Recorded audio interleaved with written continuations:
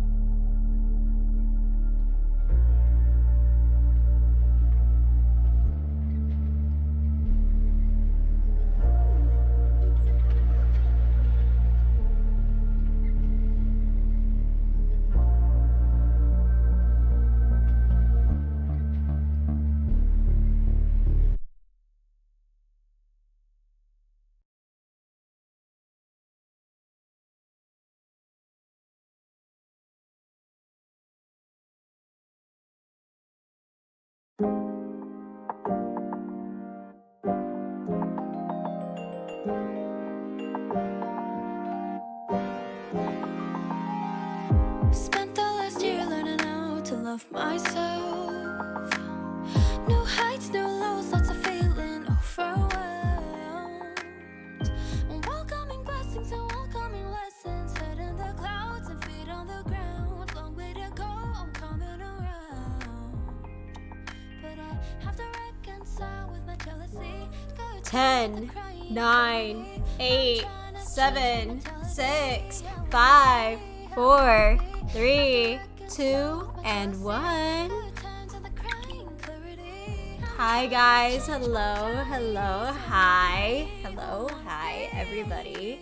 It's your girl, Henna Blooms, back with another stream. That feels really weird for me to say. It's like a YouTuber intro or something. God, I am currently in this state of perpetual being in which, like, I am a person, but I'm not actually a person, I'm a creature. So on behalf of all the creatures and human beings out there looking into my VODs or looking into my Twitch stream, I apologize in advance if I just seem like halfway incoherent. Like, I'm like in the middle of I'm right in the middle of crashing, dude. But you know, we stream anyway. Okay, you know what? I feel like I should just like tie my hair back. This is actually fucking annoying me. Should I tie my hair back or should I just let it loose? I feel like I should just let it loose. Fuck it, we ball. I don't care anymore. Hi. I do art. I also do like a lot of other stuff. Lately, I've just been doing visual novels. And it's been fun. I like reading. I like being immersed in stories and whatnot. I feel like there's just a lot of fun to be had there personally for me. I like imagining worlds. Imagining worlds and stuff. See, oh my god, even my speech is beginning to kind of like... And the stream hasn't even begun yet. Alright, you know what? Fuck it. Yeah, so that being said, I will just, we're gonna go hop on live scene. Also, stream quality is a little shit right now. I don't know why. I wish I could tell you why. There is just nothing to be said about like stream quality. There's nothing I can do about that. I'm so sorry. I don't know why. Like, it's either like this computer is just old. Okay, let me explain to you guys that my monitor is like 7 years old already. So it's old. It's faced its time, right? But at the same time, like, usually it functions really well. That's why we haven't really replaced it. I don't know what is happening for my monitor to just be all slow and shit, and for stream quality to take a dip sometimes. But you know, since my bitrate is not currently suffering, I guess we ball, like, fuck it, you know? Anyway, we're just gonna hop right into it here.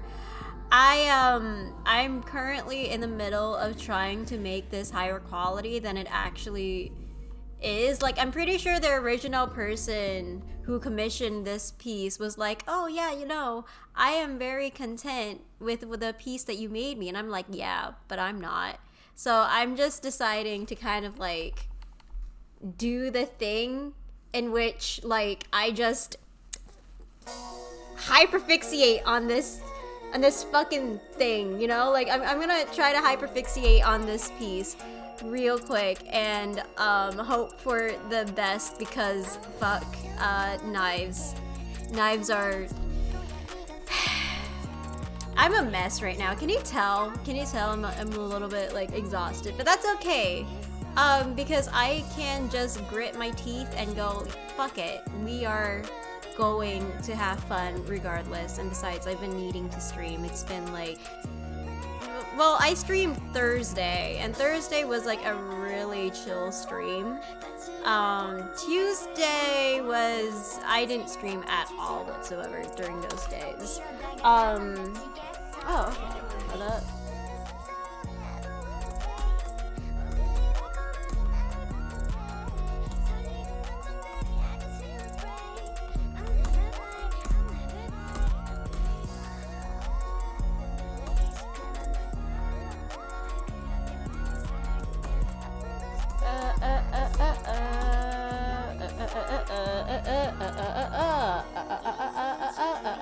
Okay, so that being said, oh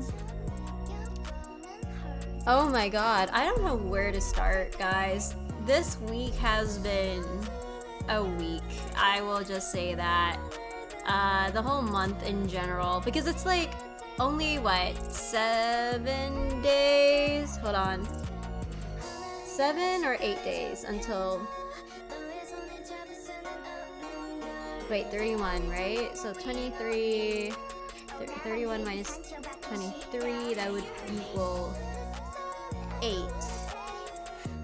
8, 9, 10, 11. Yeah, so 8 days until next month, which is crazy, and I hate the concept of time. I don't like how time passes by so quickly.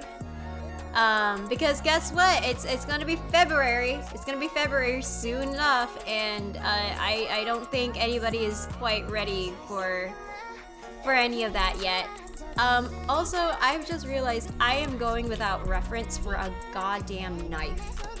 Like, okay, pop off, I guess, knife references. Because how do I draw knives, right? I don't exactly know how to draw knives yet. I can't draw it from memory. Drawing from memory is like the bane of my goddamn existence. Alright, cool. We're grabbing that reference. Where's my... Oh, wait, did I copy it? I don't think I did, right? Copy image. Go to Clip Studio. Copy that. And then, bam, we're just gonna drag it. We're gonna drag it. We're gonna put it right here. We're gonna get a... Ooh, yeah! Sorry. Not really. I'm not that sorry, actually. I'm not apologizing for what I just said. Anyway. So that done and taken care of. So how was your day, guys? I hope your gays... Wow. I hope your days have been doing well. Personally, for me, I will not lie to you guys. I've been having at the time of my life where you just really recognize that life truly do be lifing, and you're like, ah, shit, here we go again, you know? It's kind of like being pulled underwater, but not really. And what I mean by that, like being pulled underwater, is kind of like a, it's just this whole entire thing of shit happening. And when shit happens, you're just kind of like, ah, fuck. Not this again, right? Ah, shit. See, like this shit again? What is happening? Why can't I, wait, is it because the handle, like, everything is like put together. Okay, so we're just gonna like place you, like, please, like, work, okay? You're gonna, yes, I didn't accidentally move another layer. Okay, we're slaying, we're pogging, we're doing the thing in which we are having a blast. Surely nothing bad can ever happen, ever. Yeah. So anyway, I've been thinking about making one of my watercolor pieces again. I really hope it does turn out really well. Because again, like, I know this is like moderately okay, but I feel like I could do better. So that's just kind of where I'm at right now. I'm just kind of like, well, let's just try something to sort of alleviate the lizard brain in me that's going like, well, we could do better. And I'm like, yeah, no, you're right. We could do a little bit better than this. Yeah.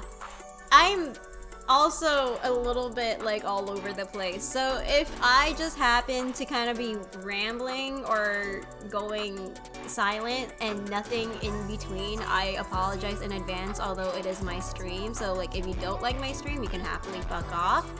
But you know, we're just trying our best, and that is what matters, right? That's exactly what is going on.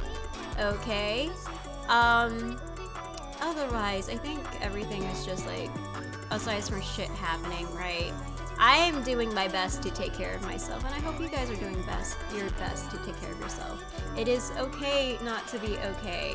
And for me personally, I'm not doing too hot, fam. It's not okay, but we will be okay. We will make it. We will make it, fam. Alright, so. Oh shit. Hey, wait. What's your ETA? What's your ETA?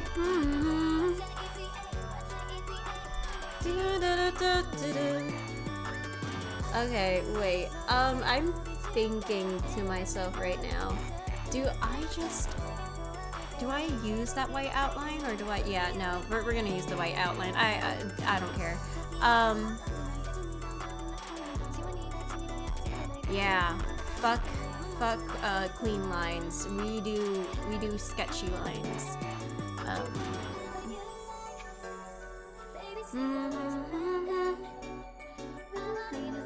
Definitely okay to be struggling. Thanks, Minzy. I appreciate you for saying that to me. It's just one of those periods in time where life is just kind of kicking my ass right now.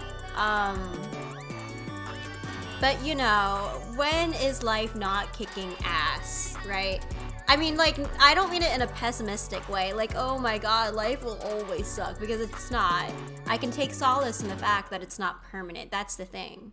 Like, life in of itself it's not really a permanent thing. It's more so of a stream of water that just happened, right? And that's just how I kind of view this event going on right now. Like, I know, like, everything is just gonna be temporary. Everything is temporary. Sometimes you kick life's ass, sometimes life kicks your ass, literally, right? You just gotta remember it's a fight and you haven't heard a bell yet. That's so true. You are so right, Minzy. Yeah, literally, it is a fight. It is a continuous fight, and unfortunately for life, I am a very stubborn, well, not completely stubborn, but I can be a hard ass. In terms of, like, quietly pushing through and gritting my teeth and getting the damn thing over and done with.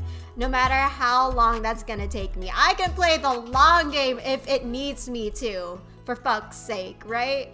Like, I can't do it. It's just, it's so tiring. But it do be like that. It do be a constant state of breezing through, fighting, getting it over and done with, and then repeating the cycle. Shout out to Perseverance. Shout out to all my homies. Shout out to all of my Perseverance out there. They're doing wonderful. I love Perseverance and I love Resilience. I also need to find a reference for this holographic knife, because if I don't, I will just break my pen, maybe? No, I will not break anything. I will talk about my feelings, and I will not suppress them, because suppressing them is bad. I will be honest with you guys, like, I was tempted not to stream today, mostly because, like, again, shit does happen, right? And also, it was one of those days where I wanted to become nonverbal for, like, quite a bit, but then I realized, no, that's a bad habit. I need to change that.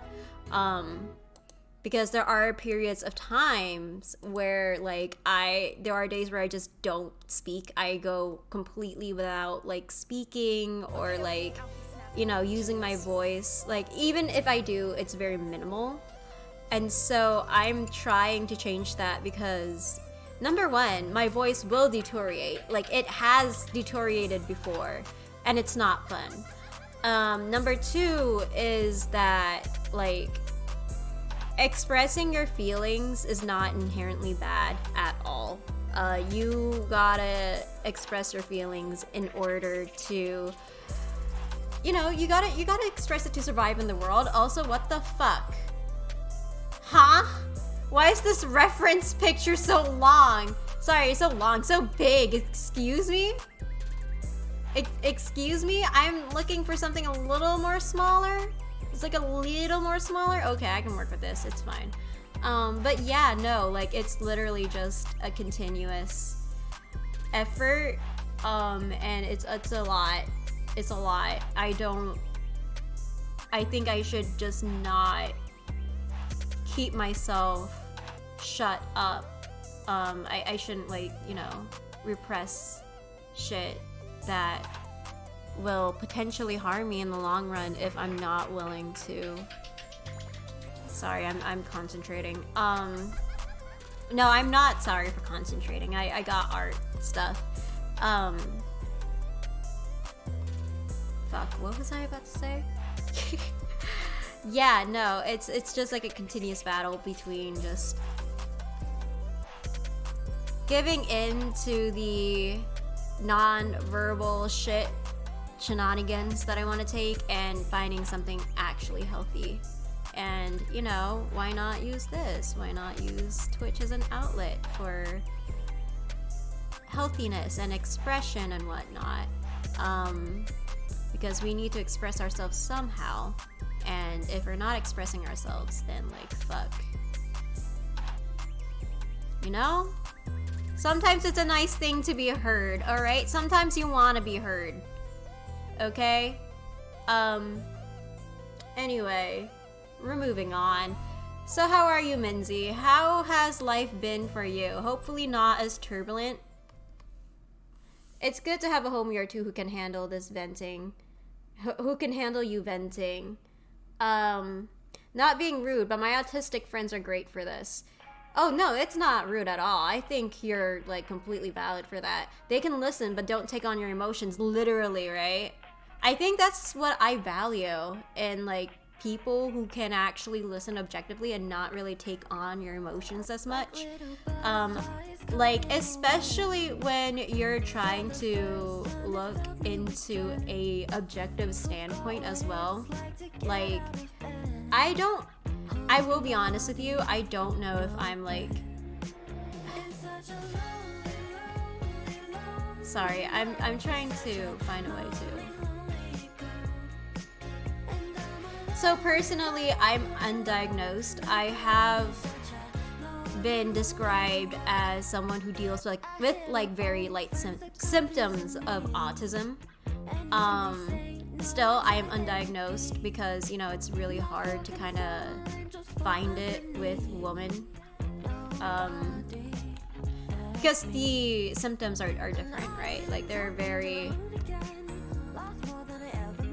They manifest differently, is the thing that I'm trying to say here. So, however, even despite that, I feel like I attract a lot of, like, autistic, neurodivergent friends along the way, and I'm not, like, trying to self-diagnose, if anything. Like, you know, some symptoms can overlap, and I fully recognize that. But, like, I don't know, I feel like I can kind of relate to them easier than, like, the typical neurotypical person. If that makes sense. Again, I'm not trying to say, oh, wow, I'm quirky. Oh my god, look at me. No, but it's just, like, I'm just being honest with you, mate. Like, it's just easier for me to relate to people who are on the neurodivergent spectrum, and I don't know if it's because, like, of my early exposures to it, because I've attracted a lot of people like that into my life, or because I just, you know, spoiler alert, happen to be one. Like, maybe both. I don't fucking know. I want to get it checked out, but there's just, like, a billion things to do in my life right now, and, like, I can't afford to kind of check that out at the moment. You know what I mean? Cause shit do be happening. Yeah. So, okay, we're just gonna, like, place it right over here. As someone neurodivergent, same. Neurodivergent homies are great because you don't have to mask, literally, right? I'm pretty sure, like, one of my mods deal with, deals with a certain type of autism. I don't know if you kind of deal with this similar thing. It's called, Asperger's syndrome. Yeah, like, he deals with that, and, like, in all honesty, it feels refreshing to kind of talk to him in that sense. Not because, like, I personally deal with Asperger's syndrome, but mostly because, like, I don't know, intuitively we kind of understand each other in a way. I don't know if that makes sense. It's kind of like the gaydar, you know. You know what I mean? Like, once you're like gay, right, you just kind of have this intuitive sense of like, oh wait, this person might be gay too, you know. It's a really hard thing to explain, but like it's there. It is there. But yeah, no, like it's very useful to just kind of like just be yourself, bro. Like, being yourself is the greatest thing that you could ever do, and it'll do you like a bunch of huge favors in the long run, because you don't really have unrealistic expectations over what a person will act or how they are, you know. Like, it's mostly just like a, I don't know. Sorry, I'm just, again, I'm focusing, and I'm just kind of like so lost in my train of thoughts right now. So if my thoughts are like incoherent and like non-linear more than usual, I apologize. This isn't even intentional. It's just me and my brain doing some weird shit today. Yeah, 100%. Like, I've got an autistic friend I visited when I was in SoCal. Oh shit, cool. She was like, yeah, sometimes when I have to work through shit, I go into my closet and sit there. Low-key me for real. I also do that as well. And it didn't strike me as weird until I told someone else about it, and they were like, what the fuck? Yeah, that's how the experience is. I'm pretty sure, like, people... Oh my god, this is so interesting to mention, because I mentioned this to like an IRL, and like she also happened to have autism too, but she's undiagnosed as well. At least that's just kind of like what she told me, and I'm taking her word for it. So I don't know, I trust her on that regard. But she told me that, like, first impression, like, oh yeah, you're like very quirky, and I think like a lot of people just kind of think, oh, it's just a quirk that they have, don't worry about it. But it's, I don't know, sometimes it can be not overplayed, what is the word that I'm trying to find, overlooked as like, oh yeah, they're just quirky, when it's not really just a quirk thing. It's more like a actual tendency that you just so happen to have, especially when shit get, you know, your personal and fucking relationships get affected by that, you know what I mean? It's just, it's a lot. It's a lot. And the quirks are fetishized so long as they are behaviorally acceptable. Literally, like the manic pixie dream girl. Or manic, I don't know. As soon as they aren't, people get shitty, literally. Exactly like that. It's just a lot of... It's a lot to take in all at once. More so in terms of like just trying to survive out there in the world as well. Yeah, I don't know. And this also applies to like religion and like other shit that's just kind of been happening, and it's like it's a lot. I don't know, it gets very tiring very, very easily. Oh wait, shit. And right over here as well. But yeah, I don't know, when you get to that point where everything is just so tiring, it's so tiring. Yeah, it is. Like, once it gets to that point, I really can't help but think, like, I don't know, we should all just go hibernate somewhere. Take like a 6-month vacation, just, you know. What gets tiring? Life. There's just been some life things that have been happening, and so, like, oh my god. we're like currently between Minzy and I, we've been talking about like neurodivergence and how masking and surviving in this world can get so tiring at times. You know, which is like a very fair thing. I don't know. I'm lucky enough and privileged enough to have my symptoms considered as like a light, the light spectrum of autism, where it's like bless me, where to the point where it's like socially acceptable, but you know, fuck, man. Sorry, hold on. I gotta.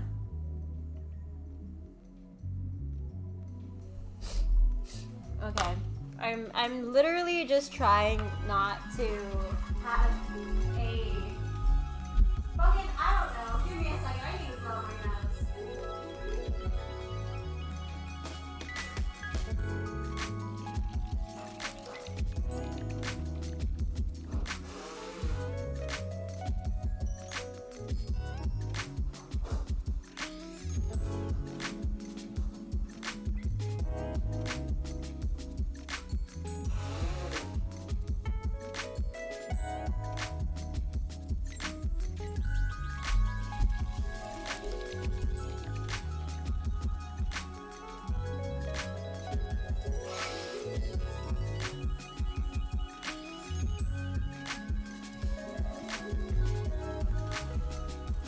I feel like there's still something up in my nose, but it's okay because we ball, and if it wants to get out, it'll get out.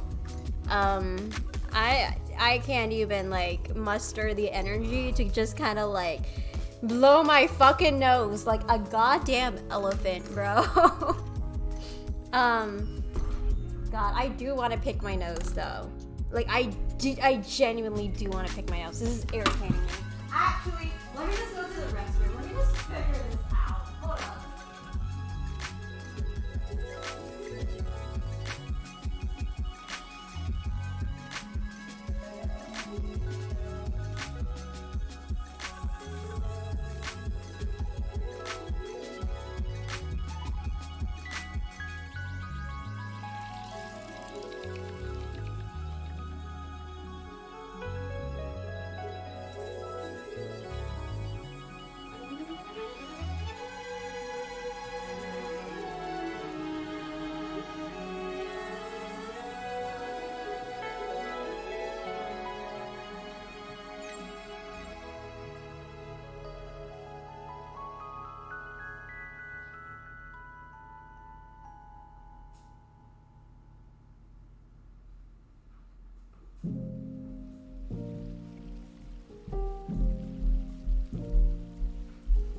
Okay. Oh, God. I do it? Yep, I picked my nose in the restroom. Hey, sorry for bothering you. No, no. You are bot. Begone, bot. Begone.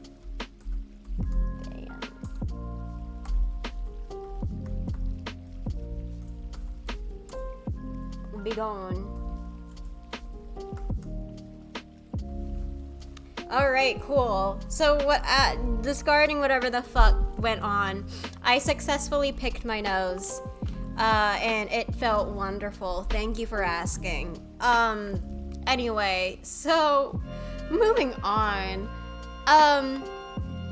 Yeah, so, like, a lot about life, as I've kind of witnessed, is just, like, knowing how to deal with conflict, because conflict is inevitable. It is a natural thing that happens throughout life, and like when you are dealing with like a majority of buck wild shit that you are just so exhausted about, like I think a mantra that I've just decided to adopt is like, oh, I can't control their reactions, but I can control mine. Because as soon as I give them like fucking power for me to be annoyed, shit goes down very, very quickly. Also, I have snoozed my ads for 5 minutes. Be warned, if you get an ad, I apologize. 07. You will be remembered. Anyway, so that being said, yeah, if it's principle, don't change your shit. Like, just keep on doing the thing that you want to do. But if it's like a matter of taste or preference, then that can easily be negotiated, I guess.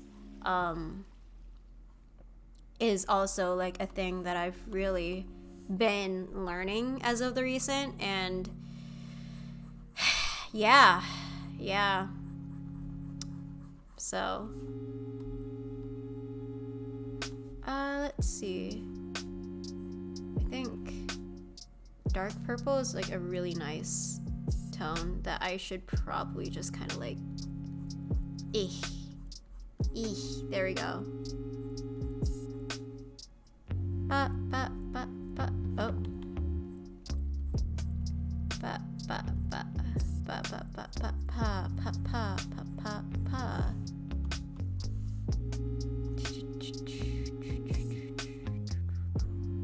Also sorry. Actually I'm not sorry, but like I'm going to be a little bit less talkative than I was previous streams.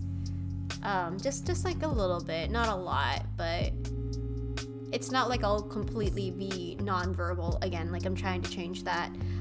Sometimes you can change, sometimes you can't, but you still need to learn to adapt. Yeah, essentially. At least that's what I tell myself.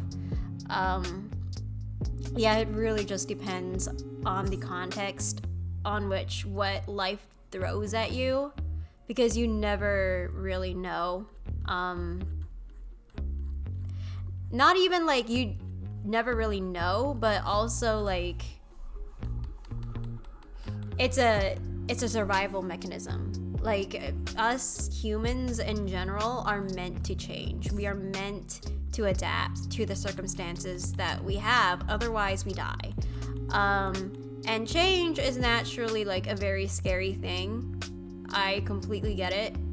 Also, it indicates the death of something that we once had that brought us stability into our lives, and so that's just kind of where shit gets fucked up, especially if you don't know how to emotionally regulate that sort of change.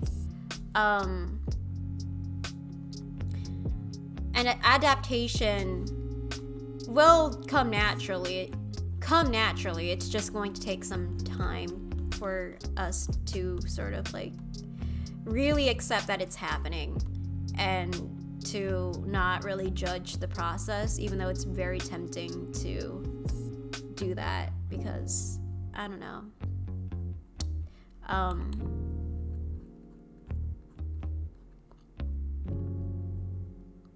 Yeah, it's important for us not to judge because everything can change so quickly. Like life in of itself can be like a very volatile thing. So, and I mean it like in literal terms, not just like a not just like a metaphorical sense. It's like, no, like shit can happen at any point in time. Not saying that you should always brace yourself for the unpredictable, but enjoy life, essentially. Enjoy what it gives to you. And, you know, again, everything in life is temporary. And everything that we do is... It will be forgotten in the long run of things, but also not really, because, again, like, the actions that we do and what we take will impact future generations as well, no matter how small, but like in the grand scheme of things, right? Like none of it will be exactly remembered in an individual level, unless you're like lucky to be even considered as somebody written in the history books. But even then, history can be forgotten and history can be changed. Guys, ad starts in like 50 seconds, so brace yourselves, by the way.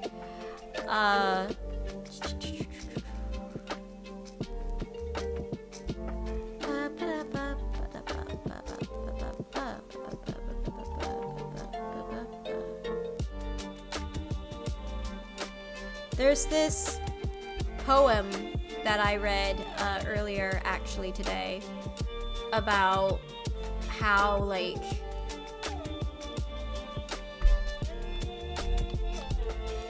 how do I say this? It's about capitalism, ultimately, and how, like, recently there's this new program in which, like, they send your, I don't know if it's like a governmental program or something else, but there's this thing where, like, you can send out your ashes into space. And it's a very pricey operation. Hold on, let me look it up. Like, sending ashes into space. So, yeah, okay, so it's not a governmental thing, but it is like a private, yeah, it's a private corporation. So even space is not safe from us, dude. Even space is not safe from our goddamn ashes. Like, we just cannot help but make everything about ourselves, really. I mean, it's like, it's such a human thing, but holy fuck, dude. However, Celestis Memorial Space Flights work with its client to ensure that their final decisions are carried out to the letter. Okay. Yeah, no. Literally, Celestis in 2023 approaches its 30th year. So this has been happening for how many years? Oh, damn, bro. I mean, I'm sure they all have their valid reasons. And we've all... I mean, we not conquered the moon, but we literally visited the moon. Like, of course, shit like this would happen, but... Okay, hold on. Let me go to Earth real quick. There we go. Alright, cool.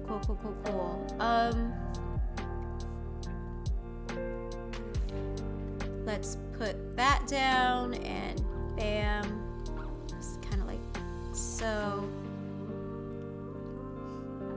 But yeah. So that poem right there, it was mostly a poem about, like, the evils of capitalism and how, like, the root of evil in humanity is, like, capitalism, in a sense. It took on a very, very anti-capitalist mindset, which, you know, I can get behind that, you know, although we need capitalism to kind of survive and live right now. But one day, we will probably make a commune or something. I don't know. It's probably best to kind of learn life skills like planting gardens, sewing your own clothes, self-defense shit, things of that sort, if we ever want to make that transition from capitalism to something like socialism or whatever, you know? Take on those skills, man, because you never really know when you need it. Change will happen inevitably, and it's only a matter of time, right? So,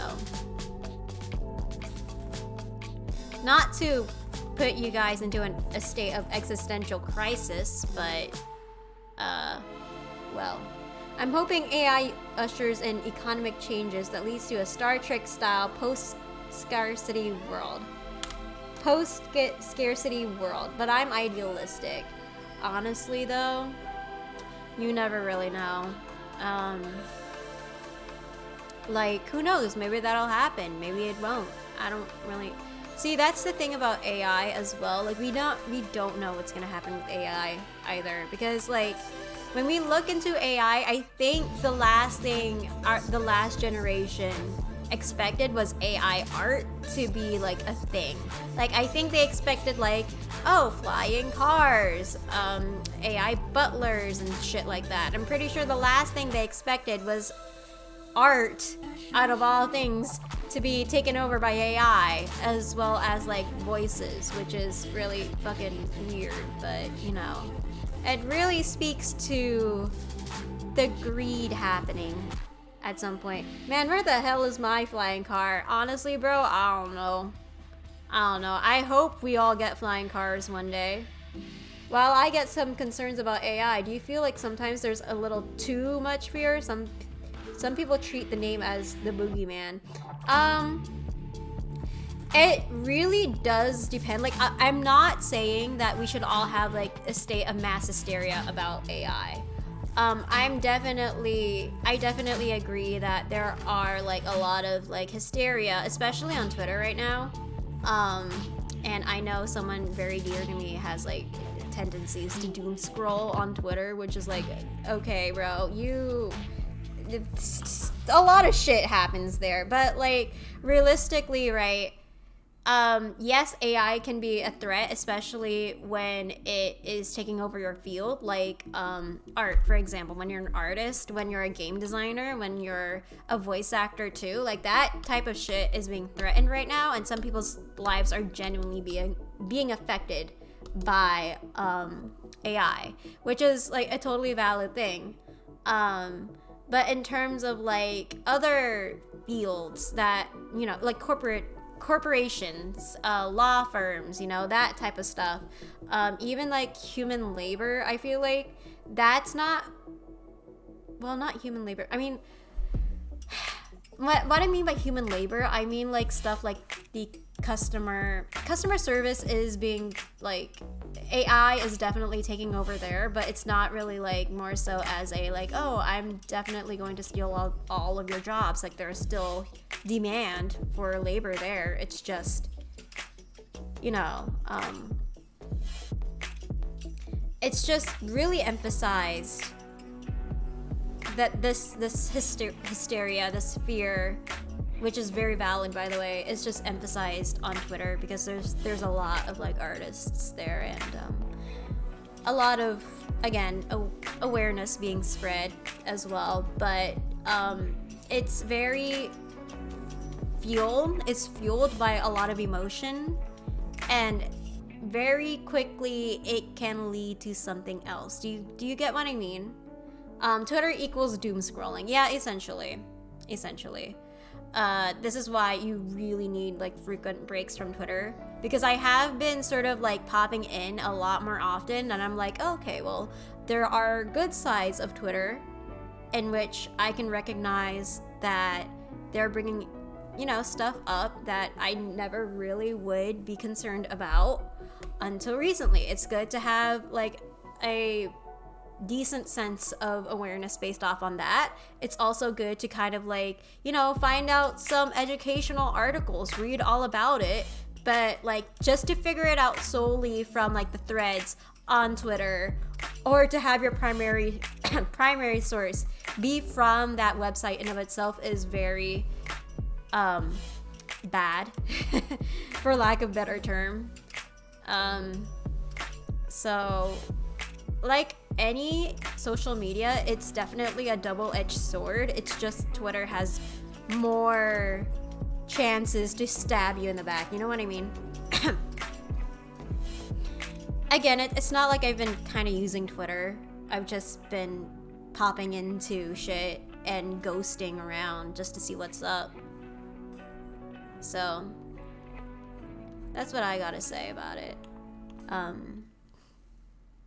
I think AI can definitely be a good thing though. Like, have you seen the progress it's been making on the medical field? Like, holy shit, dude.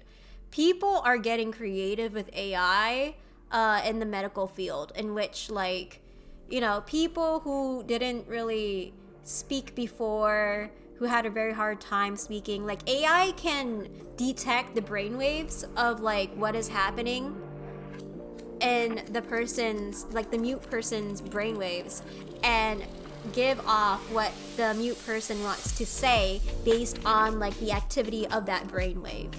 And the AI voice is very, very useful in terms of like the medical field, which I think is amazing. Like maybe maybe if we had AI voice only for like the medical field, like such as, you know, this person spoke before but now they're suddenly mute, AI can retrieve, you know, what happened with like the mute person's voice. I think that's like a genuinely really cool thing, right?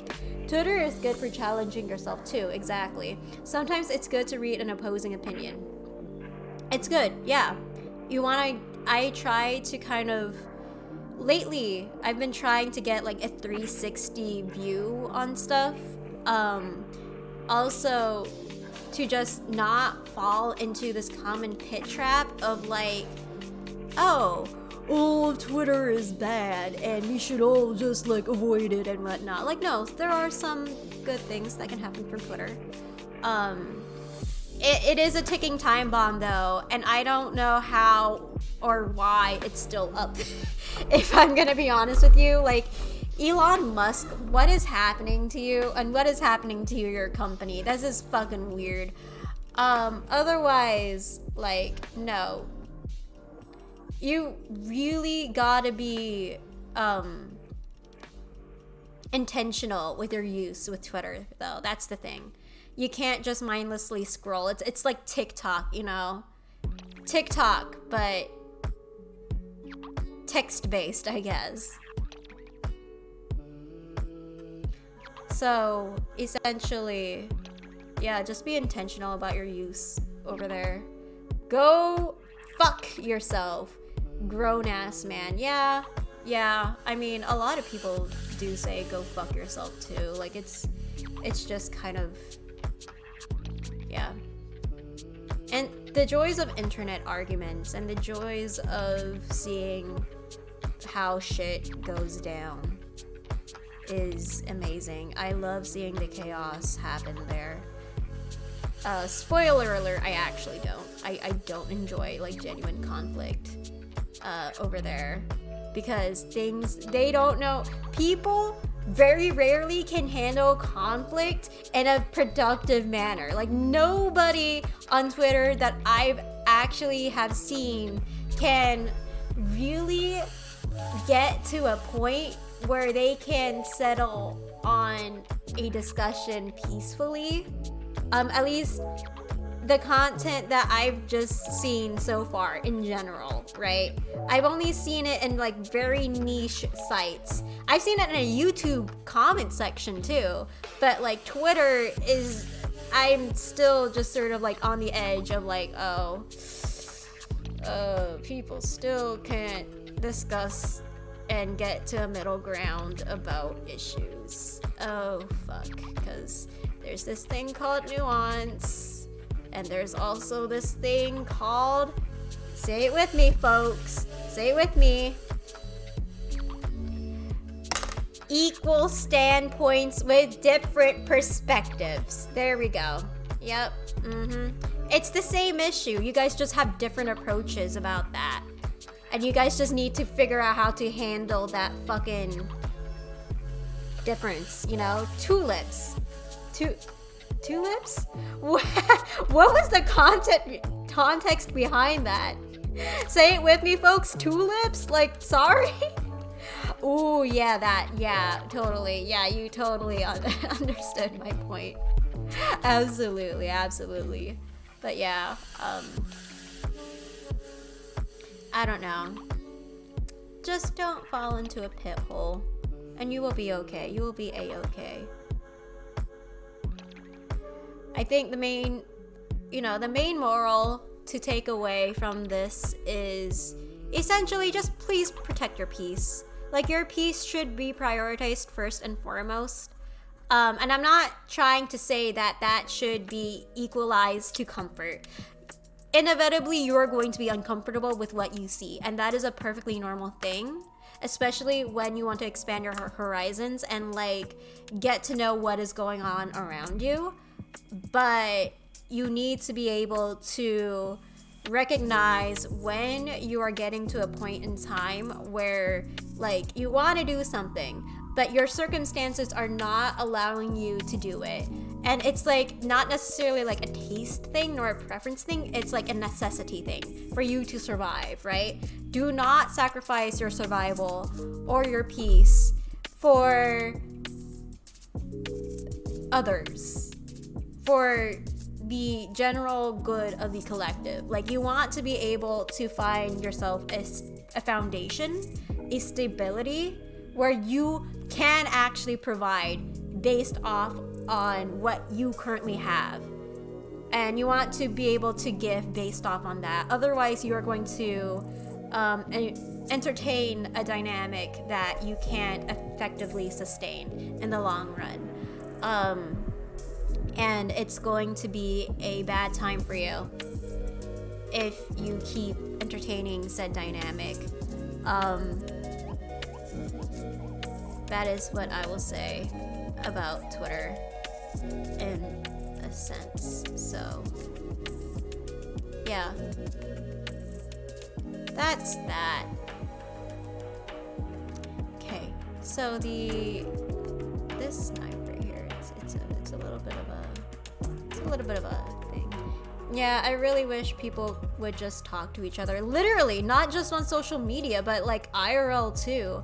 I really wish people could just have a discussion. Like, it doesn't need to be intense, and y'all don't even need to be on like a skill in which you are a negotiator, that you are like a diplomat, a diplomat, you know? Like, actually just talk, have a discussion. Know when you're getting heated, and just learn to take a step back too sometimes, you know? So many people think exactly the same, but their experiences make them think that they have more enemies than they really do.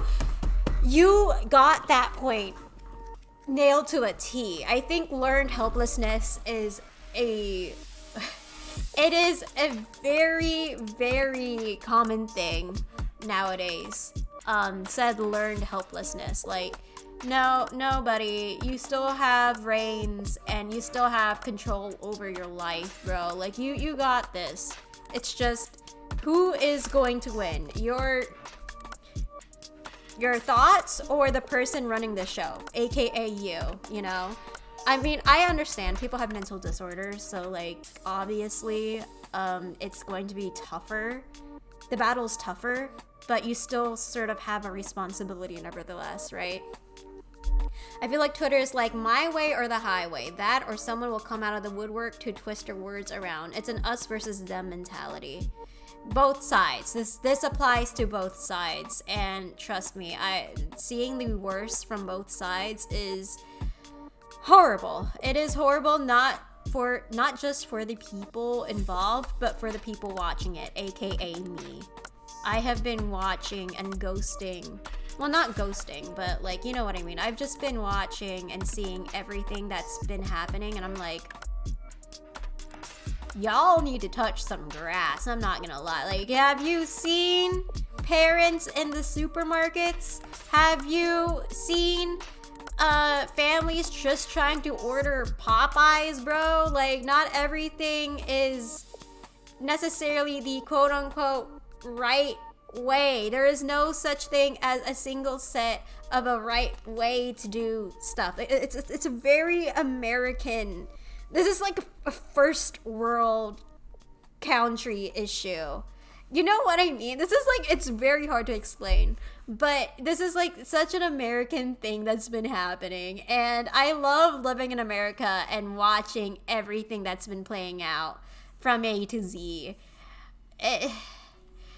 No wonder Gen Z humor is like so fucking weird, because like growing up in the internet and seeing a polarity of different stuff constantly happening in a rapid fire information standpoint is yeah, some shit is eventually gonna happen, right? Like, you are eventually going to have like a really weird way of looking at the world, I feel like. And my former coworkers who regularly scroll on TikTok, they just don't care anymore. Like, they're very apathetic. They don't give a shit, you know? They don't even bother kind of like doing the research, which is like fair, I guess. Not an excuse, but you know, fair. I can understand where that urge comes from. But like, holy shit, bro. Our generation is just being hit by really weird side effects of social media. And because social media is still like a relatively new thing in terms of like a historical standpoint, we are just seeing how deep the rabbit hole can go. And essentially we are just like social experiments. We are human, we are the human experiments with social media, because we're one of like the first few generations just kind of witnessing technology develop at such a rapid pace too. So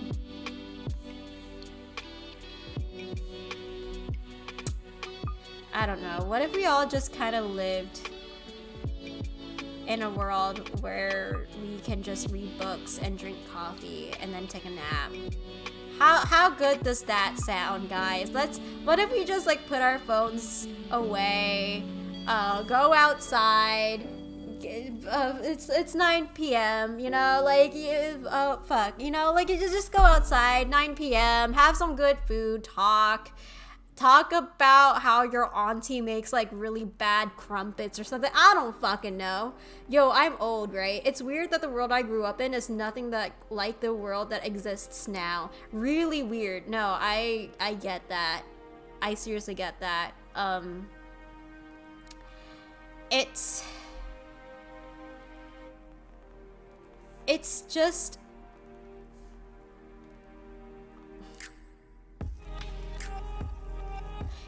the change in of itself is nothing new. The technology is definitely something new though. But like, if we're looking at it again in a historical standpoint, like things like this that tend to build up very quickly is also prone to getting wiped out also very quickly too. I don't know. This is why you want to look at history, Minzy. I feel like you would be really interested in how countries have developed thus far and how rapid fire change can happen to each country and the world in general. It's like a chain reaction. It's such a weird thing, but it is so fascinating. Because realistically, right, nothing underneath the sun is new. It's not. But you know, how it manifests is going to be like very unique, right? Yeah, I love history. It's such an intertwined system, which reminds me I need to look at more documentaries, and I also need to watch this show called Good Omens. I feel like it's going to tickle a part of my brain that I'm gonna really like. You know, I'm such a sucker for like religious history, not like religion, like, oh, I'm so into religion, but like studying religion, you know, and just kind of seeing how it diverged, the history behind it. It's so goddamn interesting. Going outside and being active was my jam, as it should. Referring to me being glad I spent a lot of time outside when I was young. No, literally, I'm glad that I also spent a lot of time, or at least attempted to spend a lot of time outdoors or being active too, because I'm kind of 50-50 in which like I had a good part of my childhood spent outside and a good part of my childhood spent indoors, raised on the internet. So I can kind of see both sides, in which like, oh shit, being raised by the internet actually comes with very, very weird side effects. And that includes maturing way too quickly. And being overloaded with information, loads at a time, being tired very quickly. You know, like once you develop the sense of awareness of like how the internet kind of impacts your brain, I think you really start to develop an awareness on how you feel outside too, outdoors, you know, just contrasting them side by side. So interesting. So interesting. And I'm pretty sure there are studies based on that too. Like there's studies on how the internet affects your brain and how it can suppress your emotions. It essentially has like very similar components to taking drugs, like crazy shit. It's crazy how most religions are just guides to keep people from submitting to their animalistic instincts. And mostly it just works, Minzy. Like, I'm not gonna lie, I have so much respect for religion because, like, I mean, not the oppressive systems on religion, right? But, like, I admire how effective it is to keep society functioning, you know, because like it's been there for like how many years? Like we've been there since, no, religion's been there since we've like evolutionized, you know. We've just kind of always had it, and it's just worked for a very, very long time to keep order. And yeah, it's crazy shit. Like, I don't know, man. I personally find it so interesting.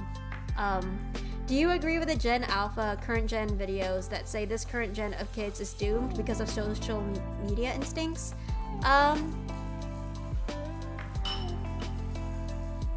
What do you mean by social media instincts? Like, can you elaborate on that?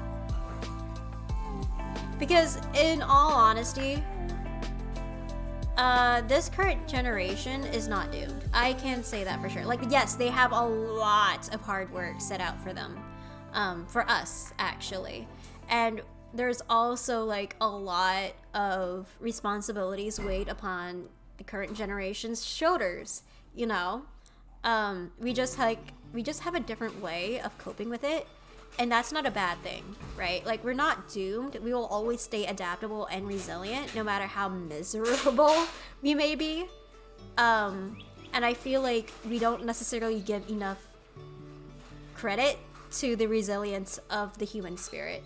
The 10 Commandments are great, because the commandments are basically like, these are the core rules that keep people united and from fighting constantly. Yeah.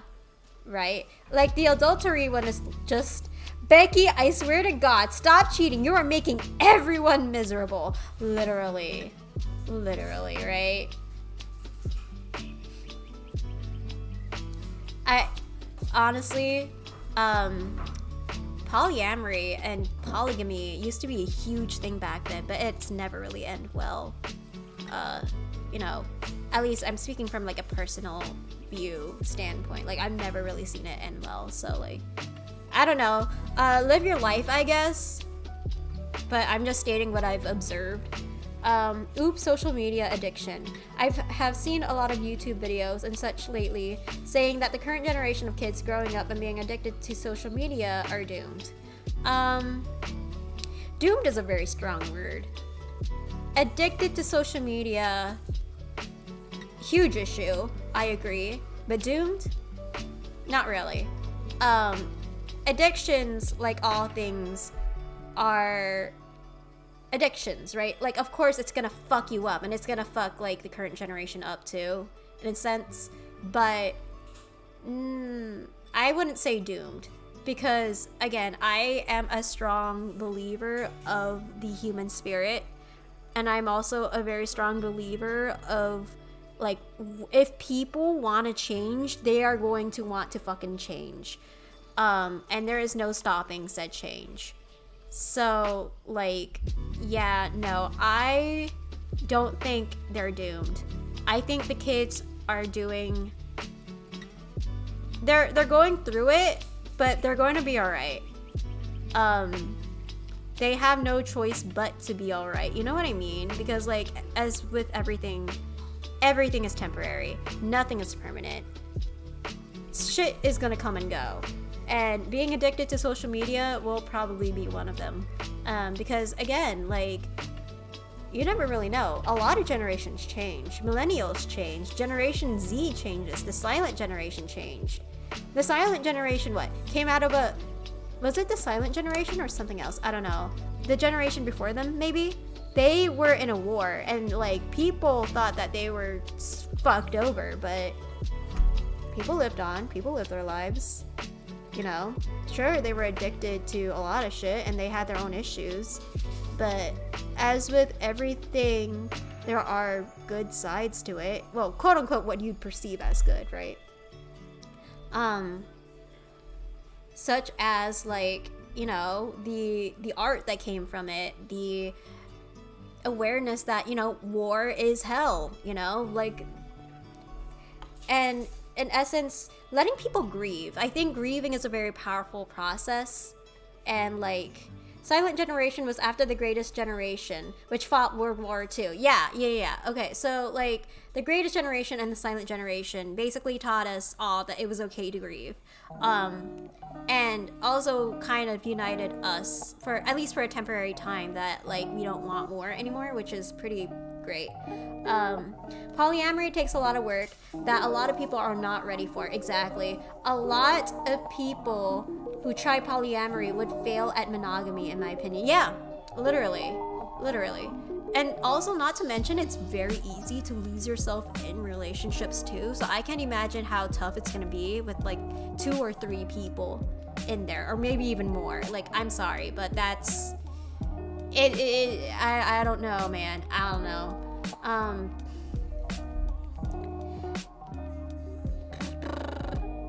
Okay, and then baby boomers came after that, so on and so on. Okay, cool. Yeah. I agree. I feel like it's good to acknowledge gen issues, but don't dismiss hope. Yeah, exactly. BRB, yep, take your time, Minzy. Do what you gotta do. But yeah, no, like, hope is always gonna be there. Like, the truth is actually far sweeter than a lot of people kind of see. It's just, I think there's like a really good quote for it too. Hold on, let me look into my home for a little bit. And my home, I mean like my private server. I've named it like my home, which is like a really cool thing, and I really like it.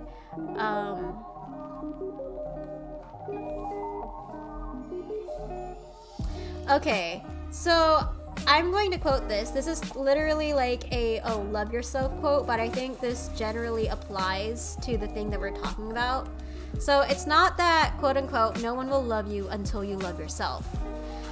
I have been loved even in times where I was no more than a ball of self-destructive loathing. The truth is far sweeter in this case. People will love you, even if you hate yourself. However, as you come to love yourself, the love you are given by others is felt more deeply and wholly.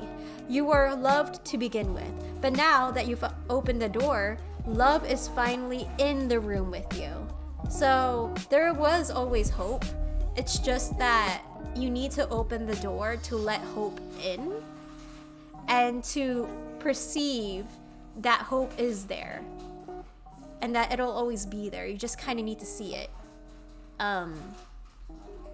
Yeah, so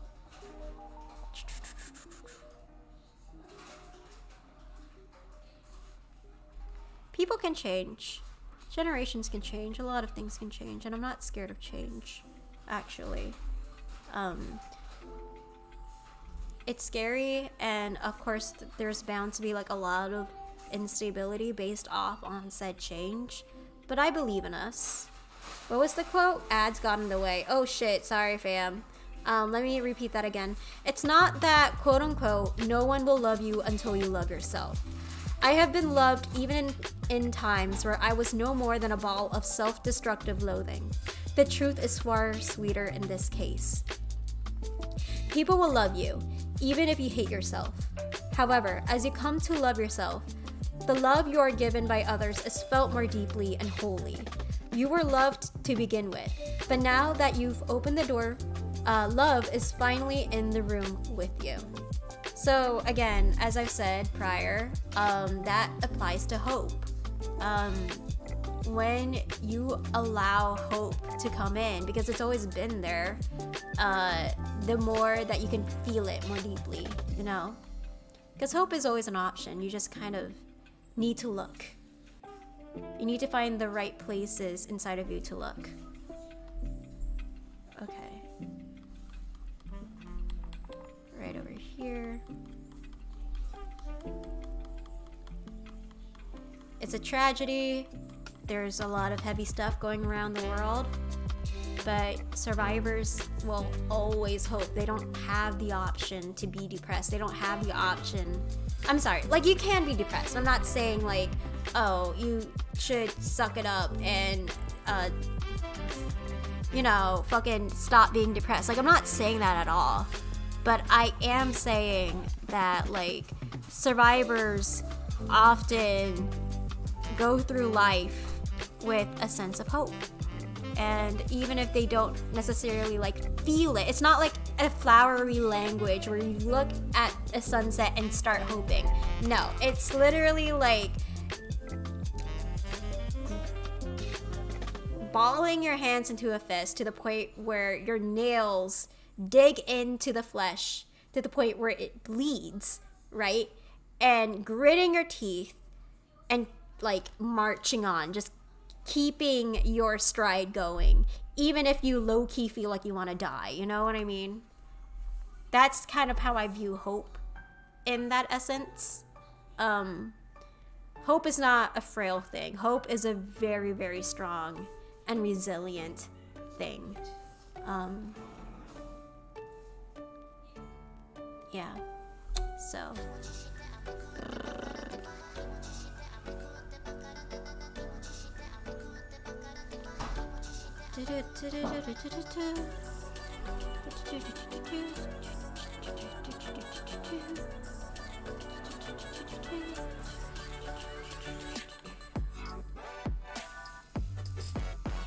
okay. And I think, wait, I should rotate instead of like tilting my head all the time. Posture check too, by the way. Posture check, everybody. If you're slouching, stop slouching. Sit up straight, alright? Save your backs, please. Save it in a young age. Like, I don't know. 30 is young, right? 30 is very young. You still have, what, 60 years left to go if you're lucky. 40 years, if anything, which is still quite a bit. But again, life is unpredictable. You never know. You never know. But I'm assuming that you have like 40 or 50 or 60 years left in your life, right?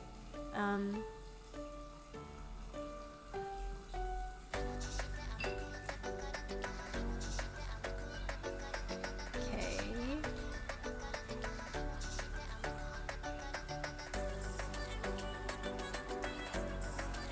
Okay, cool. This isn't too bad, actually. This is turning out to be a little bit more nicer than I expected in terms of like the knife and like the holographic blending going on here. It's actually quite nice. I enjoy the process. Oh shit. There we go.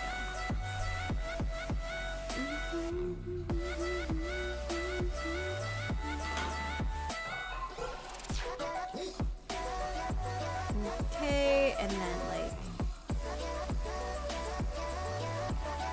the music is sick. Thank you. It's actually this is DMCA free, by the way. So this is from Riot, and well, there are a lot of shit is going on in Riot right now. You might wanna check out what's going on with Riot as a company.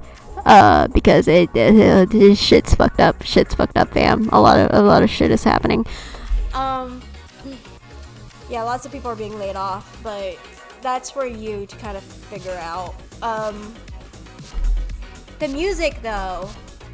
Oh my god, I love Riot Games music, dude. I love the type of shit that they release, and I'm so glad that it's DMCA free, because it's just nice overall not to get bothered by the constant like, oh, this is DMCA, oh, this is trademark, oh, this is this, oh, this is that, you know, like, it's good to have stuff that is accessible, right?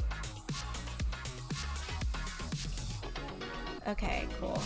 And smooth watercolor or opaque? Yeah, probably opaque, right? If you guys want a playlist over like the type of stuff that I play on stream, you can definitely check it out too. I mean, like, if you want to, I can give you the link because it's like unlisted. So, and I'm pretty sure I've given somebody like the link over what I play on stream at one point. But y'all just need to let me know because again, I will always have it as unlisted unless indicated otherwise, you know?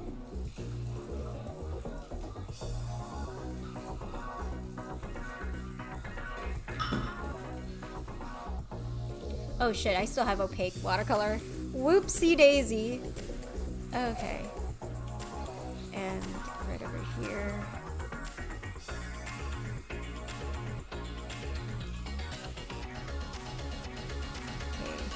Okay. Okay, nice.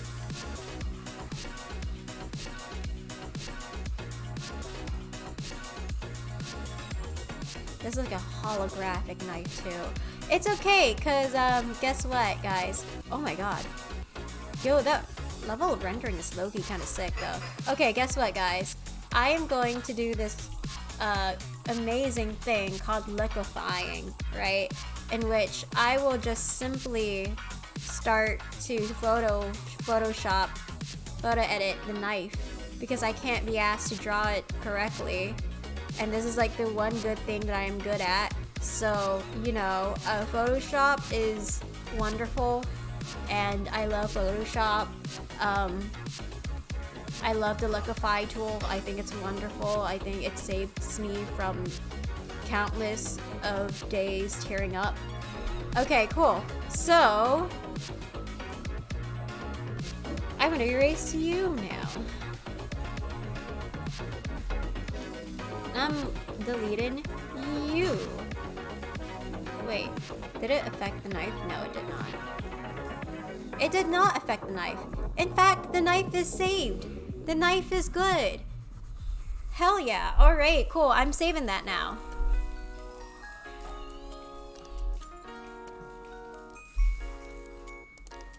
So, let's grab that. Let's save as a PNG.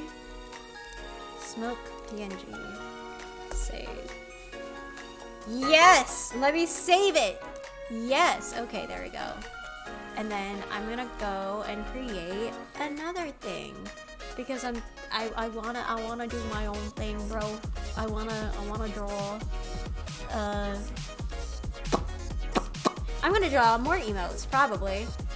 Seems like Riot is another victim of the mass layouts. Yep, it's not looking too hot for the artist industry, I'll say that. It's just a lot of shit happening on top of the other, which is, you know, it's tragic, but that's the world that we're kind of in right now.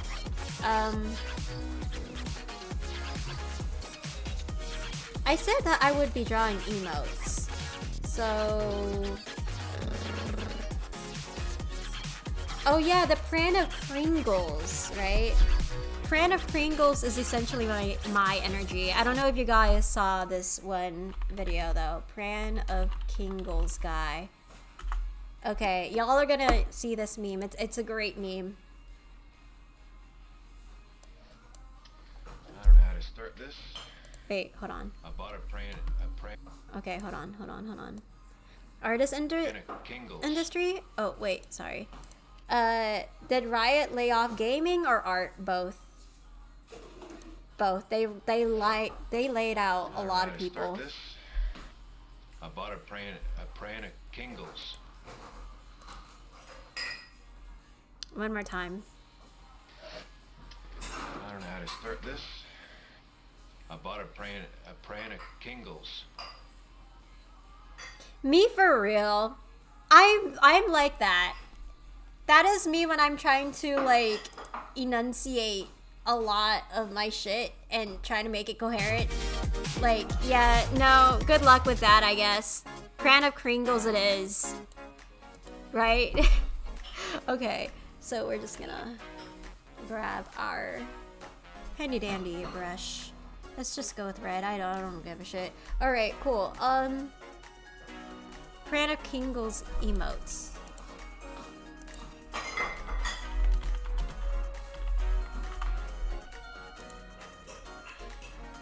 Guys, you guys should definitely pop this emote on whenever I'm trying to say something and it just doesn't make sense. I give you permission to bully me in that light, okay? You guys can totally do that. I don't mind. Okay.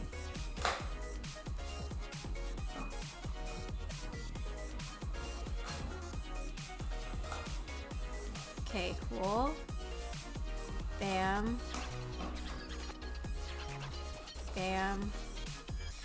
At this point, I don't even want to have my persona wear glasses.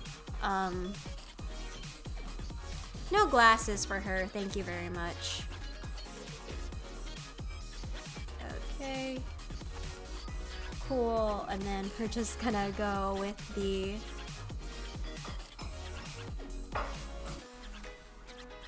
bam. Oh shit. Oh shit.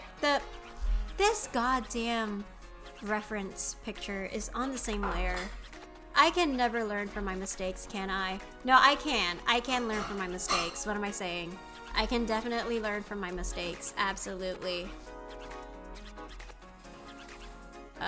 Shit. Oh, wait. Yep. Okay, there we go.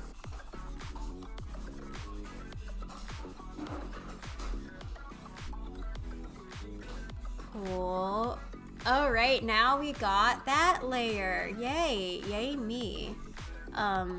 It's separate. Just as I intended it to be. Okay, so... oh, shit. Okay, here we go.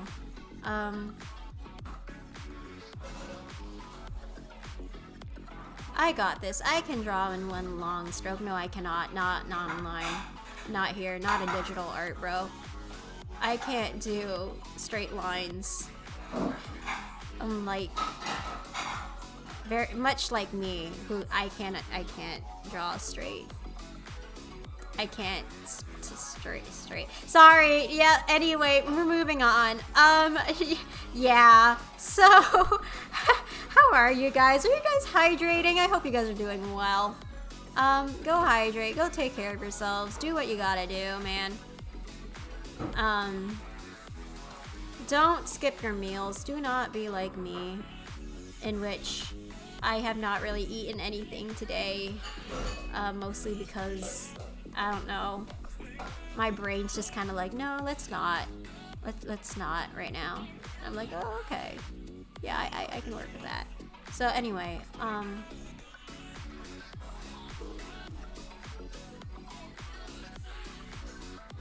bam, bam.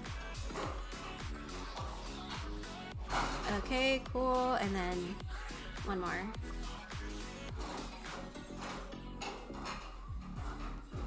Okay.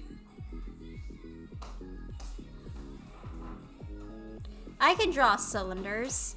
I can do that. See? I'm drawing cylinders right now. How dare you accuse me of not being able to draw cylinders? I can draw so many cylinders. Like my life depends on it, alright? Okay, cool. Now that we got that established, I don't know. How about I draw the things that I'm wearing right now? How about that? How about I just do that? Shit. Okay, hold on. Why do I look so old? I look older than like I actually am. It's fine. I'm fine. We're fine. We're good. I'm just overthinking shit. It's fine. It's fine. I'm okay. I'm okay. We're good. We're good.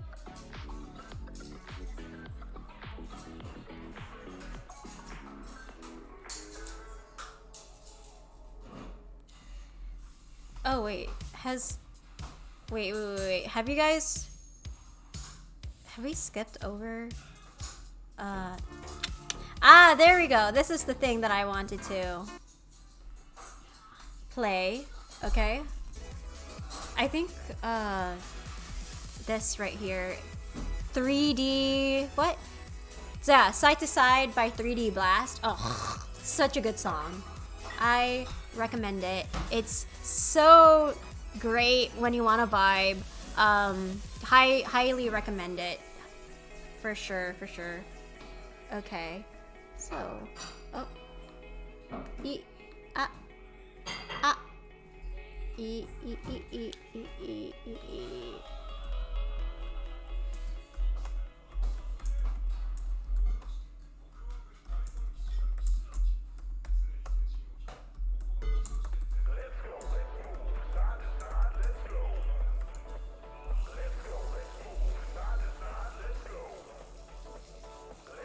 Okay. Yee, this is my jam. I love this song. That's sad. Let's go. Ba, ba, ba, ba, ba, ba, ba, ba, ba. Let's go. Sad is sad. Let's go. For the eyes though, let's just zoom out for a little bit, alright? So I can gain better perspective on what I want for the eyes. Side to side, let's go.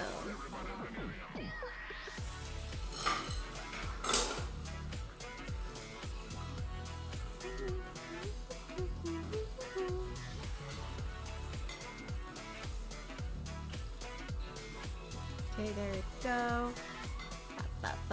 Oh my god, what is happening to my stylus, bro? Come on. Get your shit together, please. Please, I beg. I beg. Do not turn out scuffed and broken, please. For the love of God. Or else I'm gonna yell at you. I'm gonna yell at my problems until they go away. I'm pretty sure that works, right? Like, that works as like a huge alternative from like, I don't know, hitting the wall, going feral, going crazy. You know, just yell at it. Yelling helps. For the most part, I think. Let's go. From side to side, let's go. Side to side, let's go. Ba, ba, ba, ba, ba. Side to side, let's... It really does. See, I'm so glad you get me. I'm so glad that you understand where I'm coming from. Because yelling in its entirety, right, is so therapeutic. At one point, like, obviously you don't want to yell at people, right? But you do want to yell at your problems. Sometimes it does include people. Alright, maybe most times it does include some people. But, you know, yelling at problems that doesn't have a sentience would help, you know, like, I don't know, cars or tables or something. I don't know what you guys decide to be mad at. Like, I know I'm mad at, like, the corner that I stubbed my toe in, and I'm screaming about it, you know? You can yell at people if they aren't within earshot. It helps. You're so right about that. No, you're so right. I'm so glad that you brought that up, because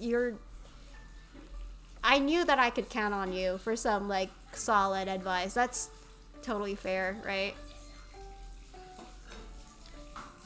Okay, so I'm just gonna...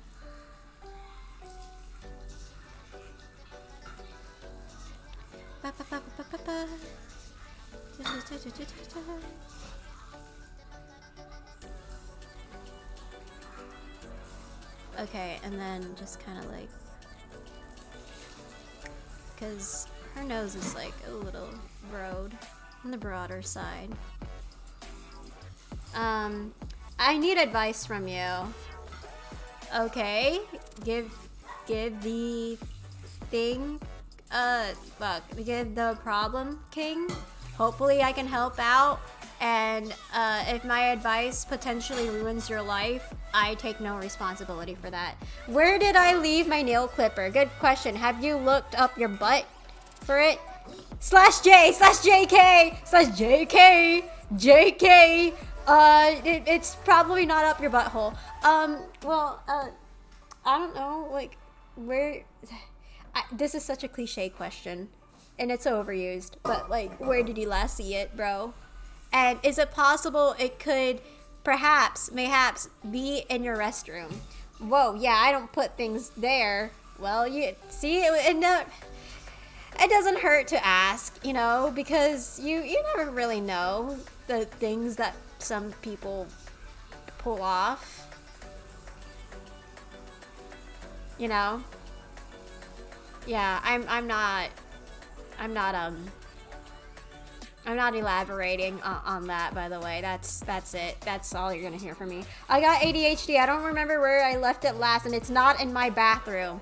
Look underneath your couch. It might be there. I'm telling you, bro. Like, a lot of things can be found within the crevices of your couch. You might want to check that. Good idea. You're so welcome. And if not on your couch, look at your gaming table or your gaming setup, where you usually like go for the most, you know, because you never know, you might have just like left shit there. I'm gonna be expressive about it. I'm just gonna like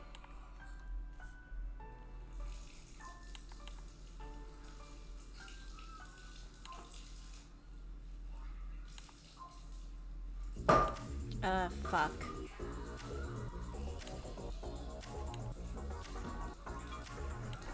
Yeah, sure. Sure, why not? Why not? Good idea. Good idea.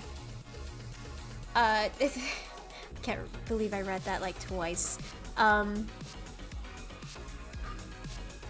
Sooner or later, my chat is just gonna spam good idea, good idea, good idea, and I'm gonna fucking lose my shit. I'm gonna lose it. You know, I'm just gonna casually just not want to stream anymore. You know, I'm just gonna quit. You know, I'm gonna give up. I'm gonna move to another country. I'm gonna change identities and then call it a night there. You know, call it sayonara. You know, I'm kidding. I would not do that to you guys. I would not, unless something provoked me to. But I would not overall.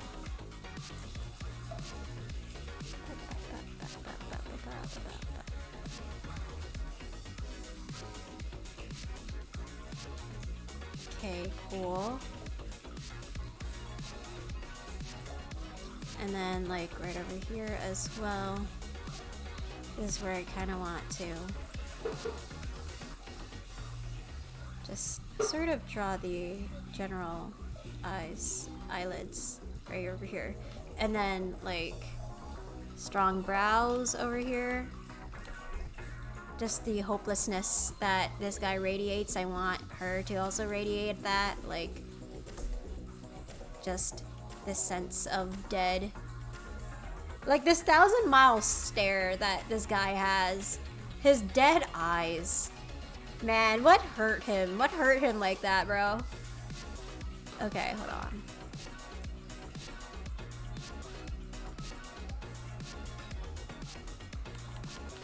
No, she looks way too sad. I think what I'm trying to look for is just this dead sense of this dead stare like this.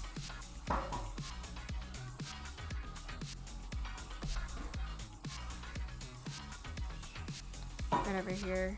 I want her to be a little bit expressionless. You were close. Was under the coffee table.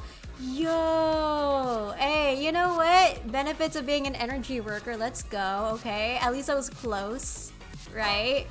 Like, you know, being underneath the coffee table. That's probably like inches away from the couch, right?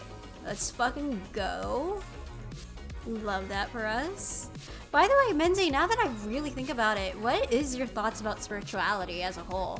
Like, I know you've gotten like tarot readings from me multiple times, but I don't think we've ever really like talked about how you really felt about it as a whole. I mean, like the whole concept of like religion too, now that I really think about it, is like kind of, that's pretty interesting. So I do genuinely want to know. I mean, if it's comfortable for you, I don't want to like pressure you. Okay.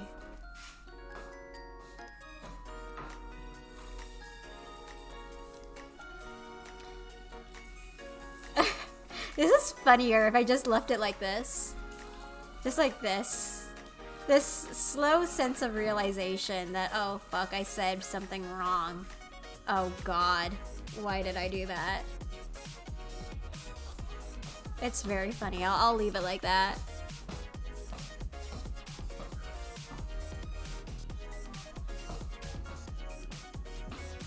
Okay. Let's see.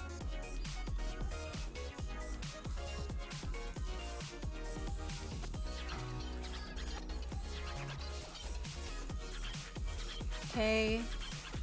And right over here as well. I like how I'm making the lashes so long and like serious, and it's just kind of there, bro. It's so dead. Her eyes, in of itself, not gorgeous. It's dead. It's dead. It's gone. She's gone for, you know? Okay. I'm the son of a pastor. Oh, that tracks well. So yeah, this is a deep topic. In short, I am open to everything, but definitely a skeptic. Yeah, for sure. That's totally fair. My dad is also like a son of a pastor, so like, trust me, I get it. But sometimes you get surprised, and that gives you something to think about. For sure, bro. It's good that like you're open. And it's good that you're willing to take the steps to kind of explore whatever the fuck's going on, because like things like this is just so fluid. Yeah, no, like my dad is an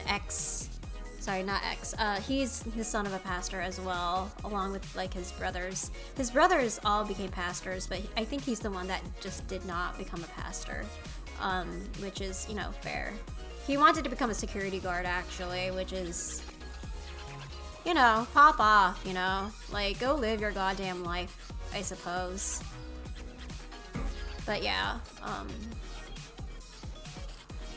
oh, you know what? Instead of just whatever the fuck type of expression she's making here, just gonna...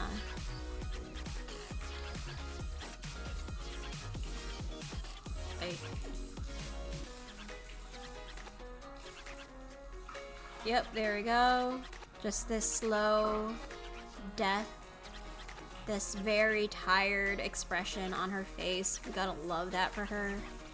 And bam, bam, bam.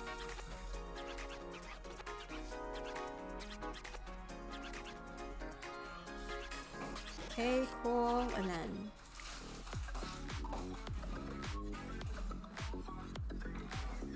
sick.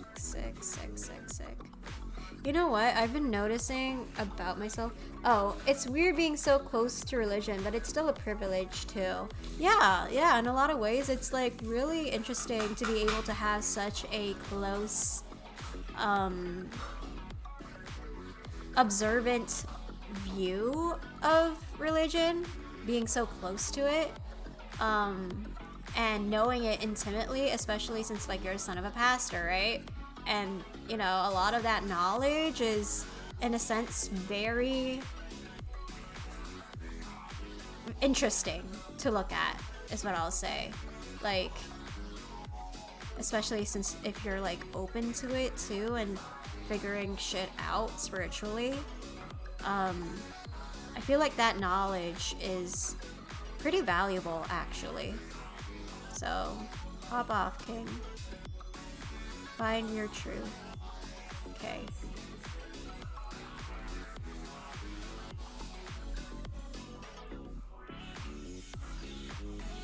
Okay, cool.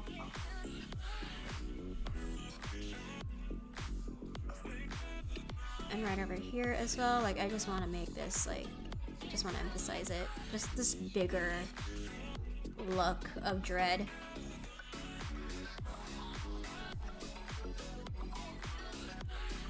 And like right over here as well. I think I accidentally made her look a little bit too pretty. Oh well. Sup, punk? How are you? I hope you're doing well today. We're just kind of vibing. It's a pretty low energy stream, but yeah. it's nice to know that even when you are a skeptic, you can look at someone like Jesus historically and realize he actually existed. True, right? Whether or not he was the son of God, not definitely, but the dude definitely existed. Yeah, literally. And the places that he's been described to go towards is actually a real thing as well.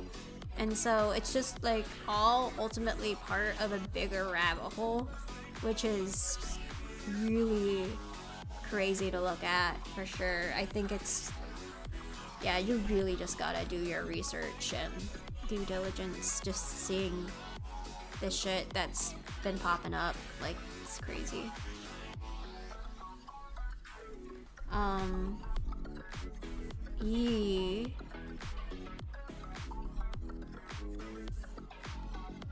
I'm pretty sure also, like, no, yeah, there were like remnants of the ark found, right? Like, Noah's Ark found? I don't know if that's actually true or not, though. Like, I've only seen like glimpses here and there, and I'm like, oh, wow, that's kind of interesting, but yeah, I don't know.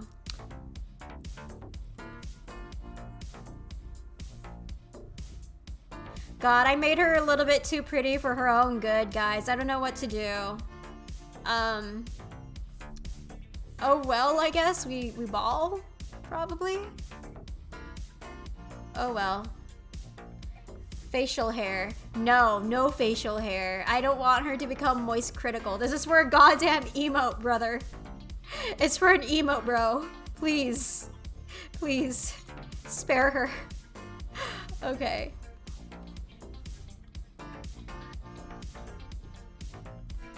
I guess I'll just make this darker, probably.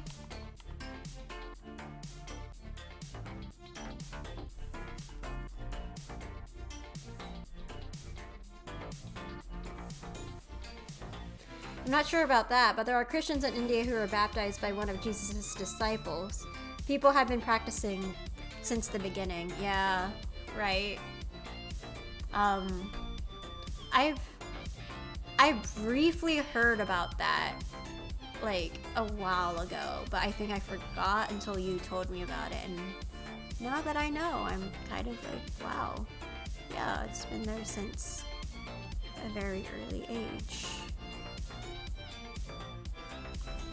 And like historically, the places in which the text kind of describes the place and where they've been baptized and where the disciples went is also very interesting as well. But yeah, I don't know. Religion as a whole, right? Like, I actually want to study Buddhism next. And I want to see like the historical context behind Buddhism, because I think it's a very interesting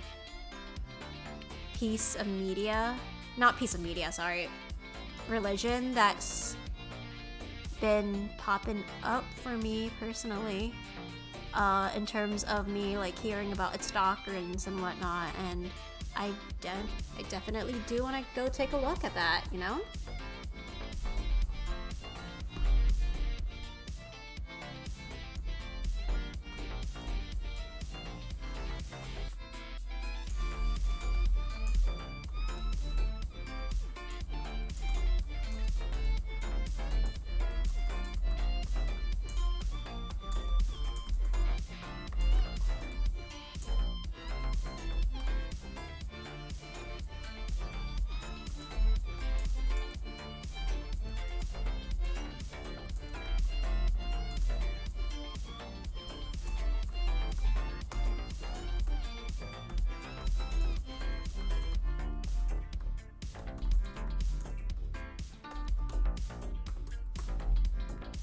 Okay.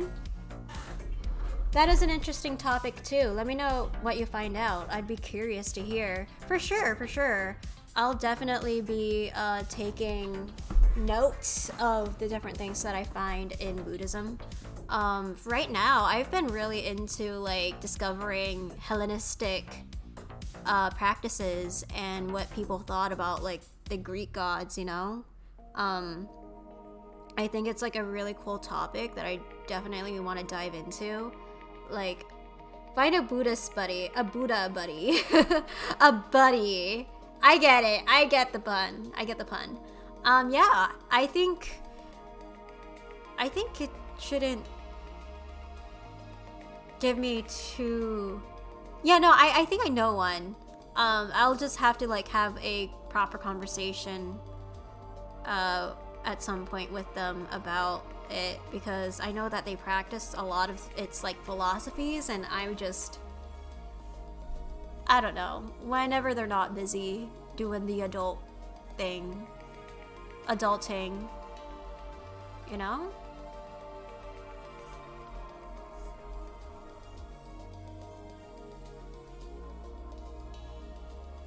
Okay, cool. And then, like...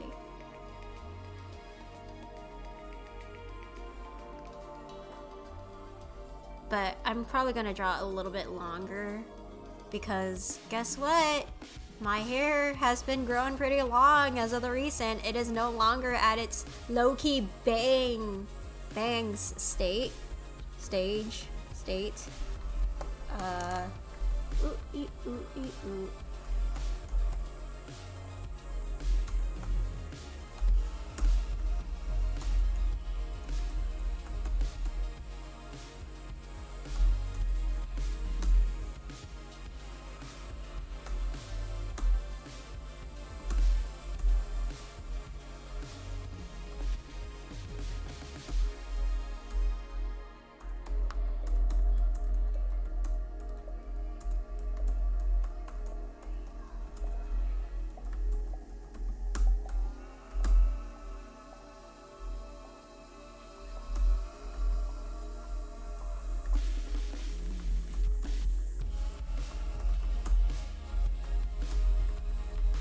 Okay. Here you go. Here we go.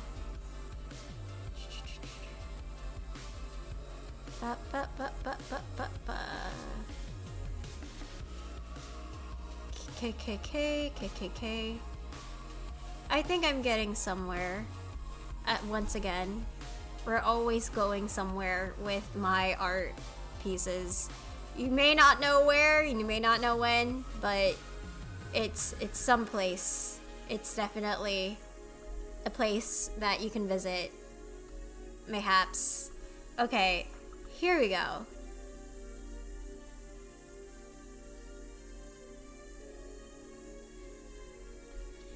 And bam, bam. I'll just label it chips, or should I just go the long way and actually like take reference? Fuck it, I'll take reference. Never mind. I'll do it. I'll work hard. All right. I'll fucking do the thing. Who else thought that this guy was like the fucking, I don't know, like a helicopter? Like, I thought he was a, I don't, okay, you might be looking at me weird right now. Like, I know I'm getting a lot of judgy looks from what I just said, right? Like, him being a helicopter, what the fuck do you mean by that? Okay, hear me out. So I thought the mustache is right over there, right? Like, when I was very little, I thought his mustache looked like, you know, those propellers. Like I thought it was literally like this. Like airplane propellers, you know? Just like... And for some reason, my child brain was like, yeah, no, that's definitely a helicopter, right? Like, I genuinely thought that. And I thought, like, okay, I'm not gonna lie, it's very cute. I loved how they made his icon to be like a very, very cute thing. But oh my god, listen, I saw a restaurant logo that looked very similar to this and instantly thought helicopter. Yeah, that tracks. Like, fucking helicopter shit. And so, that's just kind of how I've unconsciously started unconsciously just kind of associated with him with like helicopters. That sounds a little bit like a Looney Tunes cartoon. Literally, right? Dude flying with his helicopter mustache. Honestly, it would be very cute though. Especially when his eyes aren't like super realistic like this, right? Like it's not like this. It's not like wait, no. I actually made him a little bit too cute. Wait, why does he look cute like this too? But okay, you get my point, right? At least it's not like eyes that like literally look into your soul like this, right? Like it's not like this. you know what I mean? Yeah, no, actually it's kind of funny if I just kind of like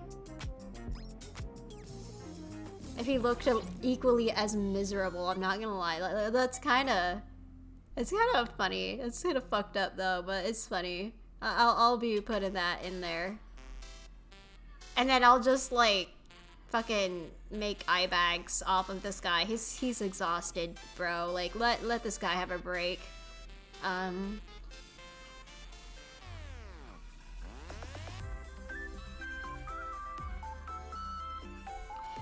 He's also as concerned, and it's gonna be wait, hold on.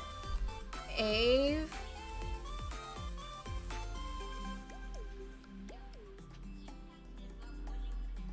Okay, cool.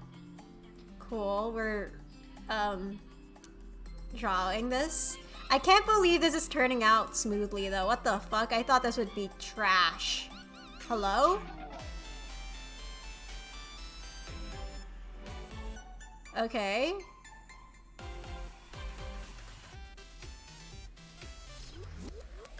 Okay. Hello? Hands? You decided to be cooperative today? This is very rare of you to do. Oh my god. Okay. And then I'm just going to put it, like, skull it down. Just, you know, a skull. Like right over here, and then like, yeah, okay, there we go. Oh wow, this dude is living in the Great Depression. He's currently going through it. You know, for extra oomph into this can of Pringles, I will do.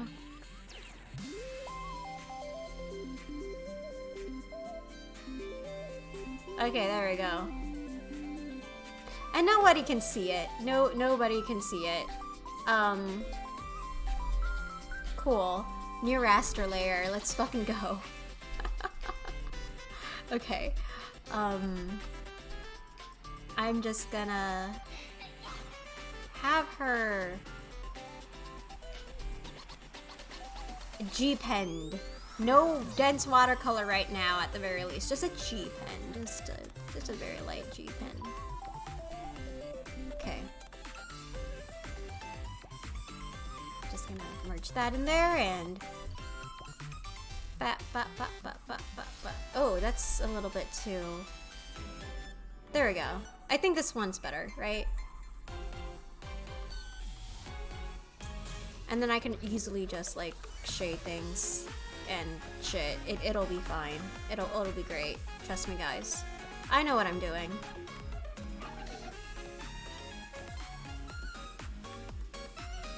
Okay. Bam. Cool. Wow, guys, look at that. Looks like an artist signature. You're good. Hell yeah.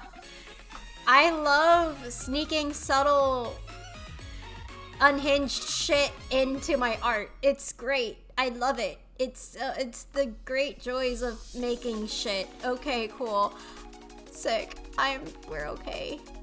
I will be okay. Okay. And right over here as well.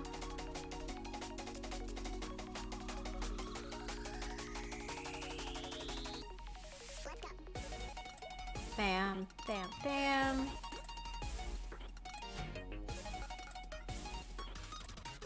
Okay, cool. And then we're just gonna shade the ears because ears are naturally pretty dark when the light is just kind of hitting her in the face like that. So, and then the neck is also going to be pretty dark, so,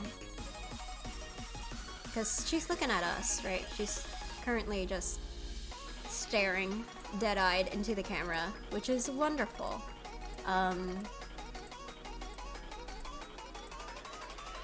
Right over here as well, and then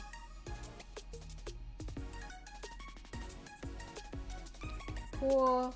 Cool. How is it that shit poster are actually better than the actual art that I made? What the fuck? Wait, what the fuck? How? Excuse me? Excuse me? This is very rude. It's rude of you to cooperate whenever I'm trying to make shit art. Excuse me. Hello? Okay, pop off, I fucking guess, but oh my god, maybe if you could just like cooperate with me every time I'm trying to actually make the goddamn art. It's nice. Shitposts are almost often like passion projects. Let's be real. No, you're right. You're right. I made an entire song based on a shitpost, so you're right on that. That's fair.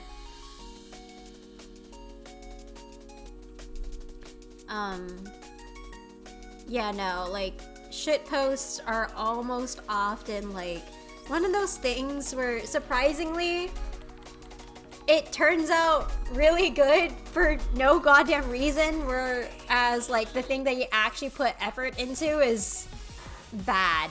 It's shit. It's so terrible. Is it because you just allow yourself the freedom to be terrible and it applies less pressure on your plate? Is that why? Do you guys think that could be it? Okay. Maybe when we put pressure on ourselves, it just like sabotages us. You know, yeah, I think so, yeah. Fair. But also, goddamn, is that a nuisance. I wish it didn't happen so often so I could just fucking make the thing that I want to make. That would be great, you know?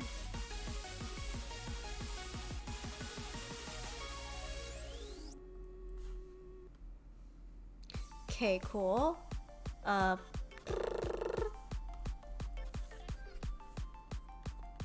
then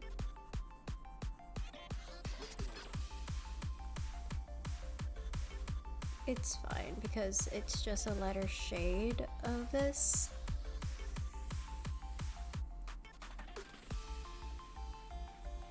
And bam, bam, bam.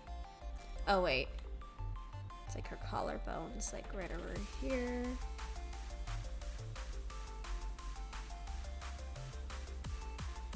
Shit. Wait. I got this. It's okay. I know what I'm doing. Alright. Cool. And then, fuck. We just shade that in as well.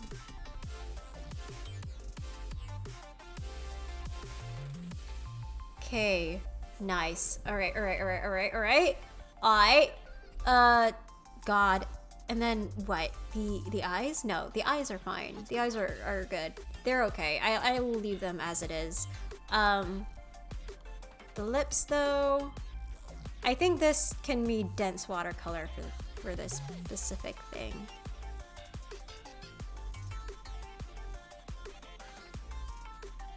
Cool. And then just sort of like a cool as well.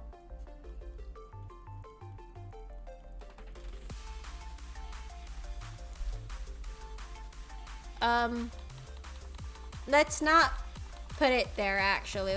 We will opt for like a lighter shade of red for that specific part, but not on her cheeks. Probably her eyelids or eyeshadow, whatever. Yeah, it'll fit just fine over there. And then her eyebrows as well. Let's just fill that in.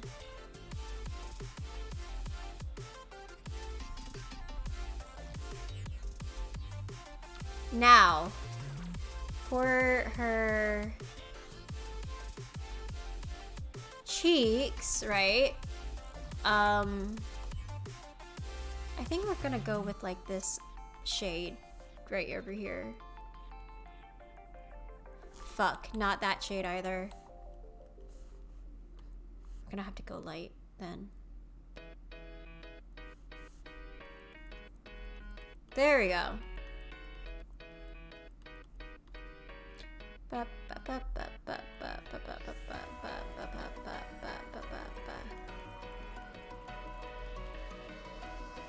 Okay, cool.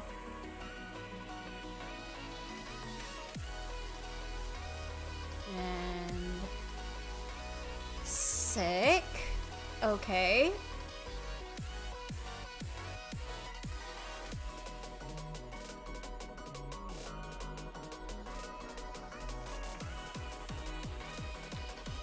Oh wow, I think this is coming out like nicely.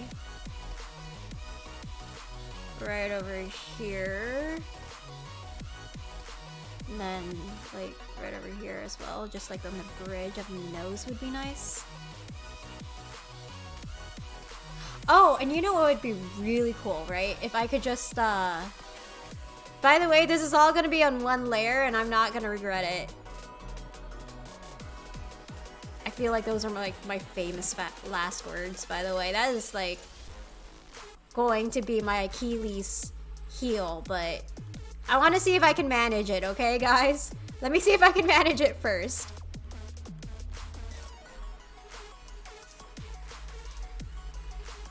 Okay, cool.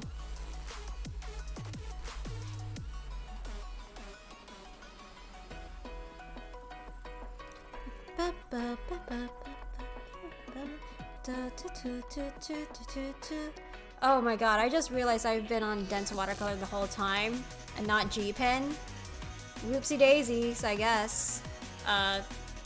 Which is fine. I can always fix it later. And I can also work my way from light to dark colors, so it's pretty pog, right?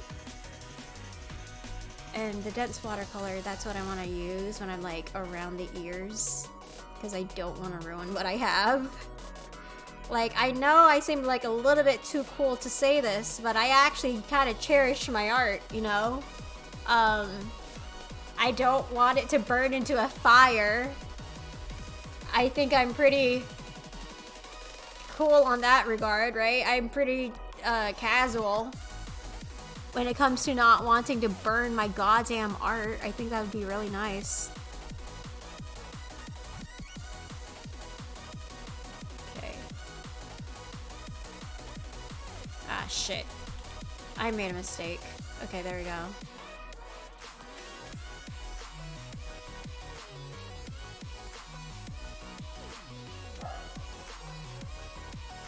Okay, as well as like right over here.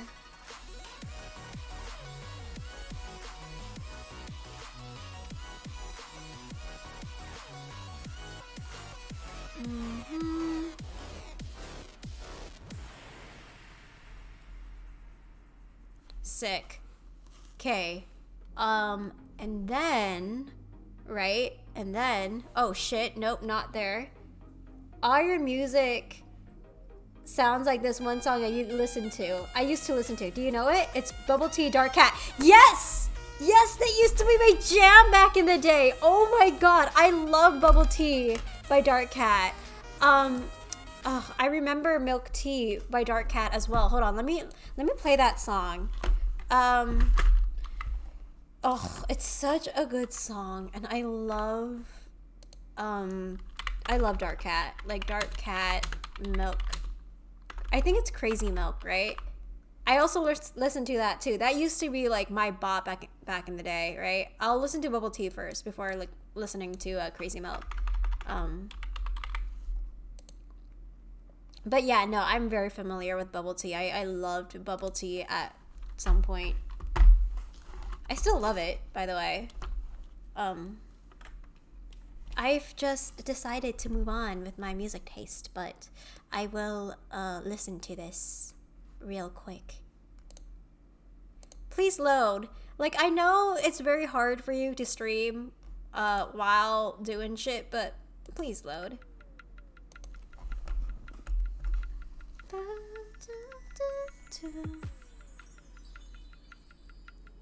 Crazy Milk was good too. It's when you want to roll up with the kawaii as fuck vibes. No, literally, back when I joined Overwatch lobbies, I used to play kawaii pop music on blast, as well as like future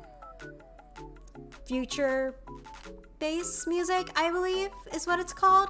And like people would fucking hate it. They would be like, what is this awful ass music? And I'm like, fuck you, I'm gonna play this music even louder.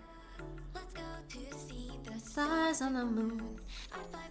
As long as I'm with you, my bright eyes on your near. Not just when you are here. I can't escape this kind of love. It pulls me to you. I can't get enough. I actually have a lot of music similar to Bubble Tea as well in my personal Spotify as well. So.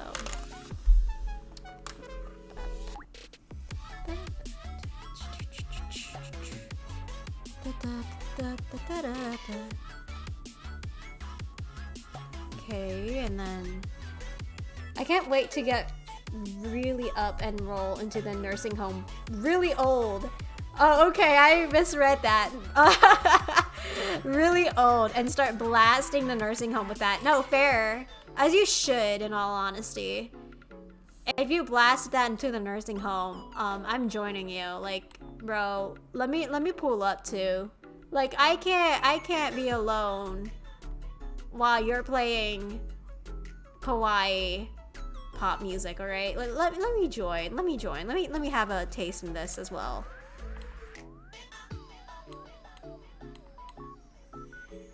Oh, and also there's another song called Bubble Tea, which has the same vibes. You are welcome to. Sick. All right, hold on. Let me show you the. No, let me tell you what I had. I think it's called what? What is it called? Can I please find you? Can you please show up in my playlist?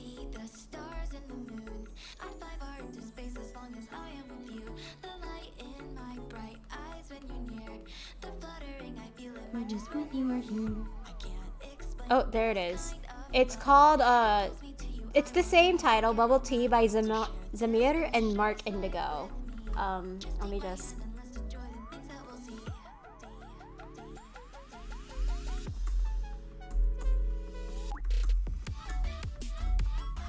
You're gonna like that song that I just sent to you.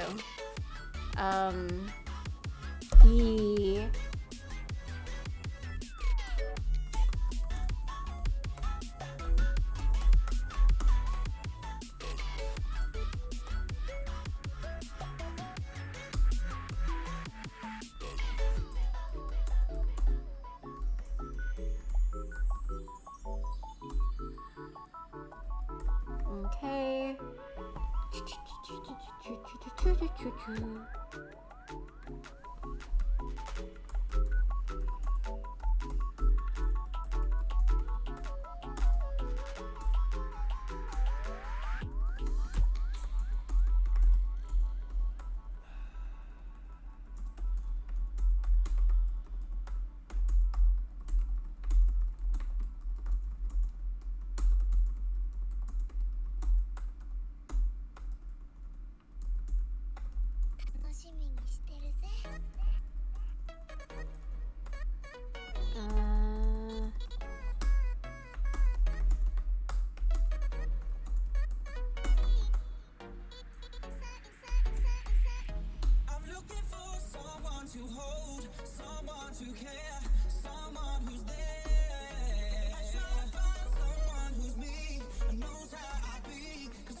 Okay.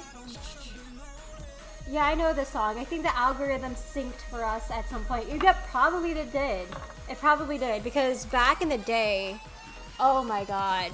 Avian Cloud, Galaxy, what else? Oh my god, I love this collection, by the way. This used to be my shit. I played this in Overwatch lobbies and people would be like, what is this trash music? Why is a random ass diva or like this random ass tracer blasting this song? What is happening? And I'm like, can't wait to be a menace in Overwatch lobbies once again, you know? Yeah, no. Dark Cat used to be my shit back in the day, dude. I loved... Oh, Ambition, too! Ambition is still my shit. I loved Ambition. What else? Yeah, Crazy Milk. Let's play Crazy Milk, because I definitely wanna play it. Yeah. Oh, Fear Dog! Fear Dog used to be a huge channel back in the day as well. Right?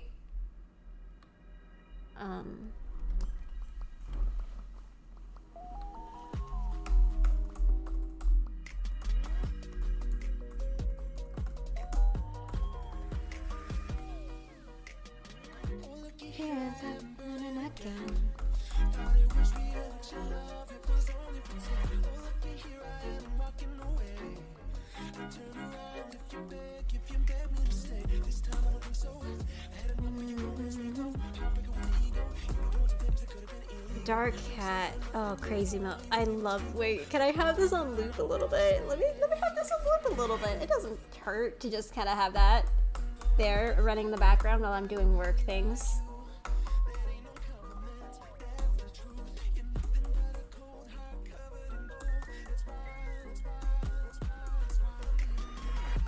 Oh my god. Wait, no. Oh, wait. Minzy, have you ever heard of the song called, Every Day by Virtual Riot? It has the same vibes. I'm pretty sure there's no way you haven't heard of that song, right? And if you haven't, then it's not optional. I will have to play it for you. You're gonna love that song.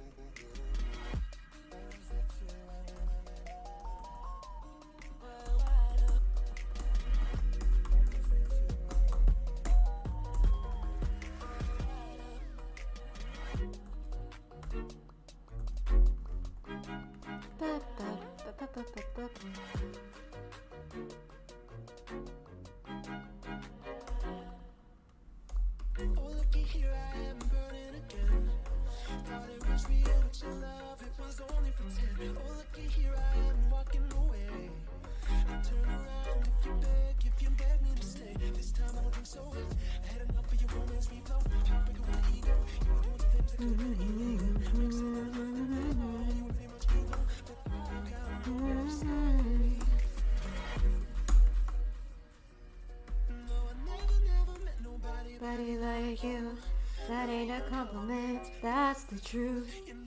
A cold heart covered in gold, that's why I'm leaving you.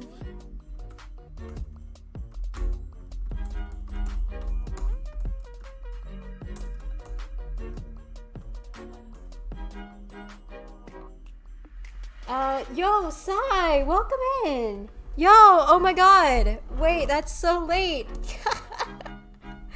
Oh my god. We're just chilling, Sai. I hope you have a wonderful time here. It's not like a supremely high energy stream. I'm not being like gremlin per usual. But yeah, no, I'm playing that song for you, Minzy. It's such a good song. Hold on. Virtual Riot. Every Day. But yeah, no. Honestly, I want to go down a trip to memory lane as well. Like this type of music slaps, and it has always slapped. Not high energy. Alright, I'm out. Nice having you, Sai. Thanks for coming in. Oh, it's such a good song. Hold on. There we go. Waiting for you to call, but you don't answer me anymore. So tell me now, what Did you ever get into Kai Dreams or Bisquick or Forest? Yes! Yes to all of them. Oh my fucking god. I still am into Kai Dreams and Forest and Bisquick. Like I love that they're in my personal playlist, bro. Oh. Like it's hard for me to quit that type of music because it holds so much memories. I love them so much. I could be your home. I could be your everyday. I could be your voice. Even if you're feeling cold, my dear, I could be your home. Bro, you ever listen to them and Surfaces would come randomly? Yes! And now they are like huge, right? Oh my god, no, I think the one song that I heard from Surfaces was it Sheesh? I think it was Sheesh, right? Hold on. Or am I thinking about like another artist? I can tell, hold on. Yes, it was Sheesh. Sheesh and Dancing by Myself. Oh wait, no, sorry, Dancing with Nobody.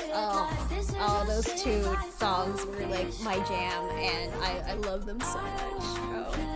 I can't like fully explain to you just how much I love them. Like it was, it makes me you know. I could be your everyday.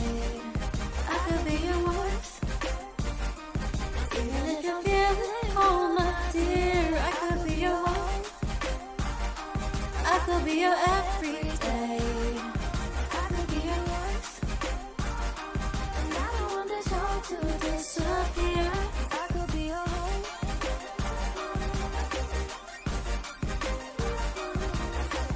Probably not Square Brush. I feel like Square Brush just kind of takes that blendingness away. I don't want that to happen. Oh shit. Okay, hold on. There we go.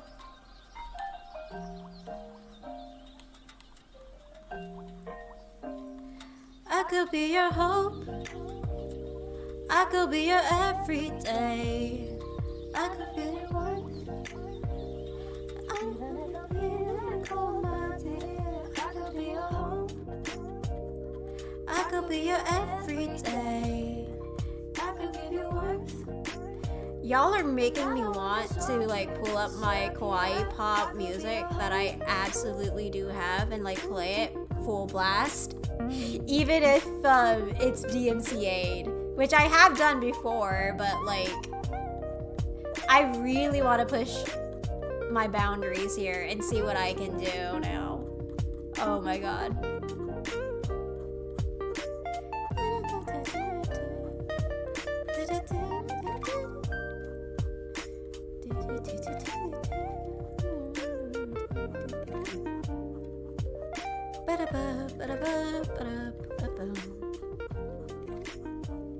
Yeah, fuck it.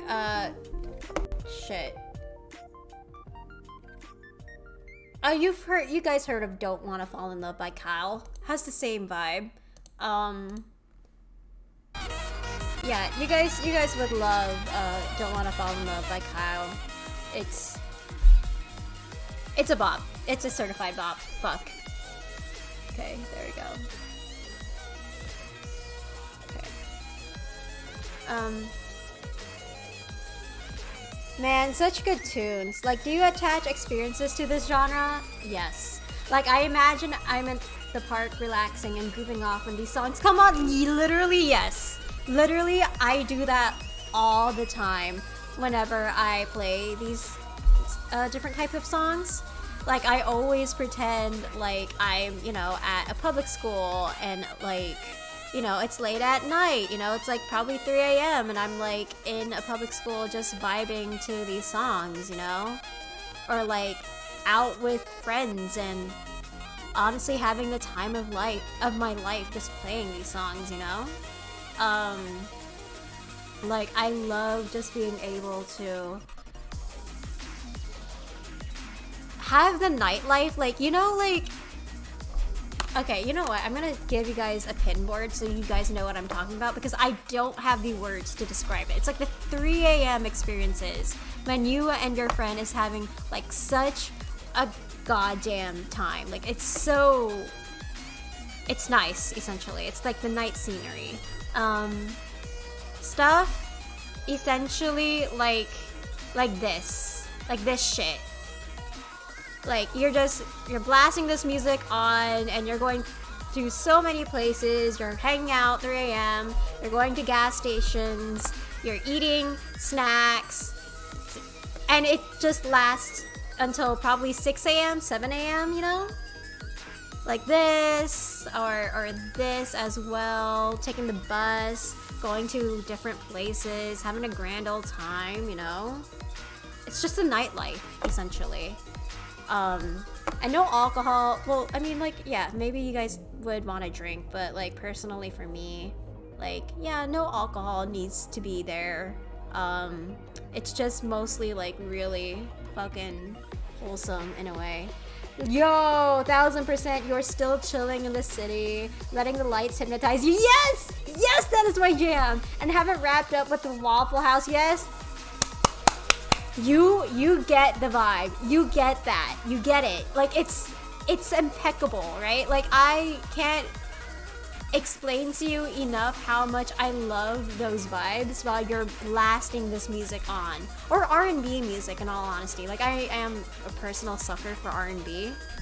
And, like, I love just being able to chill. Like, I don't know if you guys ever heard of Rini.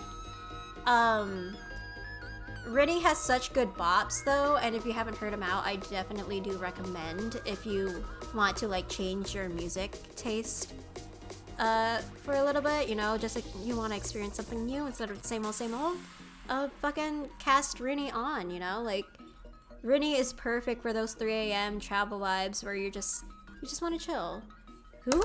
Rini. It's R-I-N-I. Let me spell that for you.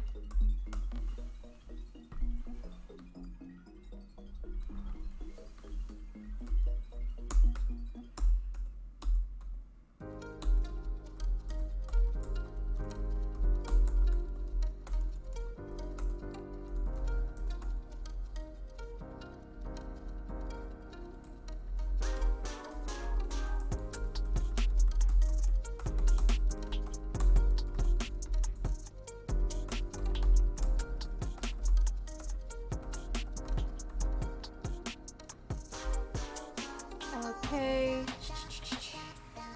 Yeah, I could play one of his songs for you guys. Definitely get him DMCA'd for it, but, it's just one song anyway, and I doubt, like, Twitch would mind it all that much. So, let me just pull up my playlist and go to my... I think it's Projectors Running on Wheels, right? Or is it something else? Yeah, it's somewhere else. Hold up. I think it's like right over here.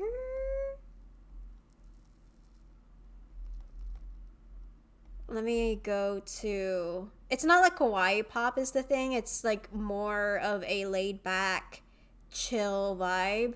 The stuff that you would blast at like 2 a.m. when you want to wind down for the day. Shit. Am I just like skimming through it, or... Come on, you gotta be here somewhere, right? Like, I've had you downloaded, and it's ridiculous how I just can't seem to find it. Is it here? No, not here either. I know you are here somewhere. It's just you refuse to be found for some reason, and it's annoying the fuck out of me. Oh, here you go. I'm blind. Okay, it's this specific playlist. I just know it is. Or is it not? Hold on. I could have sworn I had it here somewhere.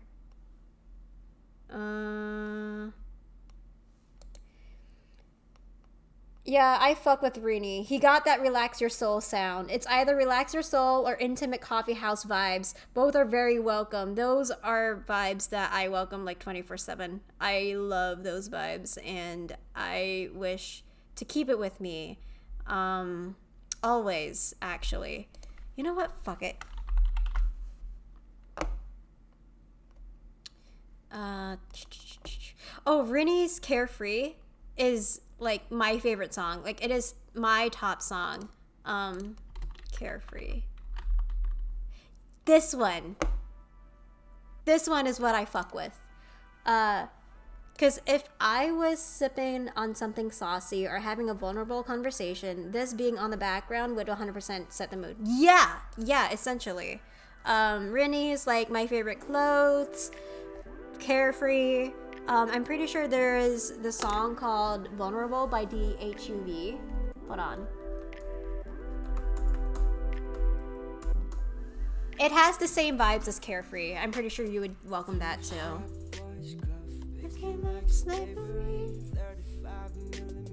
That's how it's supposed to be. Yeah, if you ever want to share music with me, go ahead. You've shown enough. You can do no wrong. LOL. Bestie, thank you. Oh my fucking god. Yeah, no, I'm totally down to like sharing music recommendations. Like I love music recommendations, especially with vibes like these. Like I just there is no wrong there. There is nothing that can be found that is like remotely negative and or bad about that. Like I love it. Thanks, man. Thanks for allowing me the opportunity.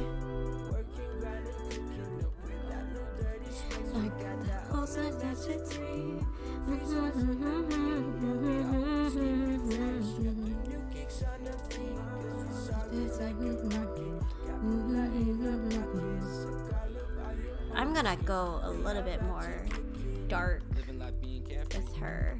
Focus on you and focus on me. Complete. Goals and good vibes while keeping the peace. I need me a piece of aspiration. Lacking confidence, I'm hesitating. Your heart and mind, I see separation. No change ain't easy, but you gotta make it. Can you hit it with the fast booty? Don't wanna interrupt, but I'm a little choosy, yeah. So I'll pick you. And if you pick me, then so will my chill crew.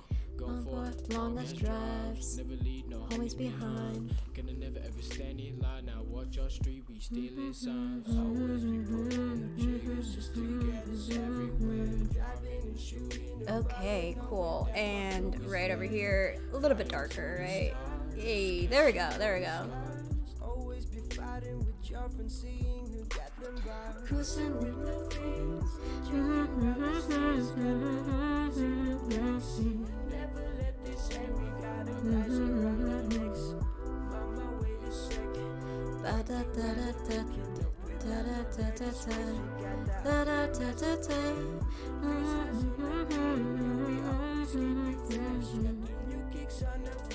I think later on I'll add like the pink highlights again, but like, bro, I'm vibing with her hair color right now. I really like it and how it just kind of fades into that rose gold, right?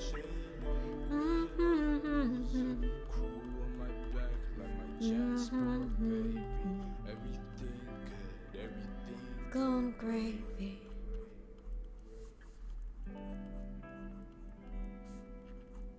There we go.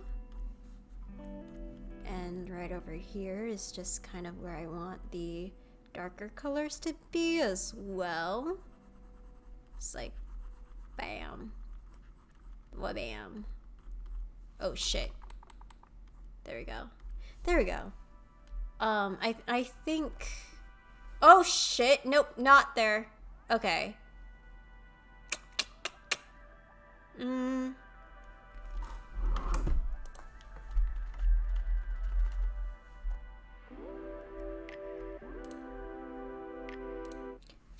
My favorite clothes was very popular back in the day as well, and it's a good song. Like I love that. Ashes on my pants, my favorite ones, but I don't care no more.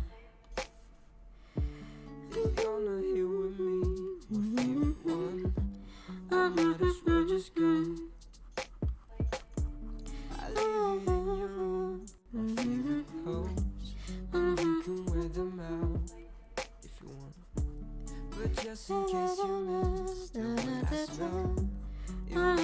that. 'Cause I can make you stay if you wanna go. Favorite clothes means so much to me, dude. You don't understand. Like, it is such a precious song to me in general. Might not just be Ugh. the time When was this released? This was released back in what? 2018. Oh god, 2018 was just one of those years, bro. I was going through it 2018. That might have explained why I hold the song dearly, now that I think about it. I feel the day might come that I will see you as much as it hurts, needing the feels. I hope he holds your hand. I pray to God that you live happily. I appreciate yourself. Okay. Maybe one day Try Cleo Soul Shine. I will definitely do that as soon as I'm done with this song. Yeah, I'll definitely play it on shuffle. we'll wait for you to say come home. Now might not just be the time for us. But no, Okay, and right over here, this is where I just wanna. There we go. And right over here, the Prana Pringles. But before that, Near Astro Layer. I lied about working on one layer, guys. Sorry. No working on one layer for me. At least for now. Wonder if you ever miss my love. 'Cause I can make you stay if you wanna go. But I will wait for you to say come home. Now might not just be the time for us. But know that what we have will always last. 'Cause I can make you stay if you wanna go. Okay, and then like right over here is where I just wanna add that. We'll wait for you. Yee, there we go. Might not just be the time for us. But know that what we have will always last. Oh.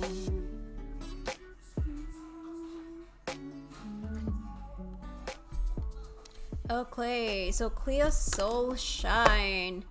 Here we go, we're booting it up.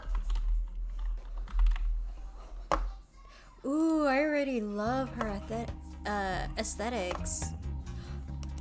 Ayo?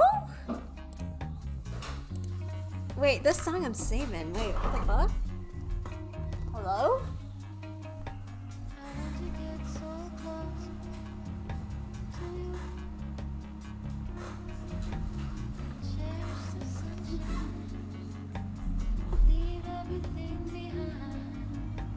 Oh, wait, I have the eraser on. Fuck. Okay.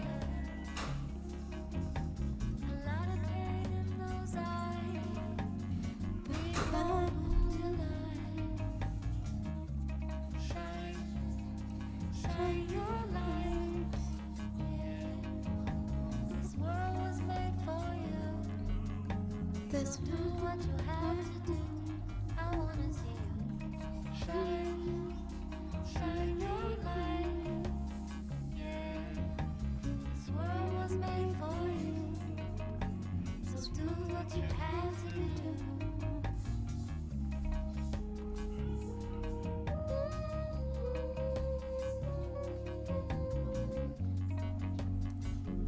Okay.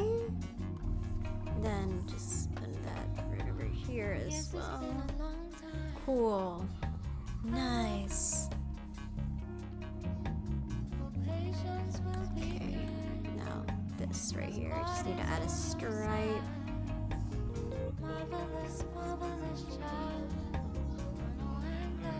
Oh, fuck. Okay, let's see if I can manage. Oh god, please let me manage this.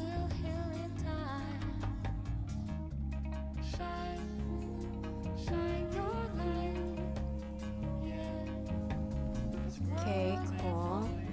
But it looks... No, let's go with pink instead. There we go.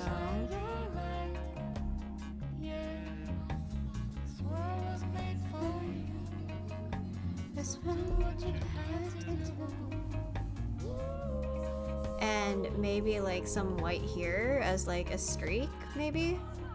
Or like a pastel pink at least, right? And like right over here as well.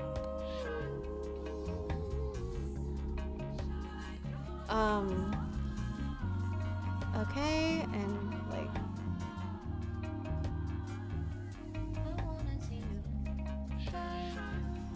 shine your lights. Yeah, this world was made for you. So do what you have to do. Shine your light. Yeah, this world was made for you. So do what you have to do. Yo, low key, it feels like I'm not even streaming. Like, not to like... Sorry, I don't know where I was going with that. Anyway, so as I was about to say, yeah, it literally feels like I'm not even streaming. It feels like I'm just hanging out, which is actually kind of nice. Like, I'm really grateful to have this, like, relaxing stream when it's, like, not as high energy all the time. Because if it's, like, constantly high energy, I just die. Hold up. Know that you are loved by Cleo Soul. Okay. Might as well just have like a radio stream, guys. Like, I'm a radio host now. That's me, guys. I'm not a streamer, I'm a radio host. Hello, hello. Okay.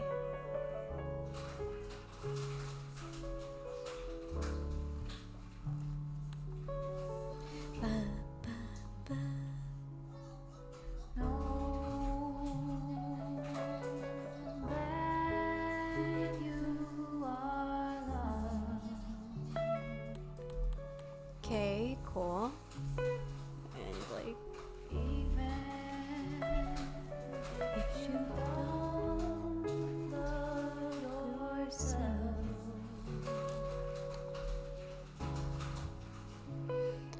LOL, why do you think the only conversations I go on Twitch are like art and food? Fair! That's so fair of you, dude. There's a food category? Wait, I need to go to food category. That's interesting. That's very interesting. Chill energies and dope conversations. No, for real though. Especially, okay, bonus points. The streamer is like actually really good. You know, like their vibes are right and like they're just, I don't know, like normally like very humble people to begin with. Like bonus points of the streamers you encounter are like that, you know. It's just, yeah, the energy is really nice. And the energy exchange isn't as like pressuring or draining. So it's definitely worth it to find those streamers that you really like vibe with. Plus I can work along with the streamers. You're so real for that, bro. You're very real for that. I think like finding a streamer that you can actually work along with and not feel pressured about it at all is a really, really nice feeling to have. New here, your energy is pretty cool. No, hello, hi. Oh my god, it's nice to see you again. Hello, hello. Yes, we are just vibing, bro. It's not even like one of my high energy streams. Thank you for thinking that my energy is cool, by the way. I really appreciate that. I try to keep it as impeccable as possible. Even if I am like a little bit unhinged, but oh well, that's just part of the phone. It's pretty impeccable. Jesus fucking Christ, man. Thank you. Thanks, bro. I really appreciate that. Yeah, no, like I genuinely do try. I think the thing with Twitch is that you really just gotta keep a level head, bro. I've witnessed like a lot of streamers, like this isn't just to put people down or anything, right? Because again, like people are on their own individual journeys to just kind of like develop as people, and that includes Twitch as an extension of that. And lately, like I think when you are surrounded by a barrage of like people and crowds, and like you're set up with like expectations and yes men and all of that, like I've realized that yes men are like a huge thing on Twitch, and it's like I don't think it's necessarily like a bad thing. It's just that like you really need to learn how to kind of like stay grounded, because if you don't, you start flying off the handles a little bit. And I'm like, oh, okay, yeah, no, let's touch some grass, bro. Let's touch some grass. Let's actually just sort of like chill, calm down. Let's not get into a state where I just immediately fly off the handles once I start interacting with the crowds, because that's fucked up and wild. And yeah, let's just chill, okay? Let's just not. But also Twitch is a lot about like dealing with people as well, and it is a lot. It is a lot. Anyway, oh god. What color was I working with again? It's this color, right? Yeah, it's definitely that color. I definitely was working with that shade, for sure.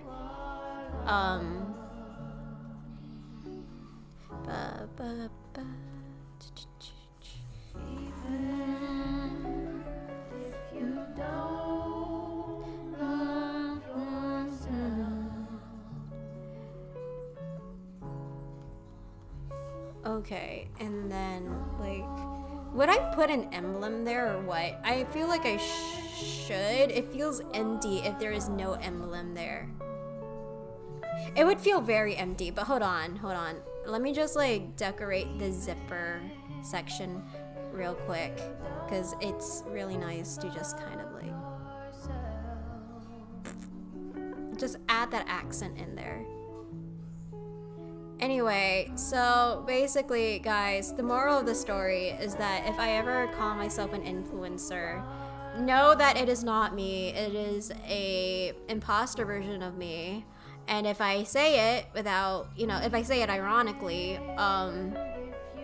unironically, just know that, I be going through some shit, and you probably should just kind of end me. No, I shouldn't say that. Fuck, no, don't end me. Actually, let's live. Let me live. Let me live la vida de loca. All right. Again, no shade to people who call themselves influencers. Who the fuck am I influencing? What the fuck, man? Let's live. Oh my fucking god. Let's live. Let's not die, actually. Let's like chill out with the death for a moment. I think I've threatened you guys enough. Like I've kidnapped your grandmas at some points. I've threatened to kidnap your grandpas and lasso those spirits back. I think it's time for you to just kind of take a step back. Someone influenced me to get a decent sleep schedule. Wait, someone influenced me to get a decent sleep schedule. I feel like either I'm reading this wrong or I'm like tripping.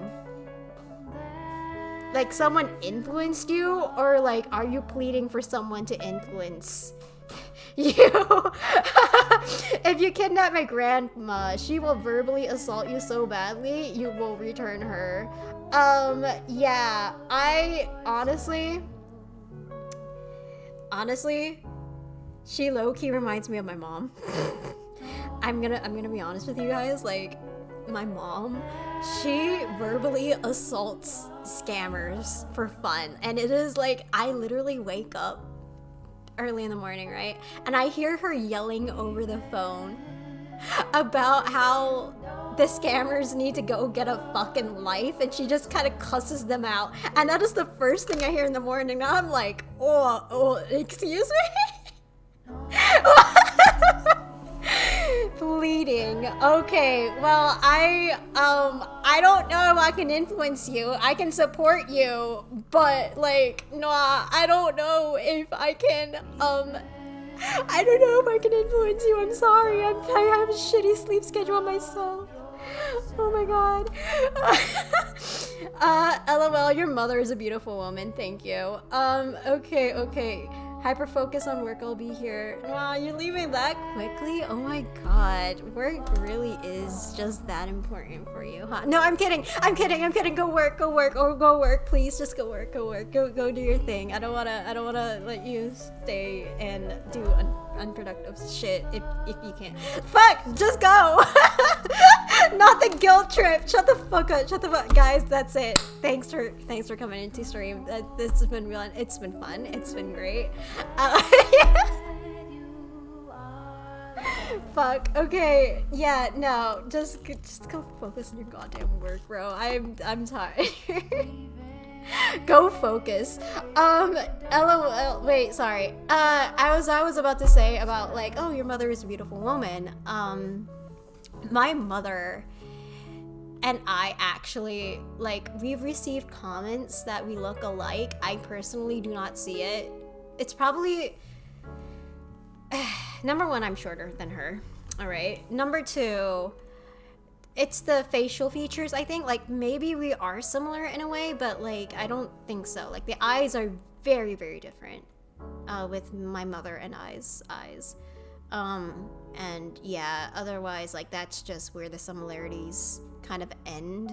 My mother and I are just very different people. And personally, again, the most that I can kind of agree with is just like the facial structure, and that's it. Yeah. I will not show you a picture of her though, because I must respect her privacy. So, you know, but just know that she is mother and daughter is, yeah. Mother and daughter is a thing. Genetics is a thing. It's weird when people say you look like your parents, literally. It's the weirdest thing in the world, personally for me. Especially being compared to your parents, or like, oh my god, no, God forbid, right? God forbid someone who've known you from before that you have never really even remembered. Like, they know you when you were like very little, but you don't even fucking remember them. And they're like, oh, you act so much like your parents. I mean, like, that is the weirdest thing that I think is perceived as like a societal norm, but personally for me, I'm like, wow, way to make me think that I'm just an extension of my parents and not actually myself. Like please, I get that I'm like my father's daughter, or like my mother's son, daughter, or whatever, but like, Jesus Christ, man, can I terrify you? Go for it. I can't promise that I won't scream, because I definitely will fucking scream, but go for it. Wait, has this been repeating all this time? Yeah, it's been repeating all this time. Oh well, that's fine. That's fine. I don't care. This song's great.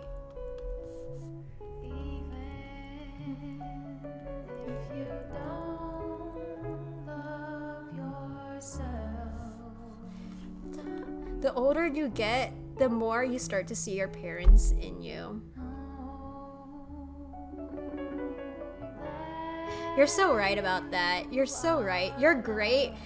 Fuck you. You're great. Anyway, so yeah, no, like it's you're Menzi, this is actually kind of terrifying because I see it.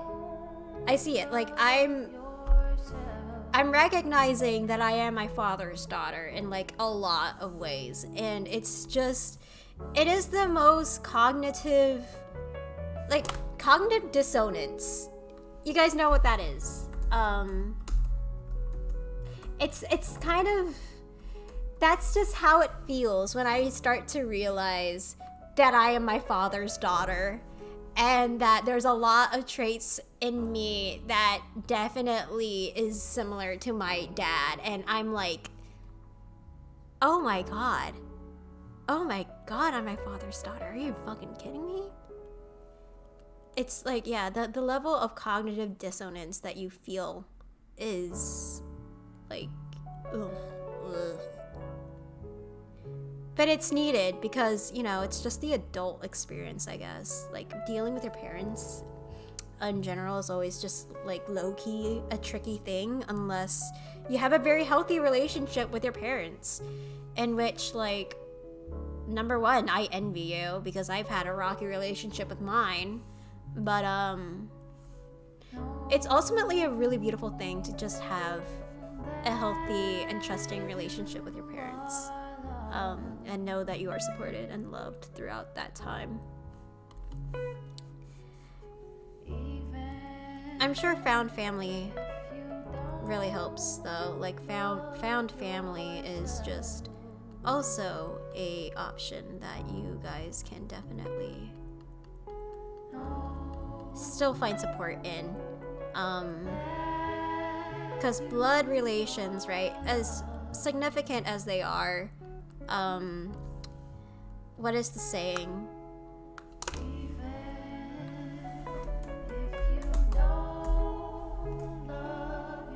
Alright, so blood of the covenant is thicker than water of the womb, basically. That's the quote that I'm looking for.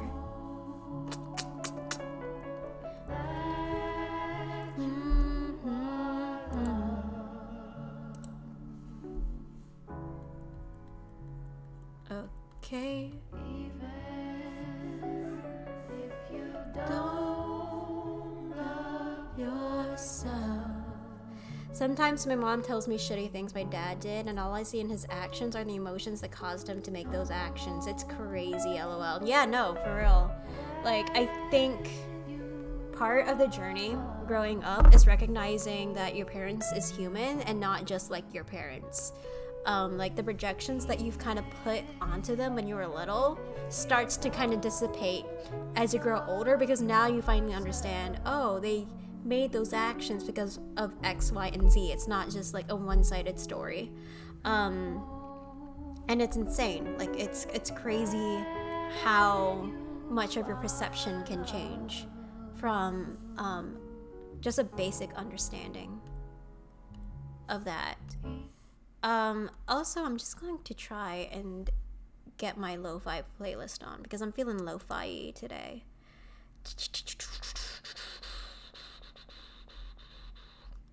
Let's go here to, where is it? There it is.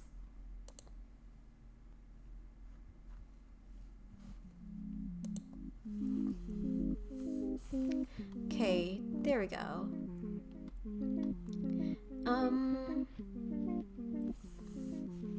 The Pringles cup, the container, the thing, why am I doing this? I need to, yeah, anyway.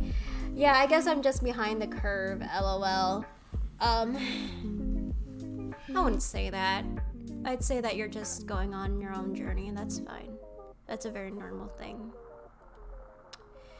We really just gotta stop putting timelines onto things, especially when it comes to emotional development and like parental relationships in general, because I know a few people who have just never really moved on from blaming their parents or projecting shit onto their parents. Not saying that it's not valid, because it is. It's a very valid thing, and it ultimately happens. But what I am trying to say is that, like, we're all going through our own journeys, and that's like a okay thing. Like, it's a very, very okay thing. And learning how to kind of accept said development is tough, but it's ultimately well worth it in the end, especially if you're just trying to, like, survive in this world and retain your sanity.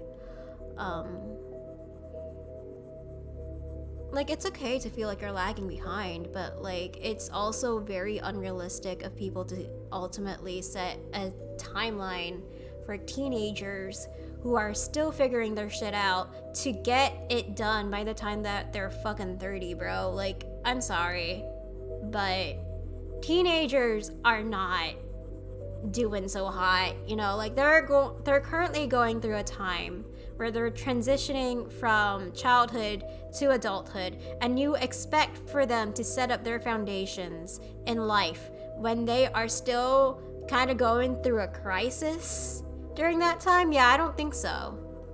Like, that's fucking crazy to me. I'm sorry. Actually, no, I'm not really sorry. I'm not apologizing for that because it's true. So,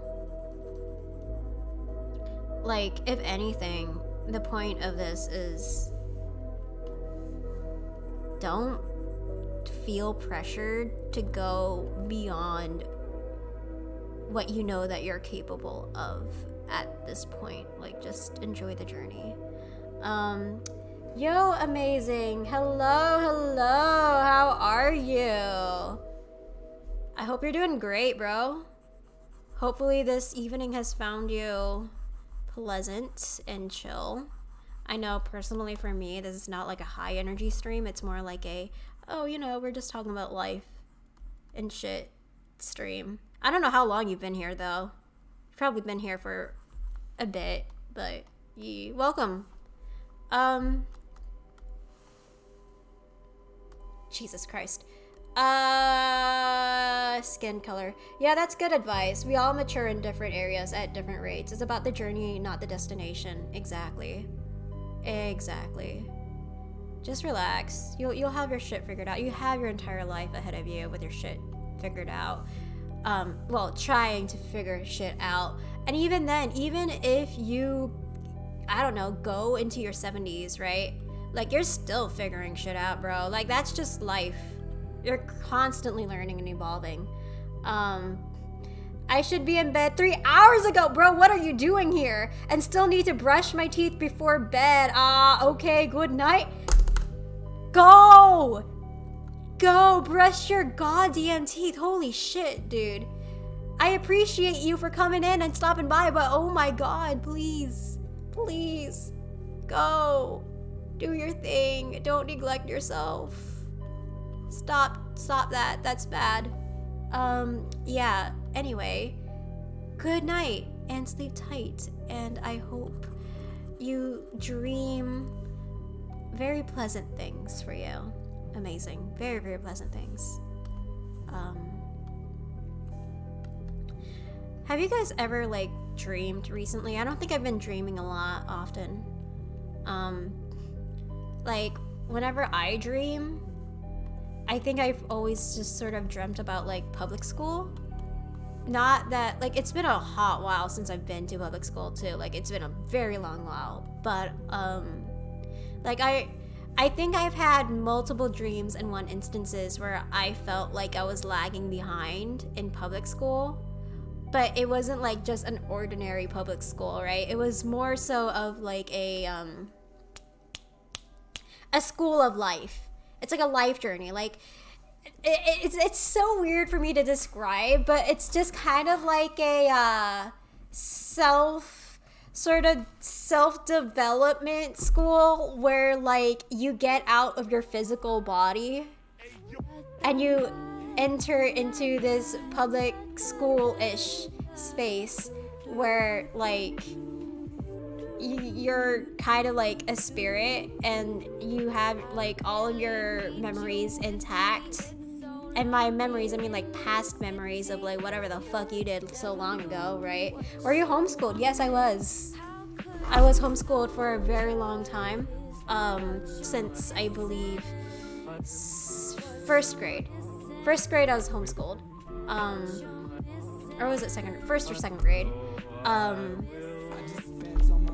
Yeah, I was going through a lot homeschooled as well. Like, you think the shit that you'd experience in public school would just stop in homeschooling? You are so wrong, bestie. I mean, it really just depends on who's teaching you, like your parents. My parents tried. It's you know that gold star meme where it's like, oh, you tried, there was an attempt. That's all I'll say. Like, there was an attempt. I mean, I learned, but learning,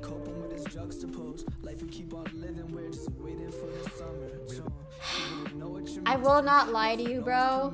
LMAO, you get a participation trophy. Yeah, exactly. They got a participation trophy. I think I learned more about religion than like the actual topics at hand.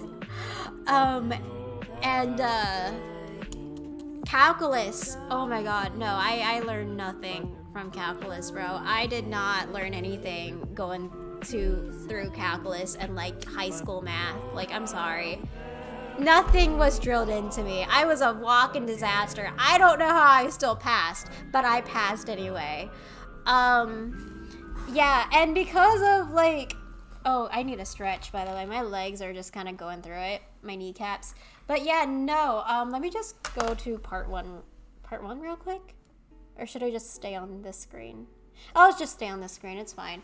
But yeah, no, like, as a kid, right, like, I'd always get so anxious if I had to do, like, paperwork, that teachers were supposed to get, like, grading, for example, because I was left by myself out there, man. I was left out in the cold. I did not know what I was doing. And my dad was like, hey, you wanna grade yourself? Here, go grade yourself. Here's your paperwork. Here's what you gotta write. And I'm like, what the fuck, bro? What the fuck? What am I supposed to fill out? And he never really explained to me like the proper way to kind of like fill out my shit. And I'm like, hello? What the fuck do you mean grade yourself? Exactly what I meant.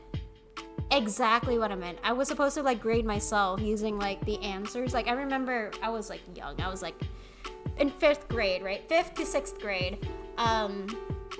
And I was meant to kind of like fill out my own paperwork right before we had a homeschool meeting in the program that I was in. It was called like a PSP program, private satellite program, in which, you know, this program takes care of all the legal shit that happens in school. And so for me, I had to fill out some shit in terms of what I did, what was my curriculum, and how well I did in it. And I had no idea how to because I was young. My brain was still developing. I don't know what the single shit was happening. And I didn't even know like the full concept, the full entirety of what it meant to be a person, right? 5th grade me, literally, like, I had to go through like the back of my textbook to find the answers, right? Because you know how like you had like math textbooks and like they would have the answers in the back. Like, I'd often like have to grade myself using like the back of the textbook, and you know, surprisingly enough, oh my god, I used it to cheat because I didn't know a single thing, all right? And my dad was horrible at explaining math concepts to me. He kept like yelling shit out about like equations and PEDMES and like, oh, if I got, oh my god, no, I could literally like live action it to you guys. Hold up. Let me go to part 1 first, so you guys get what I mean. All right. Part 1. Okay, so he would. Let me just pretend to be my dad for a second, alright? So, like, he would grab 2 pens. He would be like, okay, so these are 2 pens, right? If you had 2 pens, and I gave you another 2 pen, and then I took it away from you, how many pens would you have left? And I would struggle because I didn't... The way that he explained it in his, like, Indonesian plus English was so confusing to me, and like I kept being so distracted by the way that he said it because he sounded so mad. I was like, I didn't want to answer. I was completely silent, and this lasted for like how many hours at a time before I eventually had my mental breakdown, in which, you know, I sobbed in the restroom. But yeah, LMAO, that sounds awful. I'm sorry you went through it, but it's kind of funny. Honestly, in hindsight, because hindsight's 2020, I can laugh at myself too for doing that. Like, it's funny. It's just really funny if you think about it in hindsight. But back then, I hated my dad, bro. I hated him so much. 0 pens. Literally 0 pens. But I'd struggle. I was like, well, he gave me 2 pens, and the number that he's giving me is 2. So 2 pens. And yeah, no, you can kind of guess how that turned out for me. That fucked me up. It got to the point where I was just so terrified of making one small mistake, one wrong mistake in math, that I just like, that is just how I've automatically started cheating on math as a whole, except when it came to like algebra and trigonometry. That shit I was really good at. I was so good at algebra. I had a love-hate relationship as a whole, dude. Like, I really liked algebra, but like the rest from there is just downhill. Geometry, I don't know her. Sorry. Live scene. I need to get my pen. Where the fuck are my pens? Anyway. Oh my god, what is happening to my pinky? What is happening to my pinky? Why is it getting numb? Hello? Dude, what the fuck? Anyway, LMAO, yeah. I mean, have you had those experiences too? I'm pretty sure, like, that is just a classic Asian experience that you would get from, like, learning math. For me personally. Or Southeast Asians as a whole, bro. Like, Indians, Southeast Asians, Chinese, Korean, East Asians, you know, in general, like, it fucked up when it comes to math. I'm sorry. Like, a lot of my trauma just came from math. And that is probably why I fucking hate it so much. Except recently, in which I'm trying not to hate it as much. Not with schoolwork, but when my mom didn't know about ADHD, she used to put me into a quiet room until I finished my homework. So 3 to 4 pages of homework would take 4 hours. So I learned to hate it. Yeah, no, that's just a classic experience as a whole. Like, I know when parents usually like force their child to do something, especially when it comes to homework, like, they just learn how to hate it. Like, they just do not want to fucking do it. And I feel even worse for high schoolers too, because high schoolers, they deal with like hell, essentially. Like, every time I am in an episode where I feel like either pissed off at the world or upset, I remember my middle school and high school years, and I automatically feel better that I'm not there anymore. I feel so much better that I'm not in high school, because holy shit, I did not have a good time in high school, bro. Like, Yeah. Yeah, man. I fucking hated it so much.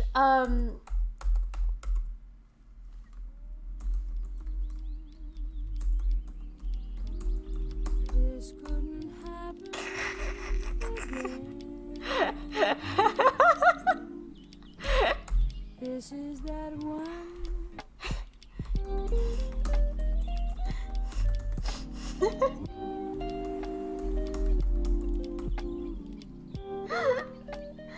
Okay, anyway, sorry, I just found something really funny.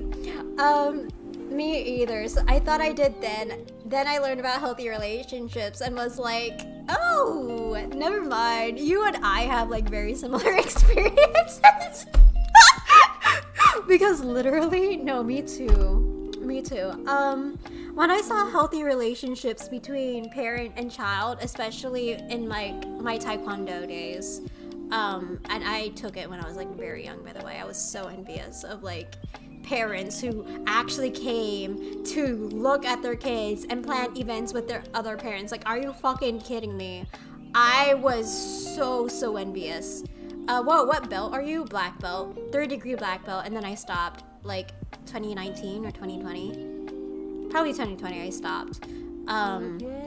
But yeah, I made it to instructor position, essentially. But yeah, I was so envious back in the day. And then I saw like healthy parental relationships between child and like their father and mothers. And I was like, wow, it would be really nice if my parents could actually fucking show up, you know? That would be really nice.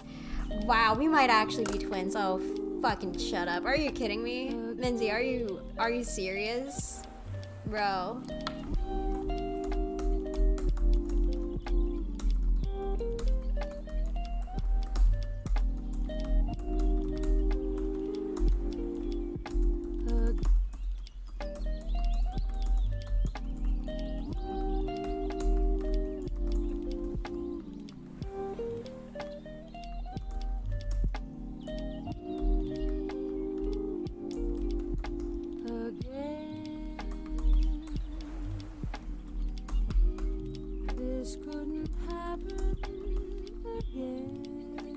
Okay, I'm not. 3rd-degree black belt. I got hurt before they were gonna shove me in the adult classes and never went back. Oh my god, bro. You really gotta tell me the context behind how you got hurt, because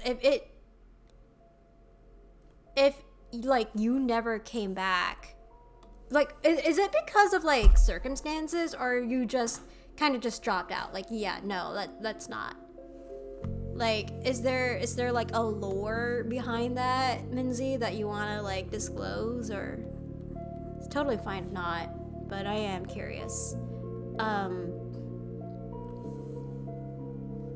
Let's go with like darker colors, right? Like holographic, I think. Oh, it'd be really cool if like the can of Pringles were like holographic, right? I had surgery on my toe because I kicked a door or something and it got infected. Oh, fuck, Minzy. Oh shit, that's bad. I mean, like, you're okay now, right? Like, your toe is fine? Because I know infections, especially when it comes to like your toe, is a bitch to deal with. And I've seen some shit, right? Like, I've seen people lose their toenails. I've seen people bleed because like they kind of went too far and sprained their fucking toe or ankle or whatever. I've seen people get splinters from breaking boards. Like, I've seen shit. So, like, how bad was it?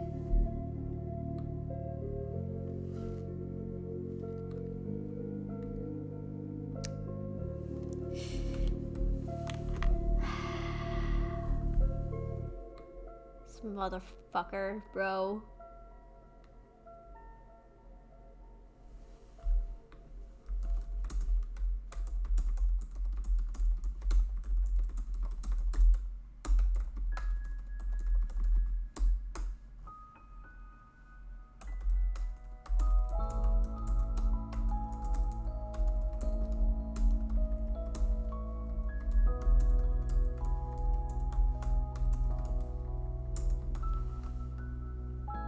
Anyway, not that bad at all, really. It's just something that had to happen. Yeah, that's just how it be. I'm pretty sure the reason why I stopped attending the studio is because of a similar, not like a reason in terms of like injury or whatever, but like I view it as something that had to happen because my peers just kind of stopped going into that studio, so I'd often be like left alone there as the instructor, and I was just not, it was not it for me, bro. Like I'm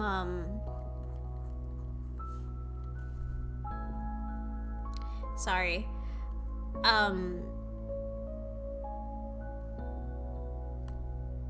I don't know, it just sucked when like you're the only one there and like your peers are just gone doing whatever the fuck they want and you're just, you know, yeah, when you were a kid you want to be with your homies, exactly.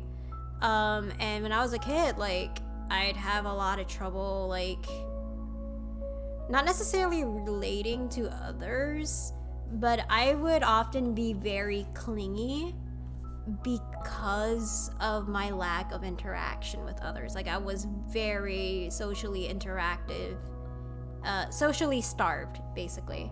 You are an instructor? Yeah, I was an instructor, and that lasted for like 10 years. No, not even 10 years. That lasted for more than 10 years. Probably 11, 12, 13 years. 13 years of being an instructor. Yeah. So it was sort of like a very isolating experience though, because again, like I don't know, I was a strange child back in the day. Yo, can I ask a potentially sensitive question? Dude, go for it. And if it's like something I'm not comfortable with, you know, answering, it's like I'll let you know. It's really nothing personal.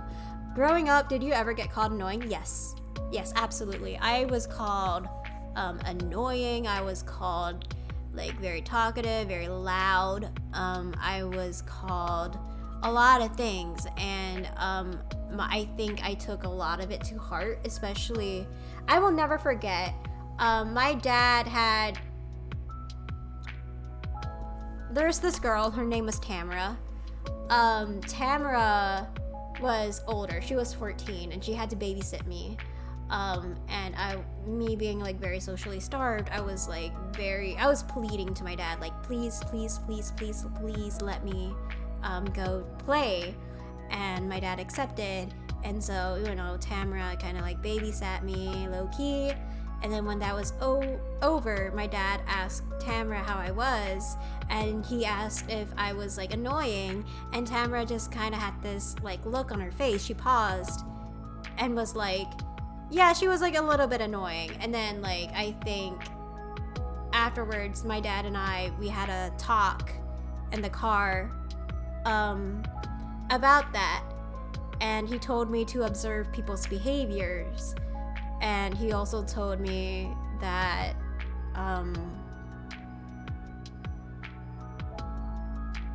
he also told me to kind of mimic that in a way, the fine traits that I liked, and mimic off of it. And I think that little tidbit there, being called annoying, really stuck with me. And over time, I learned how to like not be as loud. I learned to kind of slowly subdue myself to the point where I think at one point when I was like 16, I just, you know, and what I mean by that, it means like I just stopped talking. There were periods of times where I would just be completely nonverbal. I wouldn't talk at all. You weren't you, were you? in terms of like my childhood and how I interacted, yeah, no, I did not. In the times that I was me, I think it was during times where I exploded. I was a very emotionally sensitive child back in the days. In terms of the masking all the time, it takes your life force away. Yeah, low-key, I think I've just learned to mask like really, really well. Why is this there, by the way? I did not put that into my playlist. But yeah, no. I think because I've said this to my therapist, I know I can say it to you guys as well, because I'm not like necessarily trauma dumping shit on you, right? It's just like the cold, hard reality of things. I've learned to take solitude in my isolation. That's what happened to me. And because of how often I was put into isolation, I've eventually began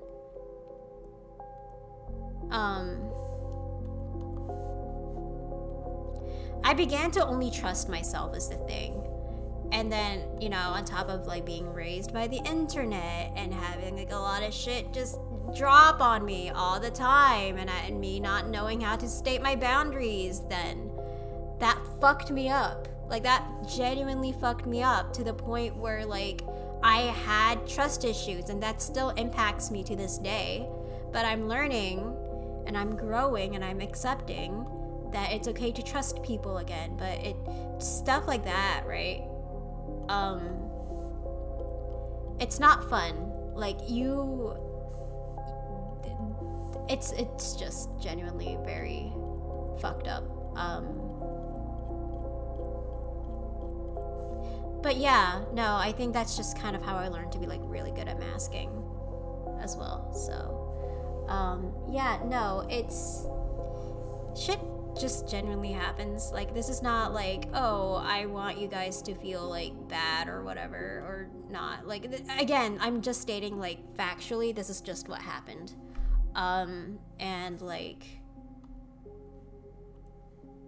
I think the beautiful thing about this whole entire saga of what had happened is that I can give myself credit where credit is due, because little me, little child version of me who was loud all the time and wanted to be acknowledged and heard, like, I'm glad that despite my hardships, I still chose to be kind. And I still chose to hear people out because of it. And in a way, I feel, and I know this is strong language, but I do feel blessed.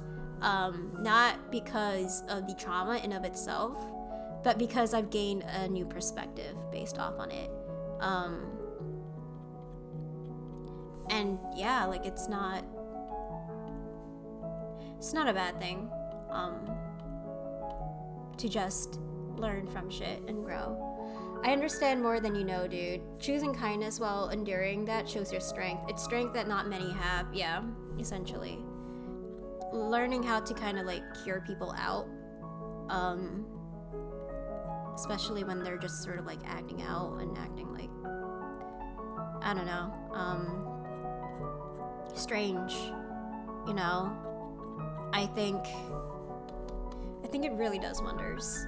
But ultimately, right, that kindness can't be like, here's the thing. I think my therapist, my previous therapist, had a thing for me that I really needed to digest, in which my heart is not for everybody. That's the thing. Like, I can show people kindness, but the heart that I have behind it, right, that's not for everybody to have. When I show kindness,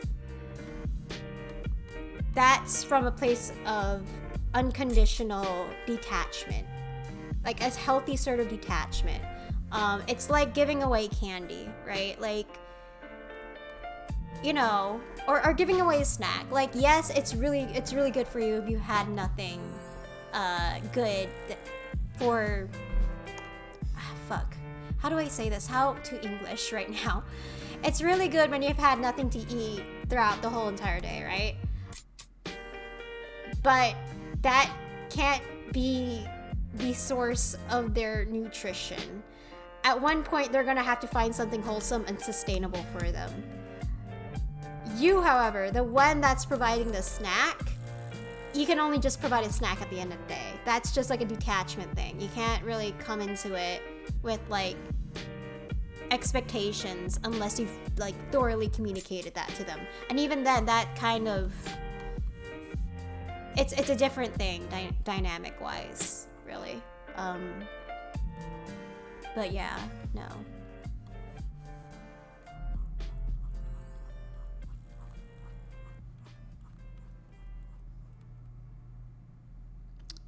Essentially, that's life, you know. Okay, purple-ish. I don't know, I'm just trying to figure out what works right now. Shit, bro. Like, let's just put in, like, purple here, and then I'll decide to add the blue. I get you. You can only ever point someone's head to the problem. You can't make them fix it, exactly. There is no fixing to be had. Once you get people to just sort of recognize the problem in the first place, like you just gotta let them fix it. And I've had to learn that the hard way, unfortunately. Some adults, you know, like, I think what really like played into the trust issues that I had is like I've had to learn very early on that adults aren't necessarily reliable, that they aren't who they say that they are, in a way. And I've had this one instance, I think back in 2022, I've had to witness this adult that I respected get drunk in front of me heavily and then trauma dump me about their problems, and they're like very obviously mentally unstable. And I was just there listening to them out, and I had to be like very neutral about it all. I had to handle it with like a lot of precaution because they were, again, very emotionally volatile and they were prone to lashing out at any time, and when they lashed out, it was very ugly. So when you offer people kindness, please also display boundaries too. Like, don't just fucking expect them to always like get the point. Sometimes they won't. Sometimes they will take advantage of you, and yeah, you really just gotta learn how to set those boundaries up, how to take care of yourself, how to say no to shit. And it's ultimately just for your own good, bro.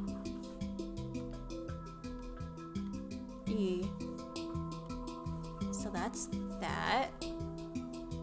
That's a lot. You just got done being a kid yourself. Normally people train themselves to handle that with drunk peers. Yeah, no. Can't imagine with drunk adults. It's not new. Like, I'm pretty sure I'm not the only kid in the world. At least back then, I wasn't the only kid in the world that, like, handled those type of problems. There are other kids out there who are like me, who never really talk about it because they perceive it as a very normal thing. I think the only difference between like drunk adults and drunk peers is that, like, obviously the power imbalance, that's like one thing, but also the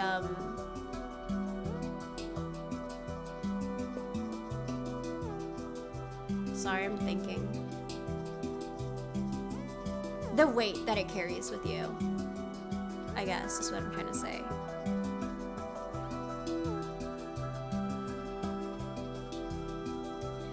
With peers, it's like a normal thing. With adults, like, yes, you can perceive it as a normal thing, but I think you still just kind of think about it from time to time. Or at least I think about it from time to time. I'm like, oh, this explains a lot. Like, this explains a lot about me and why I do this shit that I do. As with anything, it's always going to be a journey.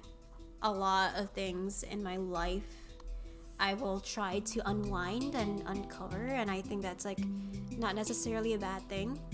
I mean, again, like everything that I've said before is not like a bad thing. I think it's a very good thing that I'm just like aware of it as I am now, but like eventually I just gotta learn how to enjoy the process of just being here and being me and not having to constantly take responsibility over shit that isn't my own. Which again, I've learned from a very early age. I think the most that I can do right now is just be happy about my life and be happy with where I'm at. And as soon as I can enjoy that, I think I can like learn how to live life more and be happy with where I'm at as well. Yeah, you choose to take responsibility on shit that's not you. Can't let people push it on you. Exactly. That's exactly the case. You know. And ultimately, I believe in taking responsibility, of course. I believe that from like a very early age, how to take accountability, how to say sorry for things and actually like act on it as well, not just like letting it show with your words, right? Like you gotta let it show with your actions. And for me, like I've learned a lot, but when you learn how to take accountability, you also gotta recognize that there are things that are just like not your fault, and that's always like a really hard journey. It's very hard.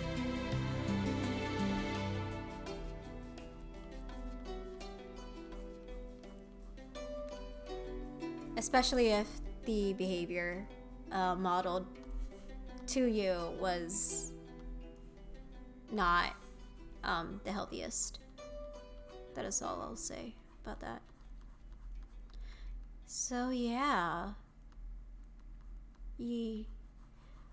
I think this is turning out well. The can of Pringles, crinkles, crinkly ding dang, fucking fuck. Okay, so anyway, yeah, no.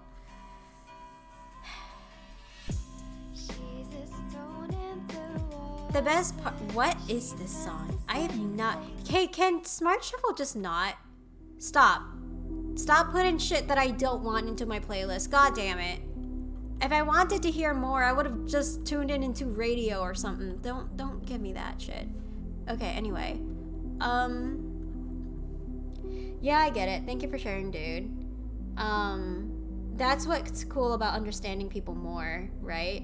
It's so rewarding to yourself as well as the other person, right? And it gives you like very valuable insights. Like, I know that, again, like Twitch has this notorious reputation of like parasocial relationships and whatnot, and like, oh, there is shit that can be taken to an unhealthy level, especially when you think you kind of quote unquote know everything about this person and know how they are and know where they are at life, how they live, yada yada yada, fucking fuck. Okay, like, okay, yeah, that's a thing. But I don't think we can also dismiss the amount of genuine support that it does do on people's lives, you know? Like, it's a very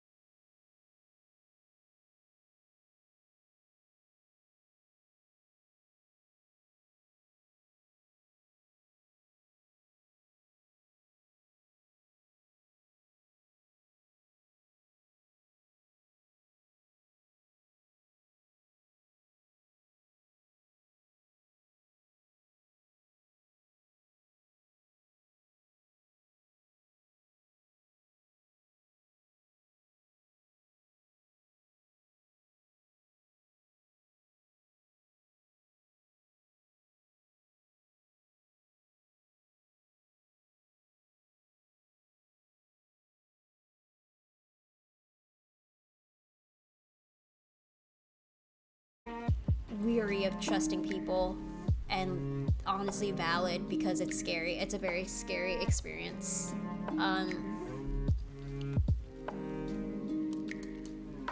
I guess, in a way, I genuinely consider myself privileged and blessed that this has not happened to me. And I'm also very genuinely blessed to have the community that I have right now, in which I can still make like genuine connections and build off based on that. And hey, if anything, right, if it's not the community that I want, in which, you know, there's no genuine connection to be had, then it's never too late to start over, right?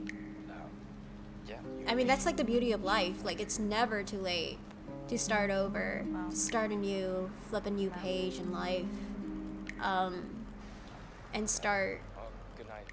fostering the community that you want, and start telling people the way that you want to be perceived, right? And I value being able to do that, like, freely and authentically,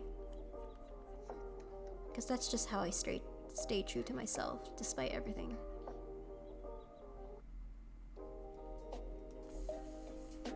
Obviously it's tough, but nothing in life that's worth doing is ever easy, right?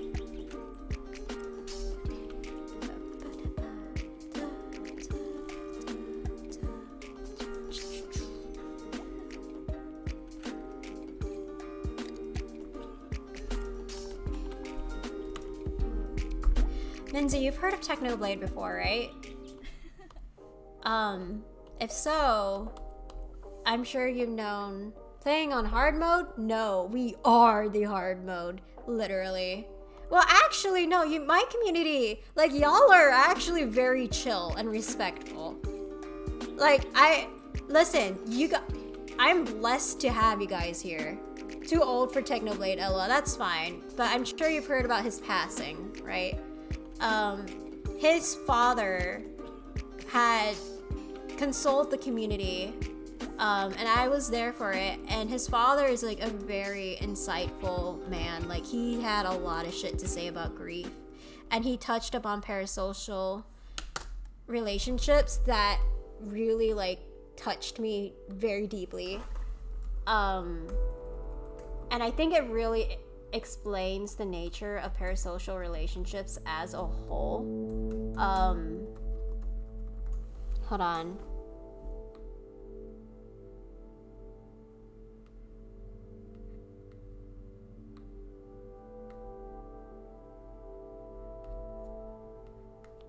Sorry, just give me a second. I'm just trying to find it. Okay, so this is like on another perspective side of things. Like, we are not, just a disclaimer, we are not pitting down the legitimate traumatic experiences that people have experienced from like parasocial relationships, but this is just what he said, and I'm just going to let it speak for itself. I have seen many uses of the word parasocial on the internet. Pretty much 100% of the uses I have seen have been implicit efforts to dismiss people's feelings as invalid because they didn't follow traditional social norms. I am adamantly opposed to dismissing people's feelings. That shit makes me mad. I see the grief about Techno's passing on Reddit and YouTube, and people are talking about how they have been crying regularly for a year, as I have. And then someone else, or even themselves, say that these feelings, quote unquote, don't count, or quote unquote, they don't have the right to be sad because their relationship with Techno was quote unquote parasocial. Let me be clear, that is bullshit. If you're crying because someone you cared about died, then that counts, and you absolutely have the right to your feelings. The fact you never met them in real life is irrelevant. That's why I brought up the fact that Tommy and Techno have never met IRL. The lack of real life interaction in their case is clearly utterly unimportant, just as it is unimportant for those other people I see posting. Apologies for the swearing, but I feel very strongly about this. Also, keep in mind that words can have different things at different times and in different contexts and to different people. Also, sometimes words like parasocial have one dictionary. Also, sometimes words have one dictionary definition and another different meanings based on typical usage. I really don't like the way the word parasocial is typically used. But yeah, that's what he said about like parasocial relationships as a whole. And I think that really fucking like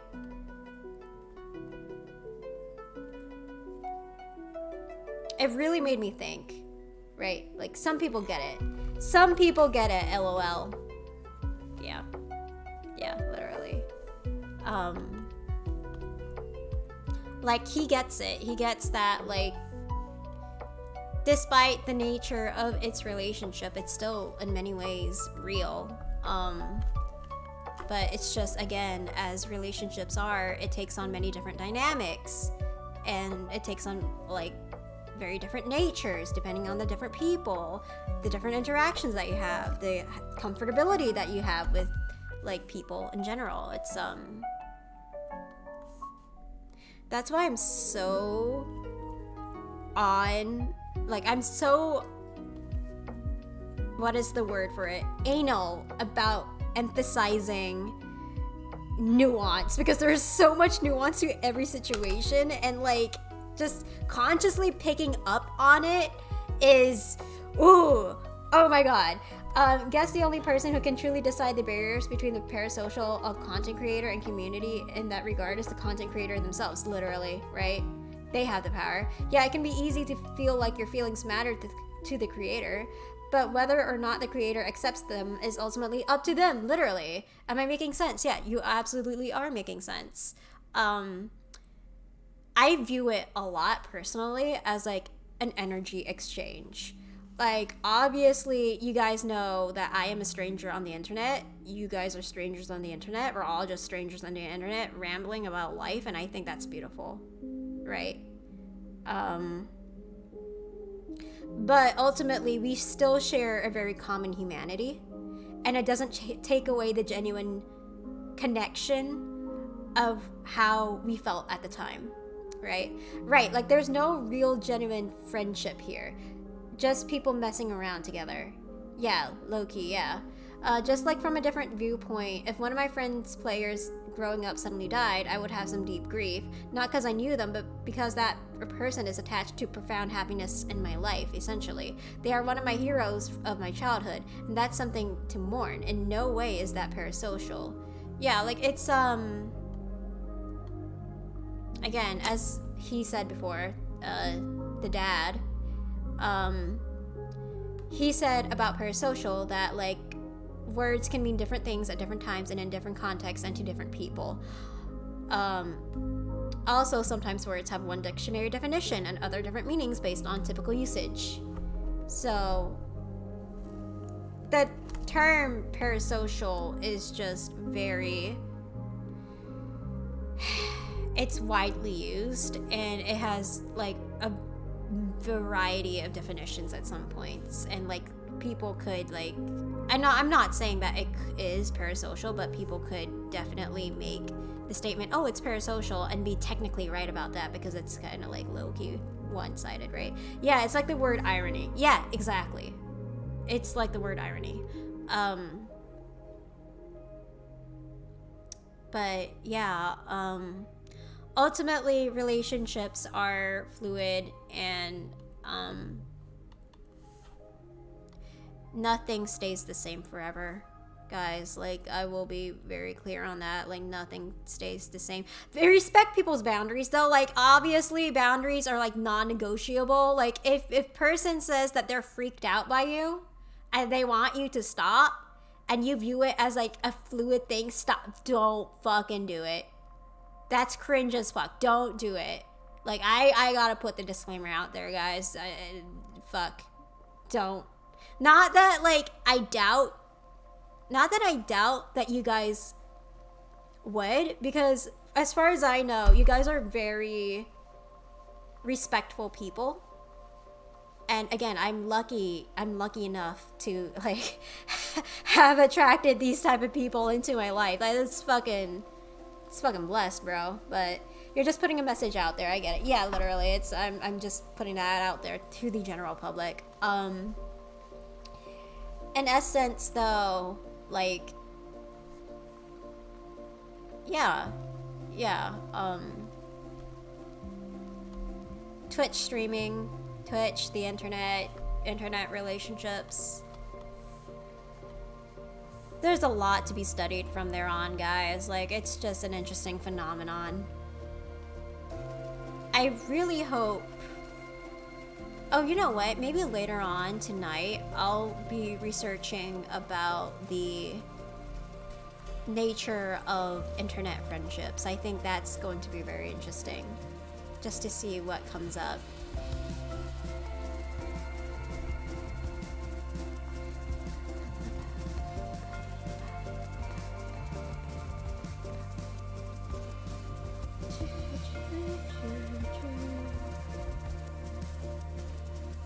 Okay. And then we're just gonna like put it right over here as well. Just kind of like fill that in.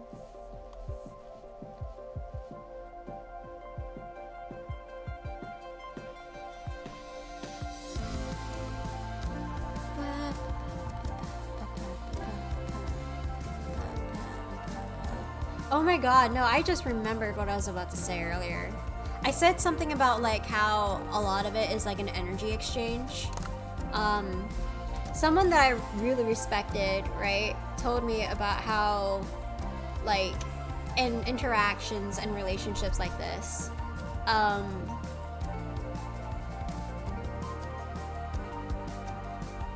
by setting up a standard energetically over what I deserve rather than mirroring or merging, it'll help me out. Be unapologetically yourself and not bottle shit up, basically. Don't think there's no real consistency among the streamers who are not in the few percentage of the hot and popular streamers. Over the years, I made quite a few friends on Twitch, yeah. Most I don't talk to anymore for reasons like past drama or whatever, but they were never like hot streamers. It was all personally dependent on the streamers themselves. Yeah. Yeah, because like a lot of it, again, I'm going to be like very clear, there is an obvious power thing going on with a streamer versus like the audience out there, and like the standard in which they are setting themselves up in like energetic wise. And what I mean by energetic, I mean like what expectation are you unconsciously setting up for yourself and to chat as well, and like what are you willing to do, how honest with yourself can you get here, especially when it comes to public perception, because like let's be honest, public perception is a major thing here on Twitch. And yeah, just kind of like learning and growing and being completely honest with yourself without any sort of like judgment is going to be beneficial for you in the long run. This part is bothering me. I don't know why it is. Like I'm gonna try my best to see if I can like blend this in together. Just kind of like, and then, fuck, I don't know if I'm doing this right, but hopefully I am. Shit.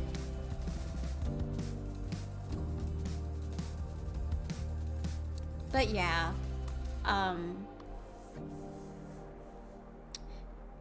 people are complicated, and that is okay. Life is just complicated like that.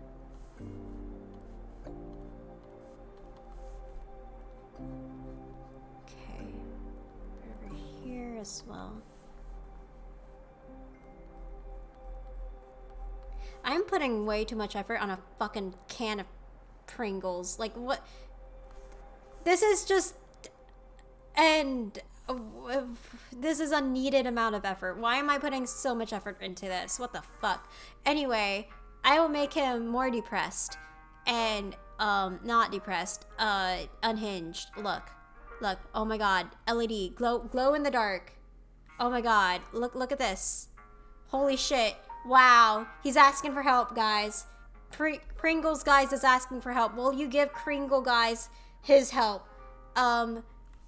He's asking for you guys to save him. You guys should probably save him. For real. Haha, no, just kidding. JK. I jest. We shall not make him as unhinged. I jest. Okay, anyway.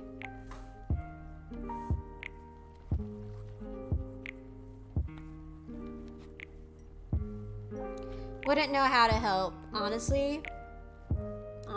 Yeah, well, you'll figure it out. I believe in you. Believe in the me that believes in you, right? You guys can figure it out yourselves the way I figured shit out myself. You guys are gonna be fine. You guys are good. You guys are fine. Okay. Blue.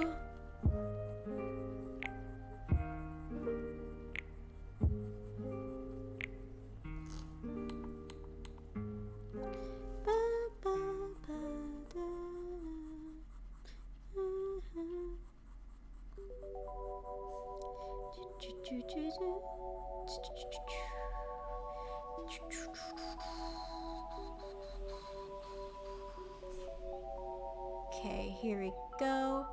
Guys, what flavor do you think this can of Pringles would be, huh? If I saw a can that looked like this, I mean, first of all, it would look completely bougie, but also like, what the fuck? Like, what type of flavor would this be? Unicorn flavored? What's this song? It's called Airplane Mode by Limbo. This is one of my favorite songs, by the way.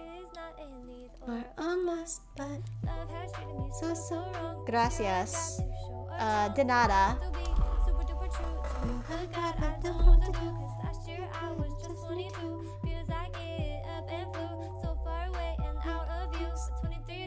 Me and you, cause I've been dreaming about you. Ooh. I've been wishing I was next to you. Ooh. I've been dreaming of us. They would be neon depression flavored. So unicorn water flavored? Like, have you seen Water Talk? By any chance? Have you gone down that like weird rabbit hole yet?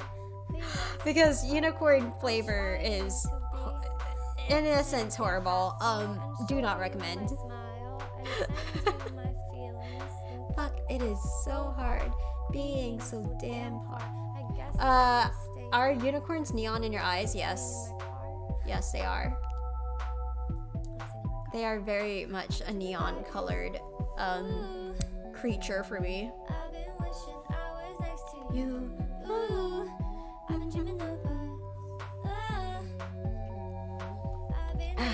God, what is the thing? I'm wearing like a bomber jacket very similar, except the colors are inverted here. So, and it's fine though. We shall draw the thing that I want to draw. Ooh. And one day I feel like I am something new for you. Something new for you. Okay, and then I'm just gonna like draw the vines, and then like I'm just putting it right over here, putting it right over here as well. There is no way this level of detail is going to show up as a goddamn emo. There is no way.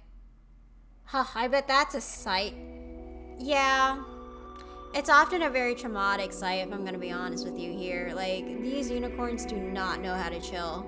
Like, these neon-esque unicorns look like they've been puked out of a Care Bear.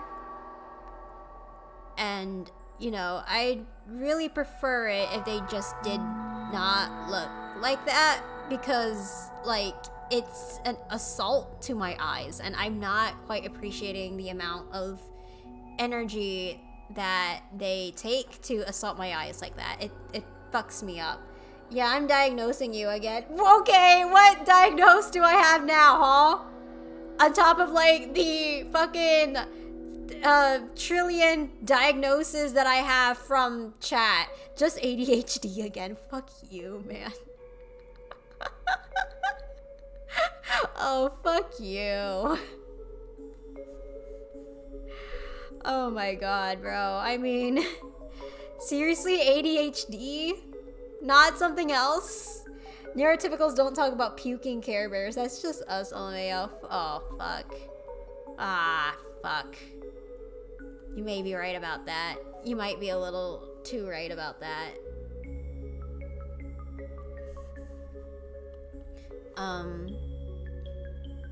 Let's just draw some more plants, I guess.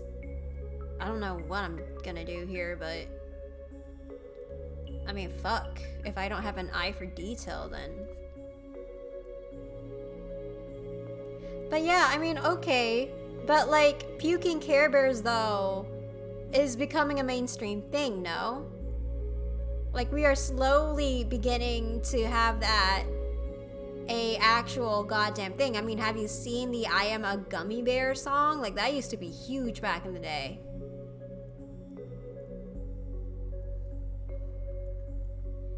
Like, I would not be surprised if people have actually seen puking Care Bears at one point or another in their goddamn dreams or hallucinations or whatever the fuck they're on. Pretty sure people like take I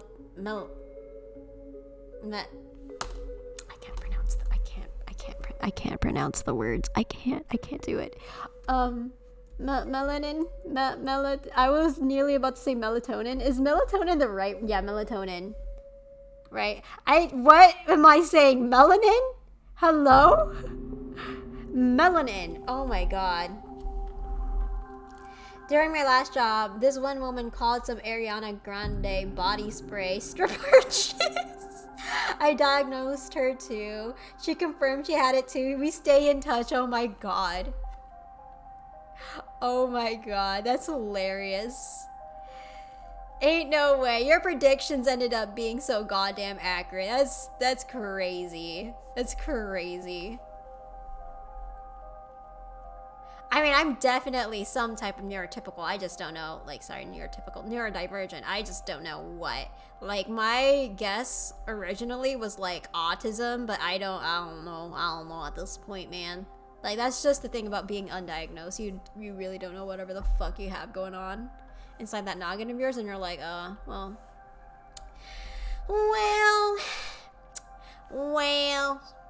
it do be like that. Anyway, let's draw the red leaves.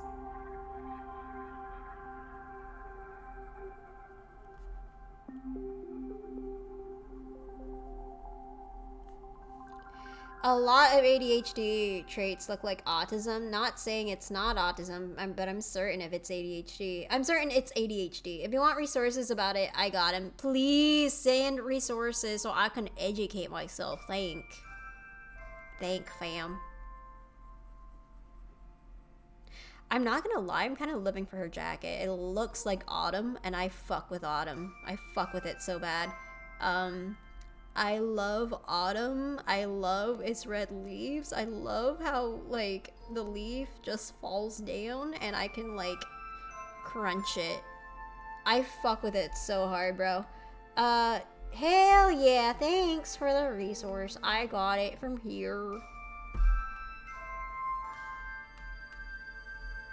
How to ADHD. Okay, sick. I will learn more about this. Oh shit. Okay, well that channel trailer goes hard.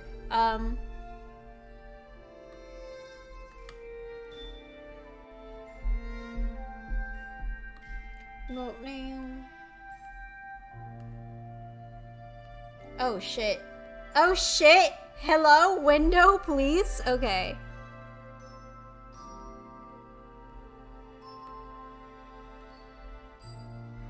Honestly, no, that's so real of them to do. That's hilarious. I'm seeing their like tweets And like the one that she says, oh, call and schedule an appointment, and like the general like font is hilarious to me. I love that. Oh my god. I gotta like keep that into mind. Thank you. I'm keeping that in my special noggin. That special brain noggin of mine. Thank.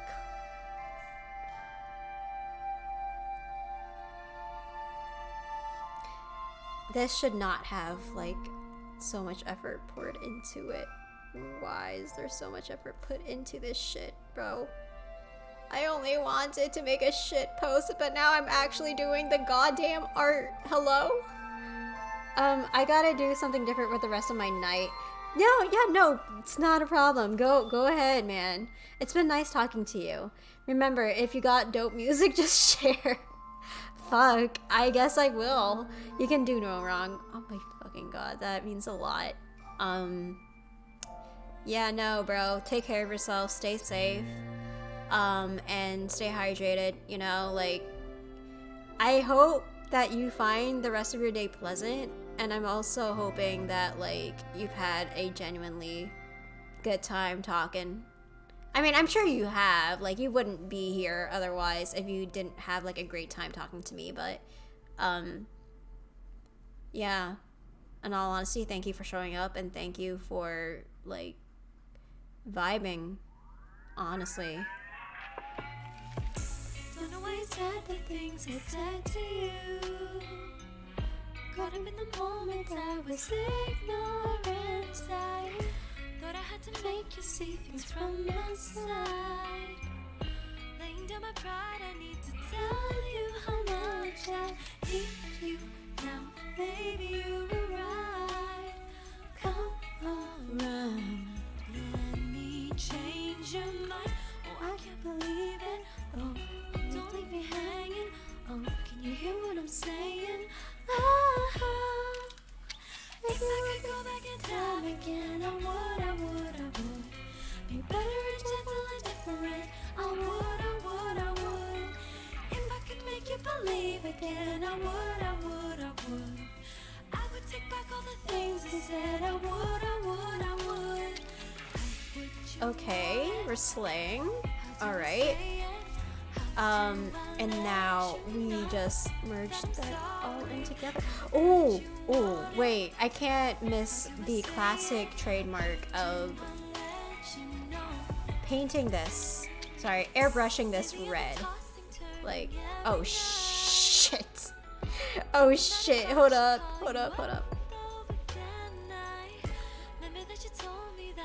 Okay, and now, like, line art? Line art, where are you?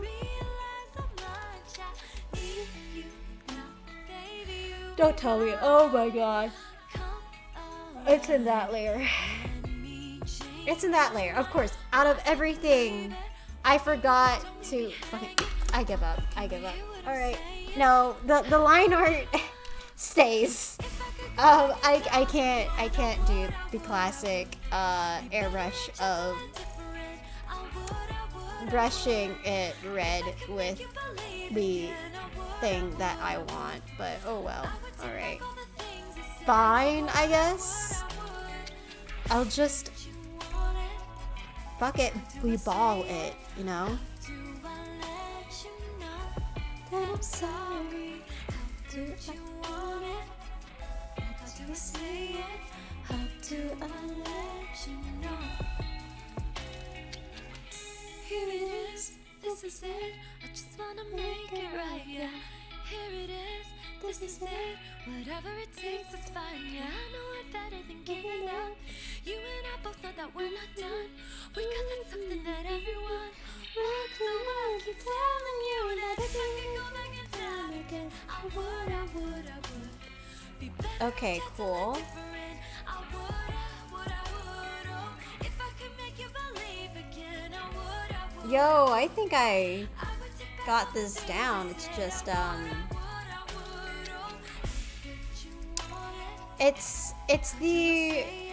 it's the shirt for me, in all honesty. I need to put that into the colored category. And what I mean by colored category, I'm literally just saying I need to color it. Why do I say and lengthen things? Oh well, fuck it. We just do the thing. We do the thing. We do the thing and we laugh and we eat chip and we laugh. Okay. There we go. I think this is pretty decent. I think this is actually kind of nice. And then like we're just gonna merge all of that in there, please. Let me merge, delete, bam, bam. Okay, and how many dimensions is, sorry, how many dimensions? Oh well, whatever. I can't English. My brain is starting to melt.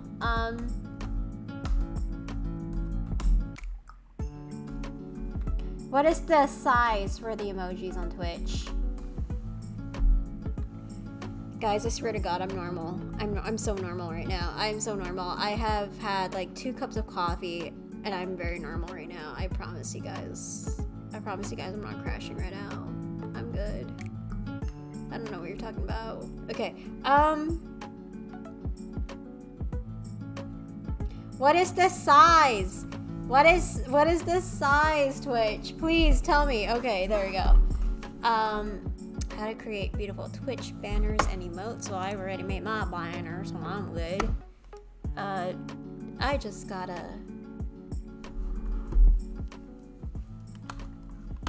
Okay, so badges. Well, I already have like a bunch of ideas for badges, so that's not gonna be a problem.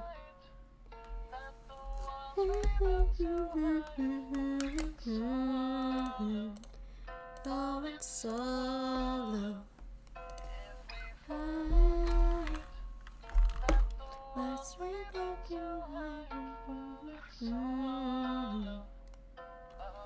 okay, how am I gonna do this? I got change image resolution. How about that? Okay, and then the resolution will be what? What is the max resolution for this shit?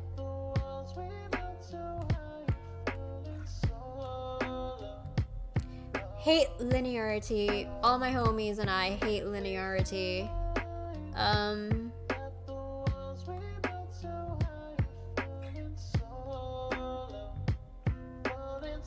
Oh shit, that's so useful. Wait, hold up. Okay, and then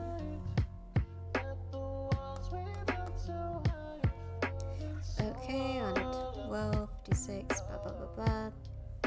300 DPI for everything. Let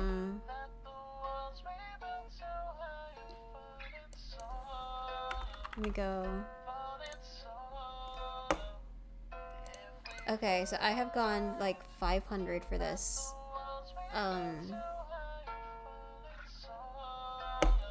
And then make stickers.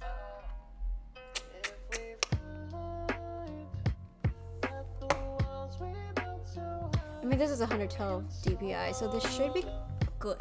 I'm hoping that this is good. If not, I will cry. I will just cry on stream. I'm gonna make everybody here uncomfortable with the energy that I have created. Oh, Gaia! Good morning! Hello, hello, hello. How long have you sent that message? I was just kind of like rummaging through my own thing. But hello, I am glad that you're here. All my homies and I are glad that you're here. Hello, hello, hello. How are you? I hope you're doing great. If you're not doing great, I'll come find you and I will drag you outside so you can touch some grass. Touch some grass, bestie. Alright, so we are going to save.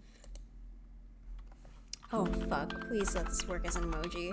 If this doesn't work as an emoji, I will cry again. Pringle. Pan of Kringles. We're just gonna go with like our PNG. Please work. Please work. Please, please, please, please work. Please goddamn work. I am praying. I am begging. Please work. If you aren't gonna work, what's the point? What's the point in any of this? Why am I here? Why is any of us here? either. Wait, no, wait, shit, this has become existential. Like, I sent it a whole 30 seconds ago. Oh, look at me go. I am so on top of my Twitch shit right now. I am like so on top of my game. This is like top Twitch streamer behavior. We are doing so well, guys. I am doing great. How about you? Anyway, I'm uploading the emoji. I don't give a shit. Hold up. Please work. Please, goddamn work. If you're not gonna work, I'm gonna cry. Oh my god, that is so small. That is so small. Wait, hold on. What if I like it's all so compressed, and that is like hilarious because I'm so tiny. So like, listen, I fucking get it. I get it. I truly do. But bestie. What if I just like changed the resolution into something very tiny? Like I could just make it so tiny. Oh, you know what? Oh my god, no. I was looking at it wrong. I just need a... Hold up. I need to zoom in.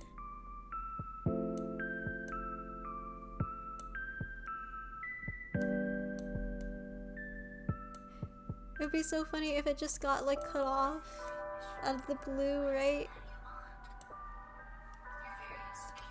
Oh my god, this is fucking hilarious. Okay, hold up. Let me save as... No, let's save as the PNG. I'm relatively good. Also, even if it was bad, there's no grass to touch because there's snow everywhere. Oh. Sounds like a skill issue. I think you should just touch grass anyway. Just will it. If you will it enough, it'll happen. You know. You know what they say about willing so hard to the point where, when there's a will, there's a way, right? And when there's a way, there's like a manifestation that comes in. You can just manifest it. Manifest touching grass, girly. All right, cool.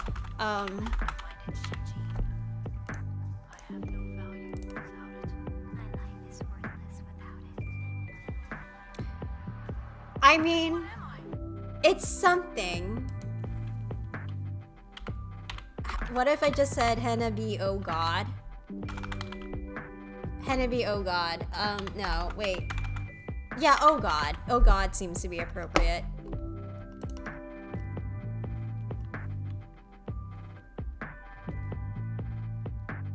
I mean, I can just upload it as a sticker anyway. I don't give a shit. How have you been? Oh my god, what a question to ask.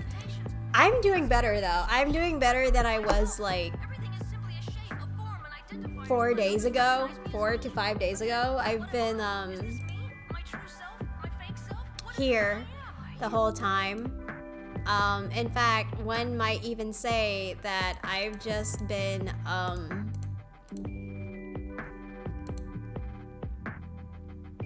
I'm sorry, I'm just trying to not, like... Life's just been kicking my ass, essentially, okay? Let's just say that. Life has been kicking my ass, but it's okay, because I stabbed it in the eye. We fight back. God gives his battles to the strongest soldiers, and we stay silly for real. That's all I'll say. Okay. But also, yeah, no, it do be like that, and I'm vibing. We're okay. We're okay. Okay, so. My clothes, my shoes, my room. These are all parts of what makes up myself. Okay, 502, and then like. So what I think is me. What I recognize. I'm just going to okay it, and then I'm just gonna save as well. Like, what if I'll save the full on emoji like later on. I'm saving it as Fan of Pringles 1 as well because it would be a shame to just waste it all.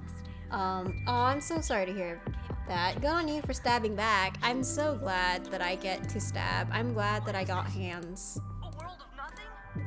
A world with nobody in it? This is the world. Anyway, we're moving on. Remove from slot.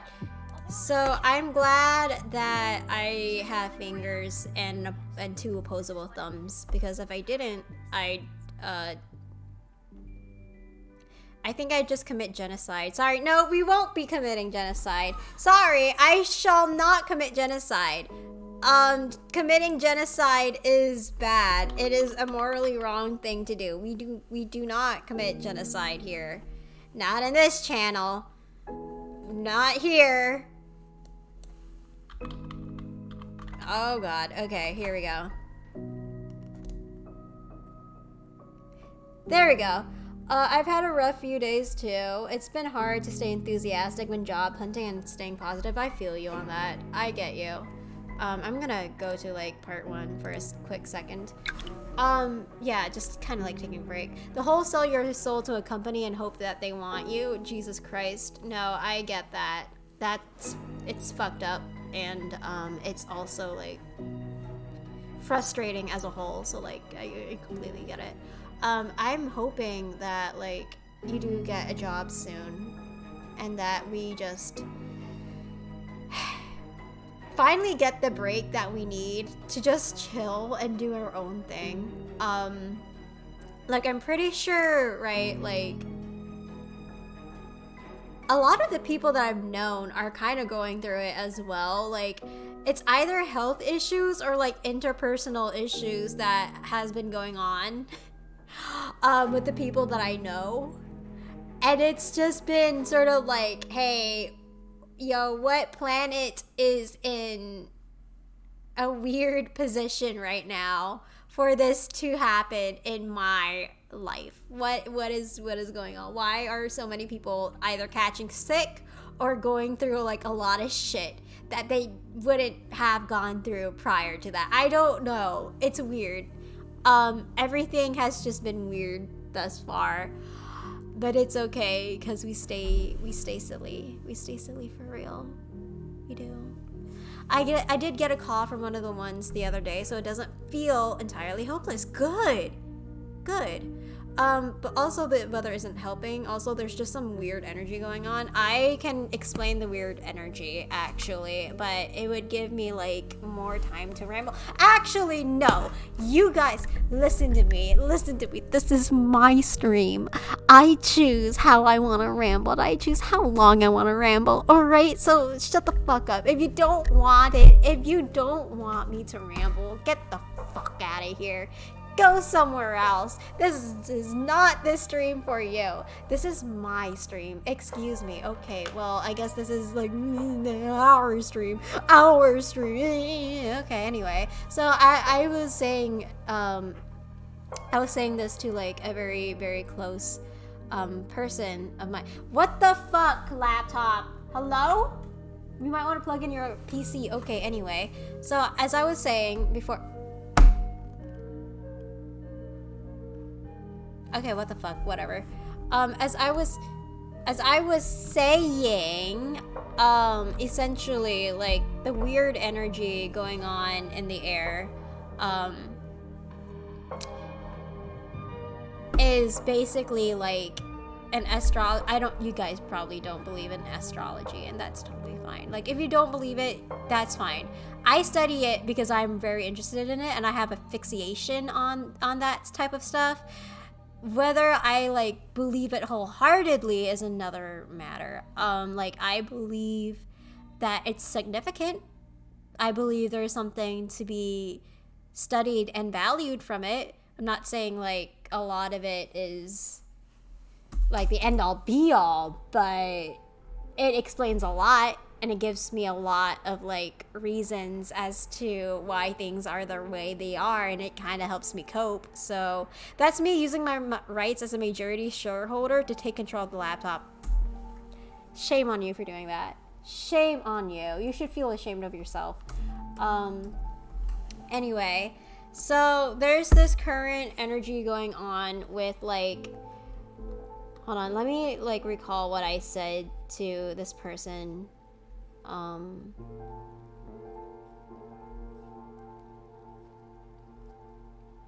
Okay. Shit. Hold up. I got this. Okay, so basically, lately Mars, aka aggression, is squaring Chiron. And square represents like tension. It represents like, you know, just a natural irritation to deep wounds and trauma buried and repressed for years on end. And these are like very, very deep wounds that like are on a very subconscious level that's been brought up to the surface. So essentially, it means that there's a temporary period of time where most people as a whole are going through stuff that's deeply triggering to them, and it sort of activates/aggravates the fight or flight instinct in a way. There's natural tension riddled in the air at the moment because of those two irritating and aggravating the other. Naturally, it's a lot to take in. But you know, with all things in life, it's pretty temporary, yada yada yada. Sun is conjuncting Pluto too, which means that our sense of self merges with change and transition to the point where it's very intense. The things that we once felt like it provided stability in our life, it's being washed away in favor of something new. It may be abrupt and traumatic, but we also take solace in the facts that it's just as quick to rebuild something new. So all these weird fucking shit going on throughout the collective is, yeah, no, the energy is just whack. It's weird because of those two kind of happening at the same time. It's just great. I love that for us, and I love that we can just sort of stare at a goddamn wall, you know? It makes me feel better to blame it on planets. It low-key does, but it also is sort of like a way in which, like, the main reason why I do it is just because of like self-awareness shit. I think it's just really interesting to just constantly study it, because there's always something new to kind of stare at and note at. But a lot of it is self-awareness and being honest with yourself and taking accountability too, in a way. So like, all you motherfuckers blaming Mercury retrograde for miscommunication and for shit completely breaking down when you had like a part to play in it is insane. Like, y'all need to take accountability for that. Like, y'all can't just keep blaming Mercury retrograde for this shit forever. I'm tired. Can you tell I'm like low-key kind of like tired? My brain is melting right now. My filter is just like... Honestly, not that I've even had filter to begin with, okay? I've never really had that much filter on Twitch, because I'm just talking about whatever and y'all are just kind of going along with me for the ride. So like, I don't know. Either like I am insanely fucking charismatic and I can say the shit that I want, or you guys are just like very tolerant. I don't know. It makes, space is very fascinating in both physical and quote-unquote spiritual reasons. Yeah, no, spiritual reasons for me personally. It's very fascinating in both aspects, because I love just being able to look at things and really just connect them overall to the general collective, and recognize that we are just like insignificant to the world in general, but that's okay, because we make things significant to us in the matter, and that is okay. Okay? Fucking hell. Go to just chatting. Alright, cool. But yeah, space is space, and space is amazing, and me and my homies love space. There's the Butterfly Galaxy that we're currently in, right? No, we're in the Milky Way galaxy. But there is a Butterfly Galaxy at some points. Space is the shit. Space is the shit. I love space. But I don't think I'd love it to the point where I'd want to send my ashes into space. I've been talking about it to like a previous chatter that like people are just like sending their ashes into space, and I'm like, first the ocean, now we're sending our ashes into space. Like we as a species just cannot help but like make everything that we explore about ourselves, can we? Like why? Fuck. I mean, it's a cool concept, but also fucking hell. Like, you guys remember Elon Musk wanting to like build a spaceship, right? And then like, no, it was not a spaceship, it was a rocket. It was a fucking rocket, and he wanted to go to space. He did not end up going to space. Like, I don't know, it gives me the same vibes, and I could just be like pessimistic about it, but like, I don't know.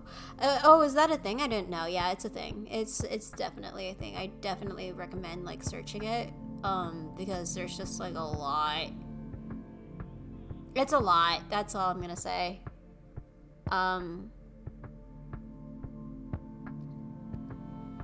Yeah, but we vibe and we stay silly overall.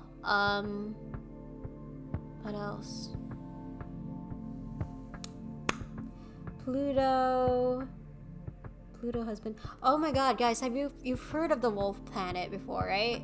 Or it's not really the wolf planet, but my brother wanted to turn his ashes into an LP and force his family to keep it on generations because they wouldn't feel able to throw it out. Sorry, an LP? What the fuck is an LP? Hold up. What's an LP? Now you piked my curiosity here. LP. It is a... I'm not looking for the singer. What the fuck? No. What is an LP?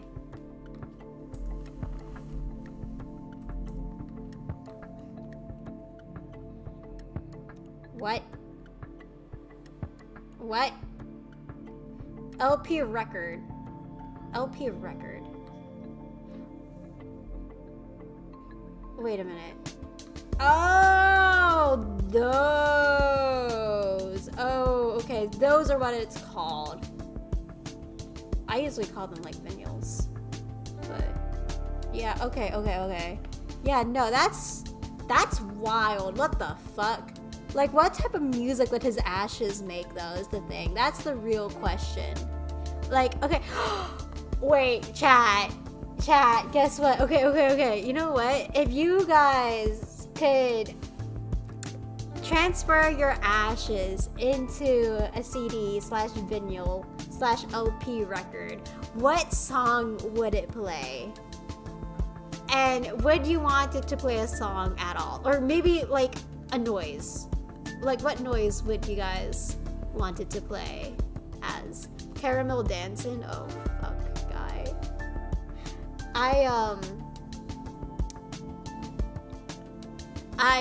Okay, I mean, whatever floats your boat, buddy. I mean, whatever makes you happy, right? Caramel Dancing is a very interesting choice. This is where I can use you guys. Okay. What do you think my ashes would play? I'm curious. What do you think my ashes would play as in a LP record vinyl? Is right. Is very right. I didn't know is a song. A K-pop song? A K-pop song? All right. What type of K-pop song? Hit me with it. Any song that you know.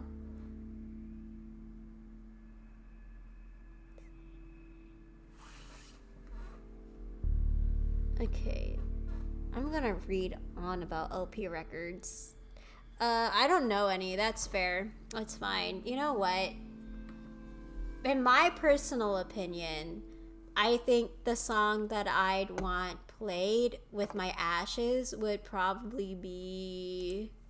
I just recall us talking about K-pop music, so that's what came into mind. Oh my god, no. This is my legacy now. I'm officially known as like the K-pop girly. That is me. K-pop and the facts girly. I just quote facts into like people's streams, and they're like, "Oh wow, this girl is something," and then they find me cool, and then I'm like, "Yo, all right, well, you do you, I guess. Thanks for finding me cool and chill and everything." I'm trying to find the thing. If anything, I would want it to play. Okay, this is gonna be great. You guys are gonna love this. You guys are gonna love the thing that I will be playing on stream. That is definitely not DMCA'd at all. You guys are gonna really like it. Okay, you guys ready? Okay, cool. Okay, cool. Rats, we are the rats. Celebrate another one of birthday bash. Michael, it's your birthday today. Get it out straight, the yard is wet. And Michael, This is a great song. This is a great song, guys. This is what I wrought my ashes to play.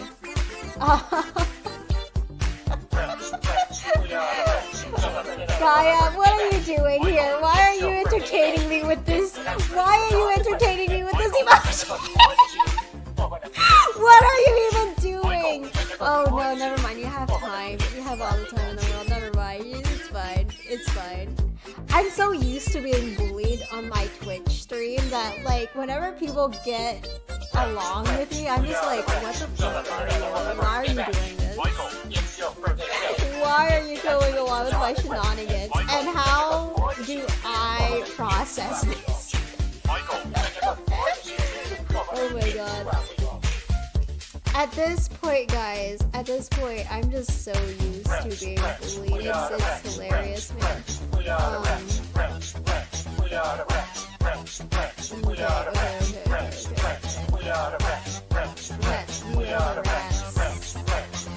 love being called rat. If anyone, I hope all the rats are having a great day. Anyway, so Gaia, what are you up to, by the way? What's up? Like, are you like getting your coffee? Are you just kind of like chilling? Are you laying down? What's up? What's up with you? Huh?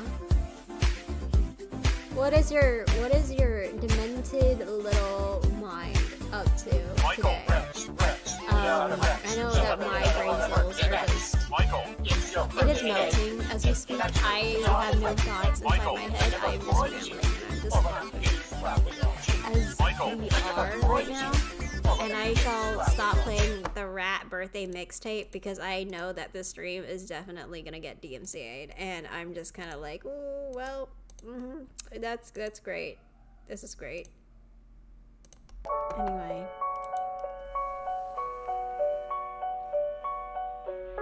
I dragged myself off of bed a moment ago and just danced to your death song while brushing my teeth. Damn it. Wait, I dragged myself up of bed a moment ago and just danced to. Oh shit! Sorry. Music is a bit loud. Sorry, guys. Sorry.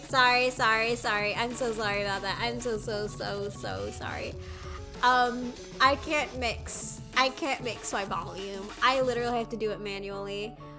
There are no buttons. There are no literal shenanigans. I can't press buttons. I can't do the fancy streamer shit. I'm just out here being a grandma. I'm sorry. Actually, I'm not. I will forever become a grandma with technology. I feel like every time I'm on Twitch, right? Every time I have to deal with volume stuff and like mixing and soundtracks and soundboards, I'm like, love that for you guys, but that's not happening in my stream. We're just going the good old-fashioned way of like talking and hoping it sticks. I don't know what I'm doing when I'm streaming. That is so fair. I've been streaming for 2 years. I still don't know what I'm doing. I just adjust stuff until it hopefully works. Yeah, that's fair. That's definitely like a very fair thing for you and for me, because I honestly just adjust stuff until it hopefully works. It's like it's a matter of trial and error at this point, right? I can create a database, but I can't adjust OBS volume to save my life. Guess what? Your bestie can do neither of them. Sorry, can't do neither of them. There ain't no way I'm doing either of them. I can't create databases or adjust OBS volume to save my goddamn life. I can't do that. Sorry, that's just out of the question. I am a caveman. I only know how to carve my symbols into rocks. You're creating emotes. No, I'm not. I don't know where you got that info from. You've been lied to. I'm not creating emotes. That, in fact, that is not an emote that you saw earlier. That's something else. Yeah, no, there ain't no emotes here in Ba Sing Se. I don't know what you're talking about. Nope, no emotes. No emote.